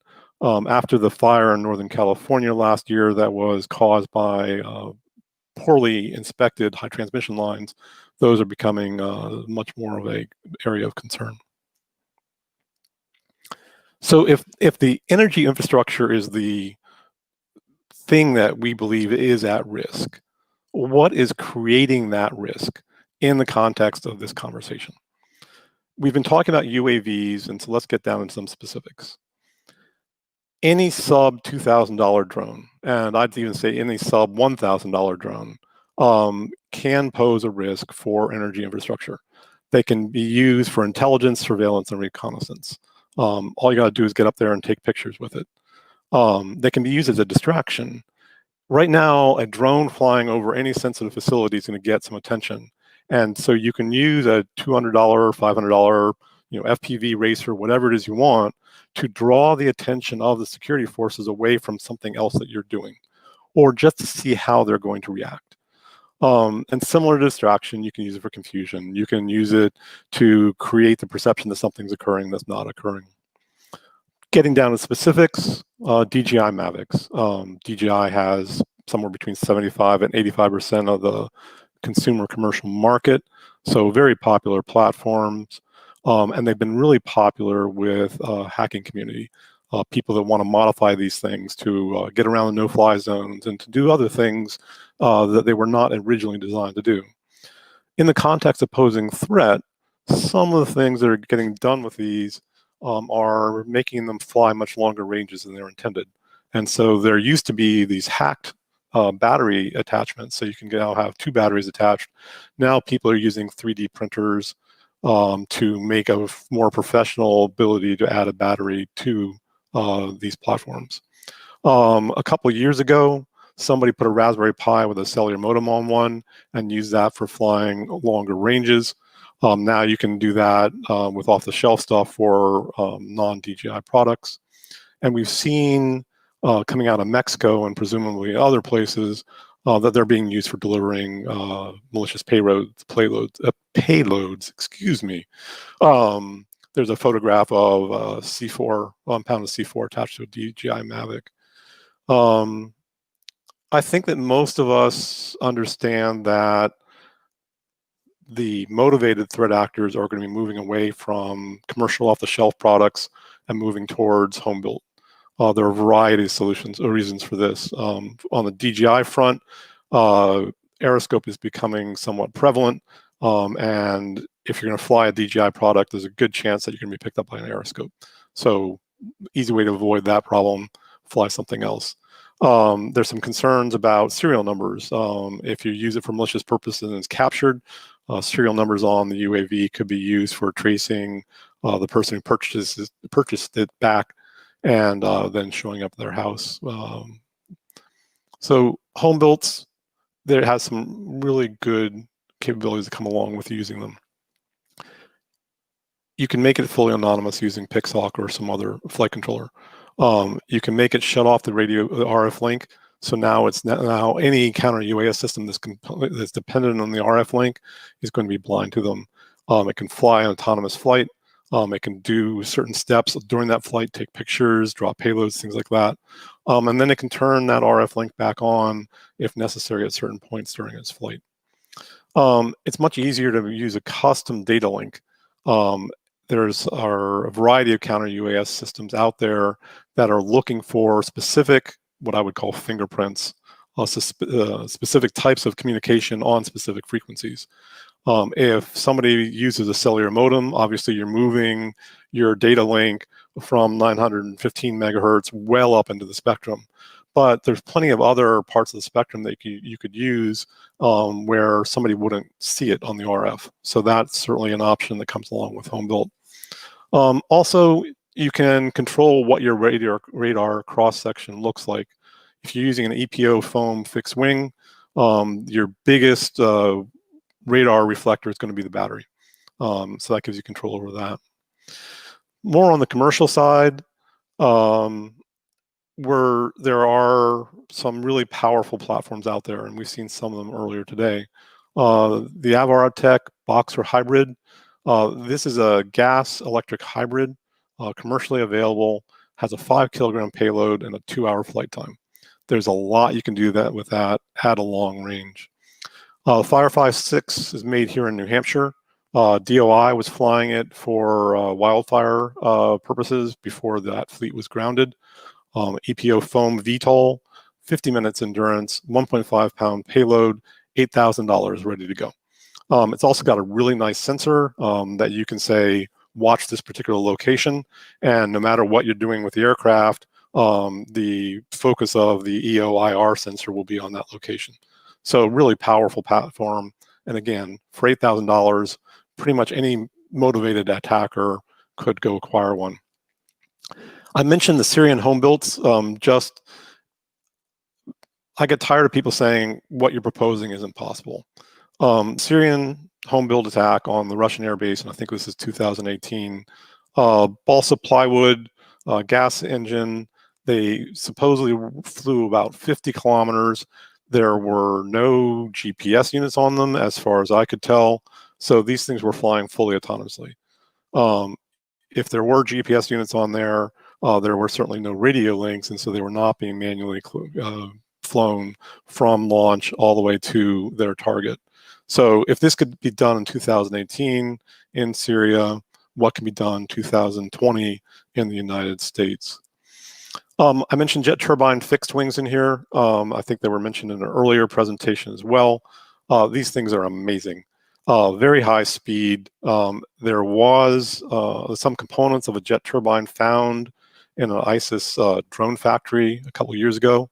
Nothing functional, but you could tell that threat actors were starting to think about this particular platform.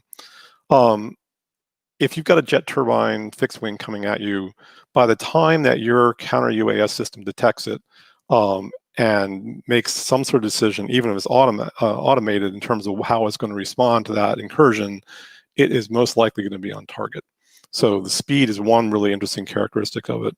Another characteristic of it is that the explosive payload is the fuel that it is using already.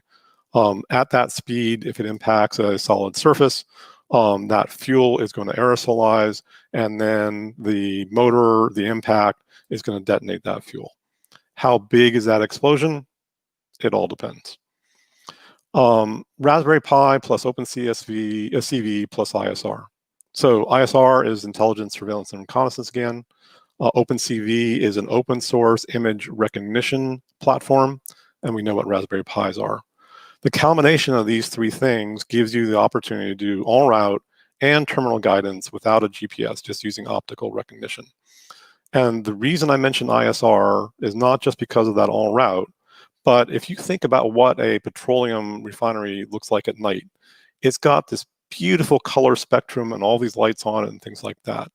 And I suspect you would find that those are a very unique fingerprint. You can, given a certain pattern of light, say, oh, I'm coming in from this angle and I'm this far away. So that's where you get your terminal guidance.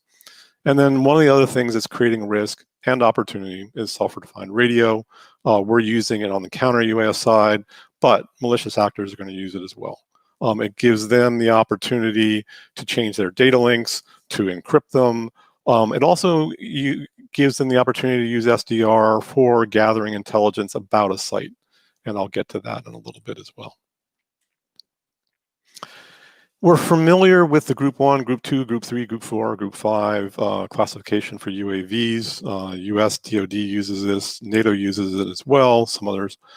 It's a good way of thinking about capabilities in terms of size, weight, payload, endurance, and altitude. But as we're trying to really figure out what's creating or posing a threat to us or to the sites we're trying to protect, I really suggest that you think about a sort of broader range of capabilities. This comes from a NASA paper, I think was done back in 2010 and it had nothing to do with Counter-UAS. It was really just thinking about what sort of capabilities there are for UAVs. Some of the interesting ones are here, all weather conditions. So, you know, if you are at a base in the Arctic and you're concerned about UAVs, yeah, you're going to need to have something coming at you is going to need to be all weather capable. One of the interesting things in here, particularly given swarm technologies, is the monitoring control multi-ship operation, mother-daughter ship operations. So it just gives some examples of some things to think about in terms of capabilities that might be brought to bear on you, on your system, on your facility. So we've talked about what's at risk, about what creates a risk.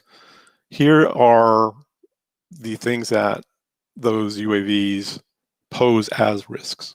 We talked about ISR, intelligence, surveillance, and reconnaissance. A lot of people, when I've talked to them about, you know, why somebody might use their drones around security site, and they say, hey, all this imagery is in Google Earth. You know, I can just go do it. Well, first of all, Google Earth, the images are taken when they're taken. You have no control over it.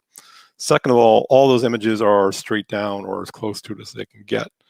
That doesn't give you some really valuable information in terms of what the physical layout is, looking at it from all angles. It doesn't give you examples of what the lighting changes when it's sunset or sunrise. It doesn't give you information about how people are moving around the facility and things like that. So yeah, Google Earth is wonderful for doing remote surveillance and reconnaissance, but at some point in time in your desire to go effect upon this facility, you're going to want to get eyes on, and drones provide a really good eyes on capability. They can also fly some sensors other than optical. LiDAR can be used if you really want to get into looking at how the facility is constructed down to a very, very fine level of detail. And if you're trying to put a precision strike with a small explosive payload on, then having that sort of knowledge could be very helpful. IR gives you information about where heat sources are, obviously. That could be people movement. It could be where generators are. It could be where cooling ponds are, all sorts of things. RF collection. This is something that doesn't come up too often, but it's why I mentioned SDR earlier. If you are trying to attack a facility or attack a site, you really want to understand what's going on with the defense. What are they capable of? What's their operational tempo like? What are they doing? And so RF collection is one of the things that you would want to do, SIGINT. So what frequencies are they using? What are they using those frequencies for? And can you capture and collect some of that comms traffic? You may, by capturing that traffic, find out what their shift changes are if you're not getting it via other means. You may use this for deciding what to jam when you decide you're actually going to take action upon the site, and things like that. There are passive risks created. We talked about distraction and intimidation. Response analysis. And I'll talk about the Palo Verde site in a little bit, but these drones were over the site for 2 days running. So the first day drones were over it, you get one sense of what the response looks like. You come by a second time or later, it's like, have they changed their response? And understanding how the defender is going to react to the various moves you're going to make is a really important part of preparing yourself and your team for the action you're about to take. And then there's obviously payload delivery. So some examples, most of these are familiar. We spent a lot of time digging into this, and then we realized that there are more examples than are really necessary. I mentioned Palo Verde. If you've been following the Drive, they've been doing some interesting articles on Palo Verde and some other issues, and that's where a lot of our information comes from. To summarize, Palo Verde is the largest nuclear reactor in the United States. It's in Arizona. On September 29th and 30th of 2019, 5 or 6 UAVs, 2 feet in diameter, were on site for 80 minutes. They were hanging out, they were looking around for 80 minutes, and nothing could be done about them. The NRC ILT Lab, their Intelligence and Liaison Threat Assessment Branch, and the FOIA recovered documents told the site operators and the NRC in general, please stop calling us during off hours. Some people took this to mean some things that are sort of not favorable of this particular group. They're not a response organization. I think it was a fairly reasonable response on their part. Hey, there's nothing we can do at 2 o'clock in the morning. Let us sleep so we can do our job when we get up in the morning. But the take home here is that they were probably being called because no one knew who else to call to say, hey, we got drones over our facility. What are we supposed to do about it? The NRC, Nuclear Regulatory Commission, does not require a counter-UAS at nuclear plants, asserting that small drones could not damage reactors. A small drone might not be able to damage the actual reactor itself. If you look at the picture on the right, there's a lot of other infrastructure around that reactor that makes it function that is potentially at risk. And even if there was no damage that caused the reactor to be shut down, simply the knowledge that a US nuclear reactor, nuclear power plant, was attacked by some sort of explosive carried by a drone is going to have a financial impact and a terrorist type of impact as well. At this particular site, there was previous UAV overflights on December 21st of 2017, and to an earlier point, there was another overflight on December 2019, and there may have been a counter-UAS system deployed on the site at that time.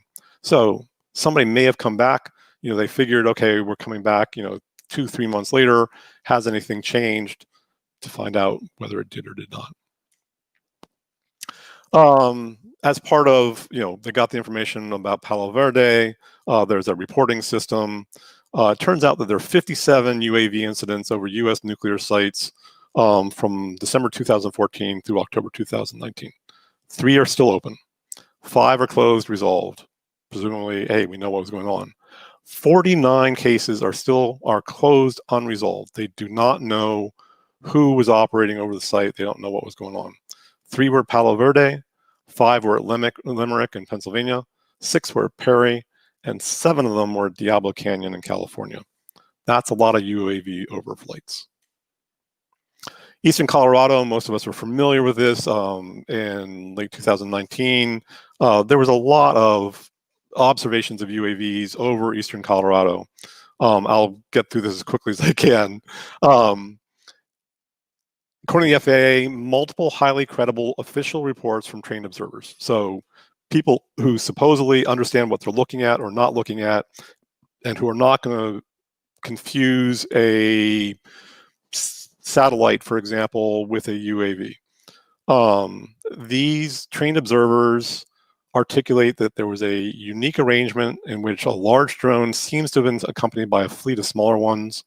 The number of UAVs range from 2 to 16, approximately 6 feet in width, so sizable aircraft, flight time between 2 and 3 hours, nighttime operations, flying grid-like patterns. That's a significant operation. So who was doing it? Military, commercial? The answer, according to the FAA, it was neither military nor commercial. All the military commands that they asked said, nope, was not us. And they went through, I presume, all the open waivers. They reached out to all the commercial operators in the region, said, hey, was this you? And according to the FAA, it was not commercial or military. So we still don't know. But another take home here is that, and I'll get to this in more detail, is that if you're a malicious actor, there's a lot of sort of noise going on in the environment that you might be able to hide within. And that gets to the what is normal. If you're not keeping up with the sort of evolution of the counter-UAS and the UAS industry in the United States, it's been quietly, excuse the language, taking off. People are getting beyond visual line of sight waivers. People are now effectively, and have been for months, using UAVs for inspecting pipelines, the dirty, dull, and dangerous, as well as tracks and all sorts of other things. The literature on the left side of the screen is from a vendor that sells UAVs into this space. They assert that some of these operations are better done at night. And so there's an excuse for having UAVs over critical infrastructure at night. The VTOL UAV that they provide can fly up to 40 kilometers beyond visual line of sight, and flight endurance of 88 minutes. Pretty powerful aircraft, and it operates in a variety of weather conditions. On the right, there's a quote that says, more often than not, operators hire contractors and subcontractors often hire their own subcontractors. If you're trying to figure out who's actually flying over a site, and you got to work through all those legal layers of contracts, good luck getting that done in a timely manner. And it may be difficult to do even if you've got more time. Elsewhere, Louisiana, 3 Spanish male. So on the graphic I showed you about where energy infrastructure is, I mentioned there's a density down around Louisiana. Mississippi River drains out there. There's a lot of energy infrastructure in the Gulf itself. A lot of shipping coming in there. There's a lot of energy infrastructure down there, including some apparently very rare chemicals coming out of it. After the area was devastated by a hurricane, there was a lot of pressure to get certain refineries back up online as quickly as possible because some of the chemicals coming out of that region are apparently incredibly important to national security, and that was the only source of it. So looking at what's going on in Louisiana makes a lot of sense if you're trying to get a sense of what's at risk and what's creating that risk. 3 Spanish males were arrested for flying UAV over Valero back in 2018. The second quote is a detective who, while they were on site at a Dow chemical facility, observed a small UAV that was remaining stationary and rotating 360. So not just flying through, not fly away, something was sitting there intentionally and doing what we would consider a surveillance sort of activity. One of the guys working on a different site had a UAV crash right in front of his truck. Could be flyaway. Incident reports don't get beyond the fact that this happened. France, 2014, overflights of 7 nuclear reactors. 2018, Greenpeace flew a drone dressed up like Superman into a nuclear reactor. So demonstrating, hey, there's a security problem here. In the United States, there was a Mavic found next to a non-bulk electric substation with some ropes, and then at the end of the ropes was copper wire. Presumably could have been used for shorting out transformers and things like that. I've been asking for the picture of this. I've been told by multiple credible sources it exists. No one's shared the picture of that with me. If you have a copy of it, feel free to send it to me anonymously or take credit for it one way or another. I'd love to see that one. We talked about Saudi Arabia, previous presentations. You can go look this up. It was the most significant attack on energy infrastructure to date, and I think it's reasonable to assume that it's not going to be the last. So what's at risk? What's creating the risk? What are the risks? What's going on in the United States? We wanted to sort of categorize, how big is the problem based and what are they doing? On the upper right, and this is something that the hobbyists, get all bent out of shape about for good reason. Most people are compliant. The vast majority of people flying in the United States, we believe, are compliant. They're staying below the thresholds. They're flying in approved locations. They're getting the right waivers. They're registering and things like that. So let's just and unfortunately, there's not sufficient amount of data to prove any of this, but these are all reasonable assumptions, I think. So the vast majority of these people are compliant.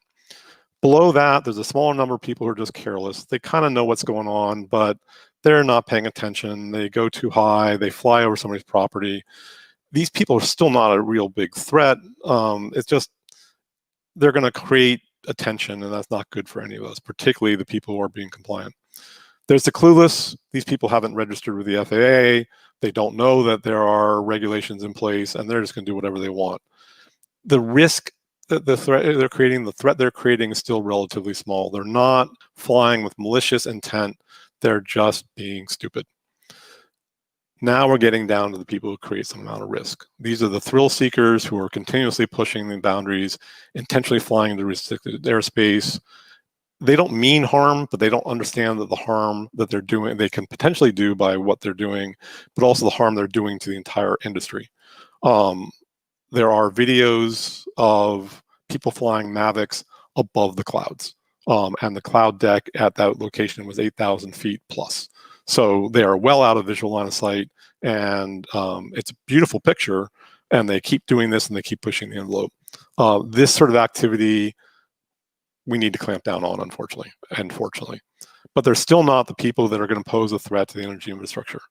Now we're talking criminal and terrorist. These are the smallest number of actual operations, but they are posing the greatest threat. You can produce your own threat matrix, and I encourage you to do so if you're responsible for protecting a facility. One other take home from this threat matrix is, again, the getting lost in the noise.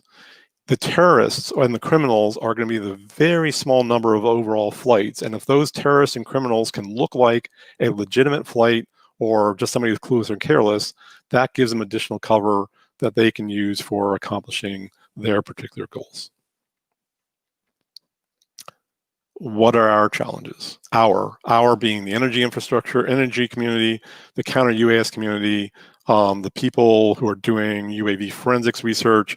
What are our challenges? What is it that we need to step up and take care of so that we can be better contributors to national security, to site security, to all of these things that protecting society against malicious UAVs? Senator Cory Gardner, Colorado, January 8, 2020, after the whole Colorado drone problem, publicly stood up and said something that is one of the most important things in this presentation.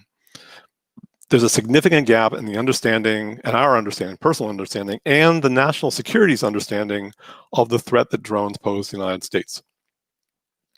If we don't understand the threat that these drones pose to us, we cannot even have a rational discussion about how to defend against them, much less actually build those defenses. So problem one is understanding the threat. Problem two is downplaying the threat. Kelsey Atherton, I follow on Twitter. I read his articles. He does some great stuff. He understands military. He understands regulatory. He understands politics. Really good writer. I admire the heck out of him. However, in a Forbes article that had to do with nuclear reactor site security vis-a-vis drones, he concluded that there is no risk posed by small drones until they get the ability to carry larger, heavier payloads without losing much flight time. And until those happen, only then should we rethink our infrastructure hardening. I will stand up here or sit here and raise my hand and say, those things are already possible. And earlier in this presentation and other presentations, we demonstrated that. If Saudi Aramco was probably a nation state actor, okay, so maybe not that, but the attack on the Russian airbase was certainly something that demonstrates that you can get heavy payloads over long distances, and that was in 2018. So it's beyond time for rethinking infrastructure hardening, and this sort of thinking, I feel, is downplaying the issue and not focusing time, attention, and resources on where the problems are.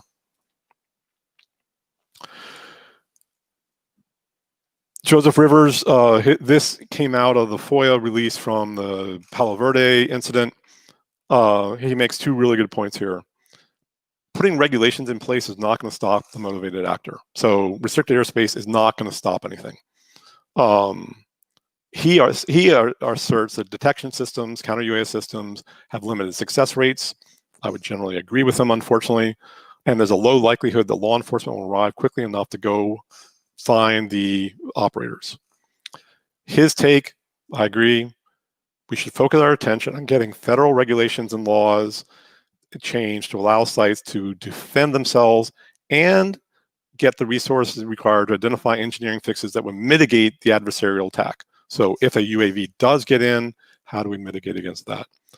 Jacob's presentation just prior to mine is spot on this, and that is an incredibly important part of the conversation, and we should not walk away from today's wonderful presentations thinking that it's only technical solutions. There's legal solutions, there's information sharing solutions, there's a lot of other things that need to be done in addition to technical solutions. Remote ID and UTM. There's a belief that remote ID, UTM are going to solve a lot of this problem. We just need to wait. Well, first of all, they're probably 3 years out. Second of all, and most of this comes from my cybersecurity background, these are likely to be federated solutions put together by commercial vendors who must make a profit, who are then working with government entities who may be under-resourced, and they are all working together to collaborate to build these systems, and those systems must have perfect cybersecurity or they are going to be part of the problem. Some of the problems are, there's going to be a legitimate backdoor. We have seen this in other circumstances. We've seen the FBI asking or demanding that Apple create backdoors in their system. There's not going to be a remote ID system and a UTM system that does not have legitimate backdoors in it for use for national security reasons. If they're legitimate backdoors, there's a good chance those backdoors will get compromised and used for non-legitimate purposes, and then there's a pure exploits. So it's going to be a complex cybersecurity system. There are going to be problems with it. People will exploit that. They will find ways of manipulating remote ID and UTM for their own purposes. There's also a lot of quote valid, unquote reasons not to disclose where drones are operating and why. Amazon's not going to want anybody other than Amazon to have really detailed knowledge of where all their UAVs are going, how much payload they were carrying, what their flight times were. This is all business intellectual property. It's competitive intelligence. And then there's, national security flights. There's going to be law enforcement flights. There's going to be all these carve-outs where people are going to have some sort of reason to say, hey, wait, I should not be squawking some sort of remote ID, and I should not be participating in the UTM system. We're going to have to work through that, and I'll point back to Jacob and say, hey, look, this is going to fall in your court because it's going to be a legal issue and a regulatory issue. Malicious operators will hide in the gaps in the noise. The gaps may exist simply because of flaws in the system. They may create those gaps themselves through the exploits. I love the FAA. I'm a manned pilot. Through the nature of how the national airspace has been managed over the decades, it's a remarkably safe space to operate, and they are coming at unmanned vehicles from that same perspective of we're looking for zero fault airspace. Unfortunately, they got a really poor track record of enforcing any sort of compliance. And if somebody's not complying with remote ID or not complying with UTM, what are the consequences for not complying? We're going to have to work our way through that. Hobbyists, open source activists, foreign tech imports will likely create a non-compliant noise floor to hide in as well. If you are trying to attack or surveil some facility and there's a bunch of hobbyists flying in the area who are intentionally non-compliant, that creates a noise floor for you to operate in. Or you could have some of your, quote, friends go be non-compliant hobbyists while you are tangentially working with them and flying inside their noise envelope. Other people have mentioned this, and I'm glad they did, because I find it incredibly frustrating. There's an enormous number of Counter-UAS vendors out there. In 2018, there was 230 of them. I'm sure it's increased by now. I've worked in the Counter-UAS test and evaluation space and still am. So I've been talking to people in the DoD and the government about, on the procurement side, they don't know what works and what doesn't. And this is where I think we as an industry need to get our act together. If you are a site operator and you want to know what Counter-UAS systems works best in your environment, close to an urban area, hot and humid because you're down in Louisiana, no good lines of sight because there are refineries next door to you, which Counter-UAS systems have been deployed in a similar environment, and what sorts of flight profiles, what sort of threat profiles were flown against those systems. And when were those tests done? That we need to have standardized testing of Counter-UAS systems in multiple types of environments, that we can do repeatability, we can do compare and contrast. Otherwise, as this Counter-UAS researcher put it, we have no source of truth. somehow we've got to go solve that problem. So take homes from that one are, we really don't know what systems do or do not work. And if they work in one environment, we don't know whether they work as well in another environment, and we don't know what threats they work against or don't work against. For example, if somebody changes the RF link, are they going to work against that? Just an example. Threat information is siloed. I'll talk about how we might be able to solve that towards the end of this presentation, but all of us need to be thinking about how do we help inform other people in the space of protecting this infrastructure to do a better job of it. And the last one bothers me across the board. I see requests for proposals for counter-UAS systems or things like that that are addressing last year's problems. You know, what was ISIS using in 2018? Or what is the cartel using in Mexico in 2020? Drone swarms exist. Autonomous drone swarms exist. Jet turbine UAVs exist. All of these things are possible, and we as a community, and in collaboration with the governments that we're working with, and in collaboration with the people that we are trying to defend, need to start thinking actively and talking about it, not just thinking about it, but talking about it and saying, okay, what's coming down the pike, and how do we, if not get ahead of that, how do we catch up with it? So what can we do? CISA is the Cybersecurity Infrastructure Security Agency. As a US entity. I was somehow unaware of them before I started down this process. They are focused on cybersecurity infrastructure. They've got a very broad mandate, and I was looking around for federal governments, agencies that understood that there's a counter-UAS threat, and we're doing something about it. Enter CISA. Everything you see here comes from their website. They've got a lot of really good materials in terms of how to talk about it.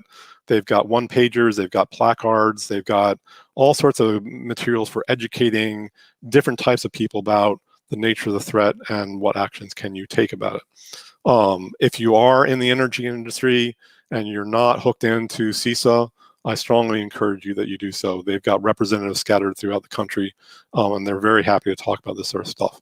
They articulate things I've been saying in this presentation.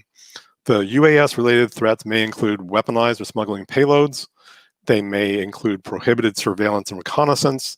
They may include intellectual property theft, and they may include intentional disruption or harassment. This is a US government agency saying this thing. This is worth paying attention to. What actions can you take?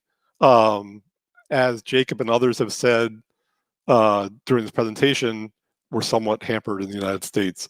So their first bullet point is research and implement legally approved counter-UAS technology. They also then get into things that don't require buying a counter-UAS system. And I apologize to the counter-UAS vendors out there, but there's a lot of things you can do without spending hundreds of thousands of dollars on counter-UAS systems to help protect your facility. And I'll get into some of them here and on the next slide as well. Know the air domain around the facility and who has authority to take action to enhance the security.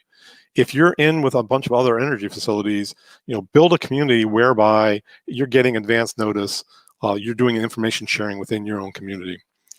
Contact the FAA can consider UAS restrictions. We're all working on that. Update your emergency incident action plans. This is worth doing, if only so people know what to look for, what data to gather. And this goes to Chris Church's presentation way at the early part of the day. Figure out how to gather information about these incidents in a methodical fashion and report it in a consistent fashion so we can start understanding the problem. Build federal, state, and local partnerships, and report the potential UAS threats to your local law enforcement agency. This is a great slide. If you take nothing else from my slide, my presentation, I would suggest taking this one. This is an example of some of those CISA recommendations in action. I was doing a presentation at B-Sides New Orleans 2 years ago now. I met this gentleman. His contact information is in the appendix. There's another slide down there. This is an example of collaboration between the Coast Guard, InfraGard, And for those not in the United States, the InfraGard is a FBI initiative for sharing information between the private sector and the FBI. And so it's a collaboration between the Coast Guard, the FBI, and a lot of the energy infrastructure operators in the New Orleans area, particularly Port of New Orleans. They've established this relationship back in 2016. And one of the things they've done is they've got a mandatory requirement for saying, hey, I'm going to be flying a UAV in the area. So if you see a UAV over your facility, you can call somebody in and say, hey, I'm seeing a UAV. They look at their list and say, nope, it shouldn't be there. Now you know you got some sort of threat, or now you don't. You can now make a much quicker decision. It's not automated at the moment. Well, it may be, but it doesn't have to be automated. It could be simple as a phone call and somebody looking at an Excel spreadsheet or pulling up a piece of paper. It's simple to get started on this stuff. It costs you very little. It builds relationships, and it starts giving you a situational awareness of what is and is not going on in your airspace or the airspace that you're sharing. They did automate a fair bit of this, and how much of it I do not know. Reach out to them. But they are bringing in a lot of information and making it available to all the people participating in this, such as safety exercises and training and things like that. I'm just making sure I'm not out of time. I'm good. This is a part of a larger deck from a gentleman. His contact information is later on in it. He was doing red teaming and found that essentially doing red teaming was frustrating. It really wasn't a challenge. What he stepped back and did is start doing adversary modeling, so threat modeling. And this is one example of one of his tools where he looks at essentially a very compact kill chain. And for those not familiar with it, kill chain is basically the steps that an adversary must take to go from start to actually having an effect on the target.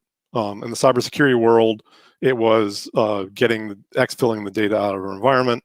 In this circumstances, it's actually gathering the intelligence or delivering the payload. The take home from a kill chain is that if you can stop the kill chain at any point before they finish their mission, you have succeeded to some degree. So this is sort of a very compact UAV kill chain for a threat actor. And he goes through a bunch of the steps that they would have to get through to accomplish their mission. And each one of these steps is an opportunity for you to deny them the ability to accomplish that step and to deny them their overall mission. So he's got a bunch of tools for helping you do this sort of stuff. One of the easiest ones is helping site operators figure out where somebody might launch a UAV from. You know, why is this interesting? Well, you could just put a game camera out there and have it out there and check it once a day or do it wirelessly and see if there's somebody launching UAVs from any of these locations that this model demonstrates.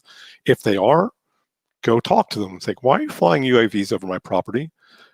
You've now, with essentially a little bit of consulting work and a game camera or a little bit higher end security camera, started implementing Counter-UAS without having to worry about hacking into a data link or anything like that.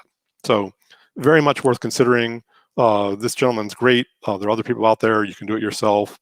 Very much worth considering. If you're in the United States and familiar with ISACs, they are basically a private sector vertical information collaboration for sharing cybersecurity vulnerabilities and responses to it. The FS ISAC is the one I was most involved in, Financial Services ISAC. There are a bunch of others. I proposed an AV ISAC for everybody who had anything to do with autonomous vehicles to join this organization and share information within a well-orchestrated lockdown environment. This is membership driven. There's a bunch of issues with it. I never got it off the ground. I think I was a little bit too early. Maybe it's time to revisit it. If you're interested in it, come let me know. This one is a solution that when I was doing cybersecurity was incredibly impactful. It requires trust. It requires a bunch of people to say, and a bunch of people and their organization to say, yeah, we understand why the needs of the many outweigh essentially our own competitive advantage. What was going on is that we had a very secure mechanism for sharing TTPs, tactics, tools, and procedures, as well as malware signatures and things like that. And there were people from opposing firms, consulting firms, from security vendors, from malware vendors, malware protection vendors, all that sort of stuff. People that had an honest, competitive interest in not collaborating with each other. But they all came together because they understood that within the right model, within the right information sharing model, that they could still further their own company's interests and possibly even benefit their company's interest by getting this information from other companies, and also help protect national security. The reason I think this is important, and the reason I think that threat intelligence sharing and development is important, is this list of bullet points. So I've said this other slide is most important. This is another one. We're engaged in a futuristic war. Things I read as science fiction even 3 years ago are now in the present. We've got to bring everything we can to bear to get caught up and get ahead of the threat actors. If we don't do that, we're going to be under-resourced and behind the curve, and it's going to get very frustrating, which is one of the reasons I exited the cybersecurity space. We're also often asked to fight last year's battles, which I also find particularly frustrating. We need to be thinking ahead so that we have the right solutions in place when the threat actors catch up to us, rather than vice versa. Our adversaries are similar to the cybersecurity adversaries. They range from activists to criminals to non-state actors to nation-state actors, which means that their motivations and their capabilities and their ability to show up in the country are wide-ranging. If it's just one of these groups, it'd be much easier. There's no just one potential threat organization. We have limited resources. The federal government has even more limited resources.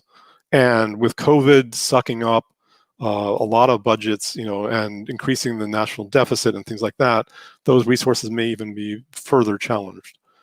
We in the United States are hampered by a very challenging regulatory environment. Jacob and others have talked to that. It really hamstrings our ability to respond. So we need to think creatively, and we need to think collaboratively. If we are working with limited intelligence, it is often due to our own inability or unwillingness to collaborate. We need to find ways of collaborating. My proposal, the organization I was referring to for the cybersecurity stuff, operate with 2 rules. One was the Chatham House rule. And by the way, it's Chatham House rule. There's only one rule. Participants are free to use the information received, but neither the identity nor the affiliation of the speakers nor that of any other participant may be revealed. So don't out anybody. Don't out their organization. It compromises this whole entire effort. And then the other fundamental tool was the traffic light protocol. If something's tagged TLP red, you are not to disclose it. It's restricted to people in the conversation only. Amber, limited disclosure, restricted participants' organizations. So you can take it back to your organization, but they cannot then go use it for public speaking or press releases. TLP green, restricted to the community. TLP white. So this is a framework. It's a potential for how to create this sort of trusted sharing community among people who might otherwise not be able to collaborate. In the appendix to this presentation, there's a lot more details on it. You can just reach out to me as well. Another option is the organization that's supporting this presentation. They are in the threat intelligence business. They have tools for doing this. There are a lot of opportunities for us to support each other and support the community. And I'm deeply thankful to Mike for giving us all this opportunity. And I'm really deeply thankful to all the other presenters for adding context and color to the whole thing. And finally, I'm very thankful to everybody who's taken the time today to listen to me and to the other speakers. Without you, we wouldn't know what we're doing right and what we're doing wrong. And I really encourage everybody who's been in this conversation today to continue joining the conversation. Reach out publicly, reach out privately, join one of the organizations or mechanisms for sharing information. Tell us what your problems are, and really help us help you. So with that, my presentation's over. and I will see if I can get back to normal.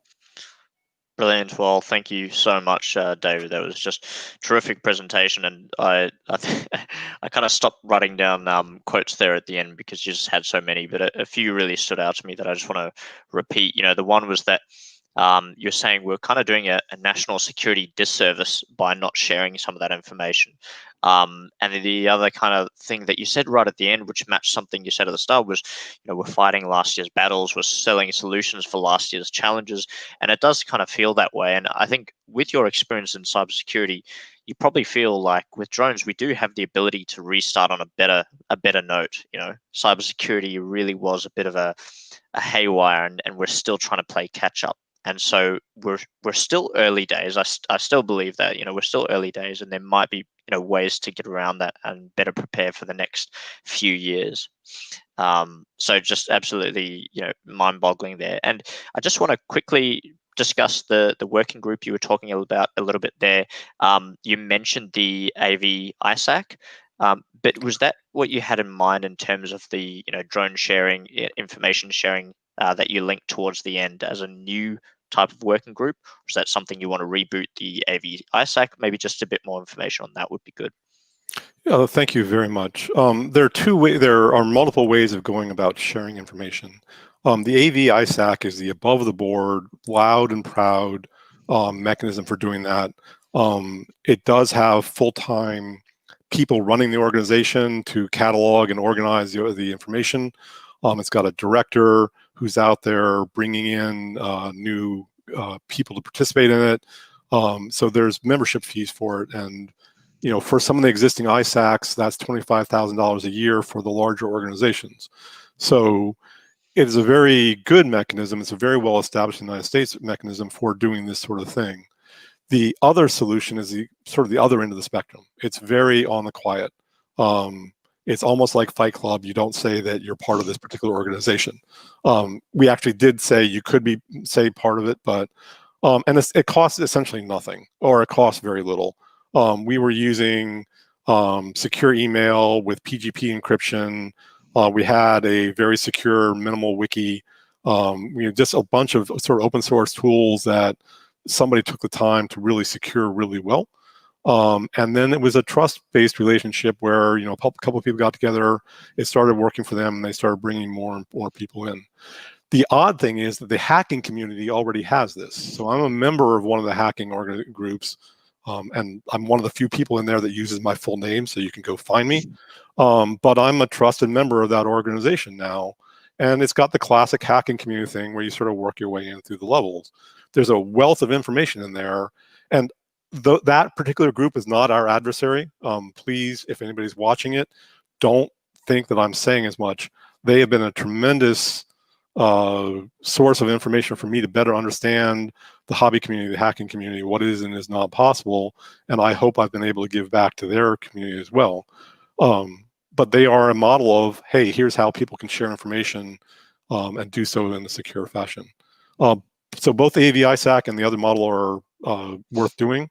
I think it's much faster to go stand up the sort of trusted relationship between peers model, and the AV ISAC is likely, unless some one or two large companies, AirMap, Precision Hawk, somebody like that says, yeah, we understand the value of it, we'll be founding charter members of it. Yeah, wow. And, you know, I guess in terms of what you were mentioning about some of those hacking groups, you really did fill that in one of your threat matrix there, where, for example, you had, you know, the drone hobbyists with the compliance and all the way down, but the uninhibited is quite interesting because that's almost like your drivers who, you know, go a little faster, do some burnouts, do some donuts, but they're really experienced drivers and they're doing it in controlled manners. And sure, sometimes that can reflect a bad name on the industry, but they are controlled, and sometimes they're in a safer position than those who maybe don't know the rules and are acting unskilled. So quite an interesting concept that you talk about there. And I think when it comes down to that, you know, you want to look at what's the actual threat to infrastructure. As you said, is it the uninhibited, or is it actually the threat actors who want to do that with their motivations and their goals? So I think that's, yeah, really quite important. So I do have some questions here for you, David, if you still have time to answer them. Yep, happy to. Brilliant. So the first question came in from Ken and said, how on earth is there no result for the Eastern Colorado incident? Was the Army not involved? What would it take to trigger military intervention? And how was the FBI not involved in this? To answer the last question first, I think every single possible federal agency that might have had some bearing on the problem got involved. Sheriff's Department, FBI, there are missile silos in that region as well. So Strategic Command got involved. Everybody was involved at some point. How was it not resolved? One hypothesis is that somebody was out there essentially red teaming something.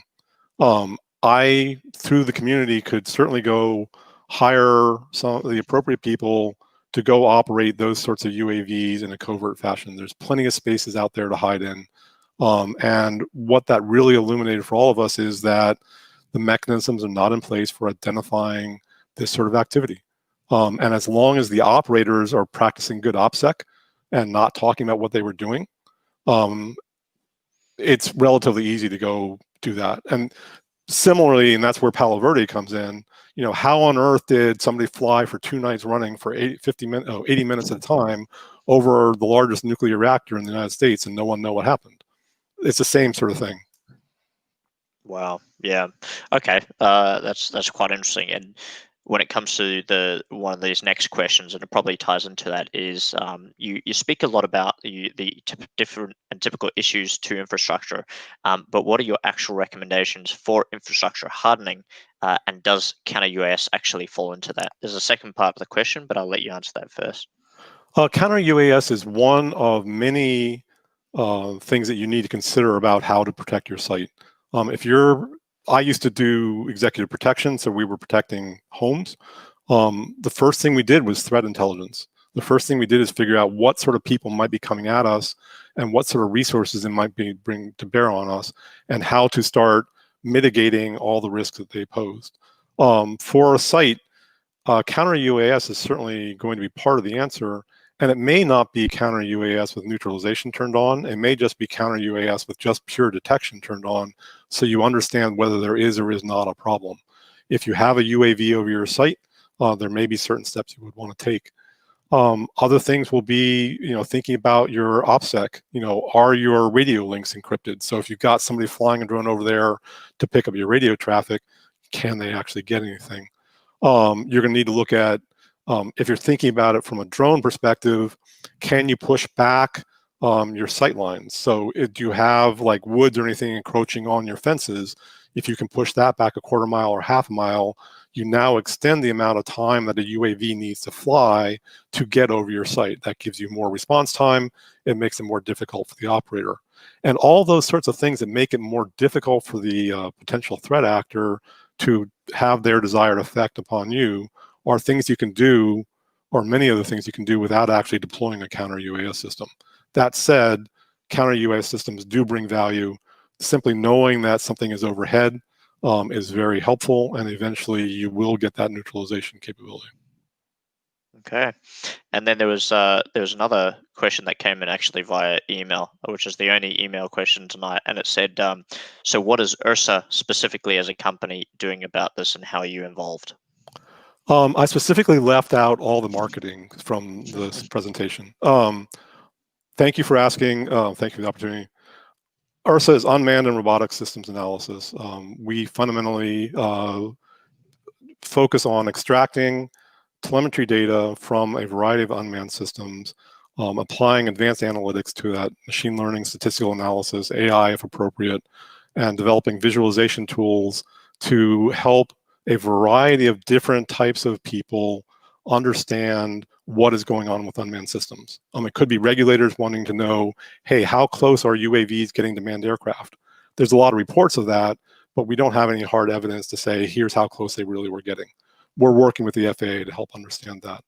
We're working with Counter-UAS industry by helping do some of these tests. We're the system of record for some of these test and evaluation exercises, so that there is a single source of truth. All the information about how the aircraft and the Counter-UAS systems were behaving are in one spot. And so now you can say, the UAV was here, the Counter-UAS system thinks it was here. Why is there a discrepancy? And finally, we're helping operators understand how their systems are behaving and starting to do some predictive analytics for operators so that they can help reduce the potential of in-flight failures. So it comes down to, we're not doing imagery analysis, we're doing telemetry analysis, and we're really doing it to help people understand the who, what, when, why, where, how of unmanned systems. Brilliant. Well, hopefully that answers your question. And David, I'll forward you the person's contact as well who asked that. Thank you. So, David, I want to thank you again for your time and dedication, as well to extend that to Tim Wright. So thank you, Tim and David, for your contribution. And I'm sure there's others in the ERSA team that all contributed. So thank you for that. So I'm just going to switch to my screen now. And David, I want to thank you and say that, we're really appreciative of that. And I'm going to say some final words now. Okay, so that really brings us to the end or the close of the event today. So it's just been an incredible opportunity, and I thank everyone who was able to attend today, especially if those who traveled across the world with us, starting in Australia. So it's now 4 a.m. over here, but we couldn't be happier with the amount of knowledge and experience that was shared by those on the ground. So it was just really, really interesting. And one of our key goals of this event was we're not going to have short 30-minute make people have the pressure of trying to pack in a bunch of information in a very quick type of thing. We wanted to get the full story and the types of information that can only be shared over an entire hour, and have time for those kind of questions. And thanks for all the questions that came in from the various places. So we really appreciate that. We think that the discussions and conversations here were really on the bleeding edge side of drone security. And as Jacob said, he receives calls every single day saying, can I shoot down this drone? Can I do this? Can I do that? And I think that's shared by the rest of the industry from many different factors. And so we need answers, and we need to share those different things. So there's been a few kind of key proposals put forward today in terms of discussion, working groups, different things we can do. And I think it'd be great to kind of reconnect on those. So we'll be sending out just an information pack after this to help you with that. And in terms of some housekeeping, all the presentation slides will be in that public folder you can find in the description. There's already about 6 of them in there so far. The recordings of the event, for those that accepted, will also be in that same folder. And just in terms of the slide you see in front of you, I just want to say a big thanks again for those who managed the stream, Masumi and Arison, Privisec and DroneSec for actually organizing and supporting it, and of course all the speakers that took part.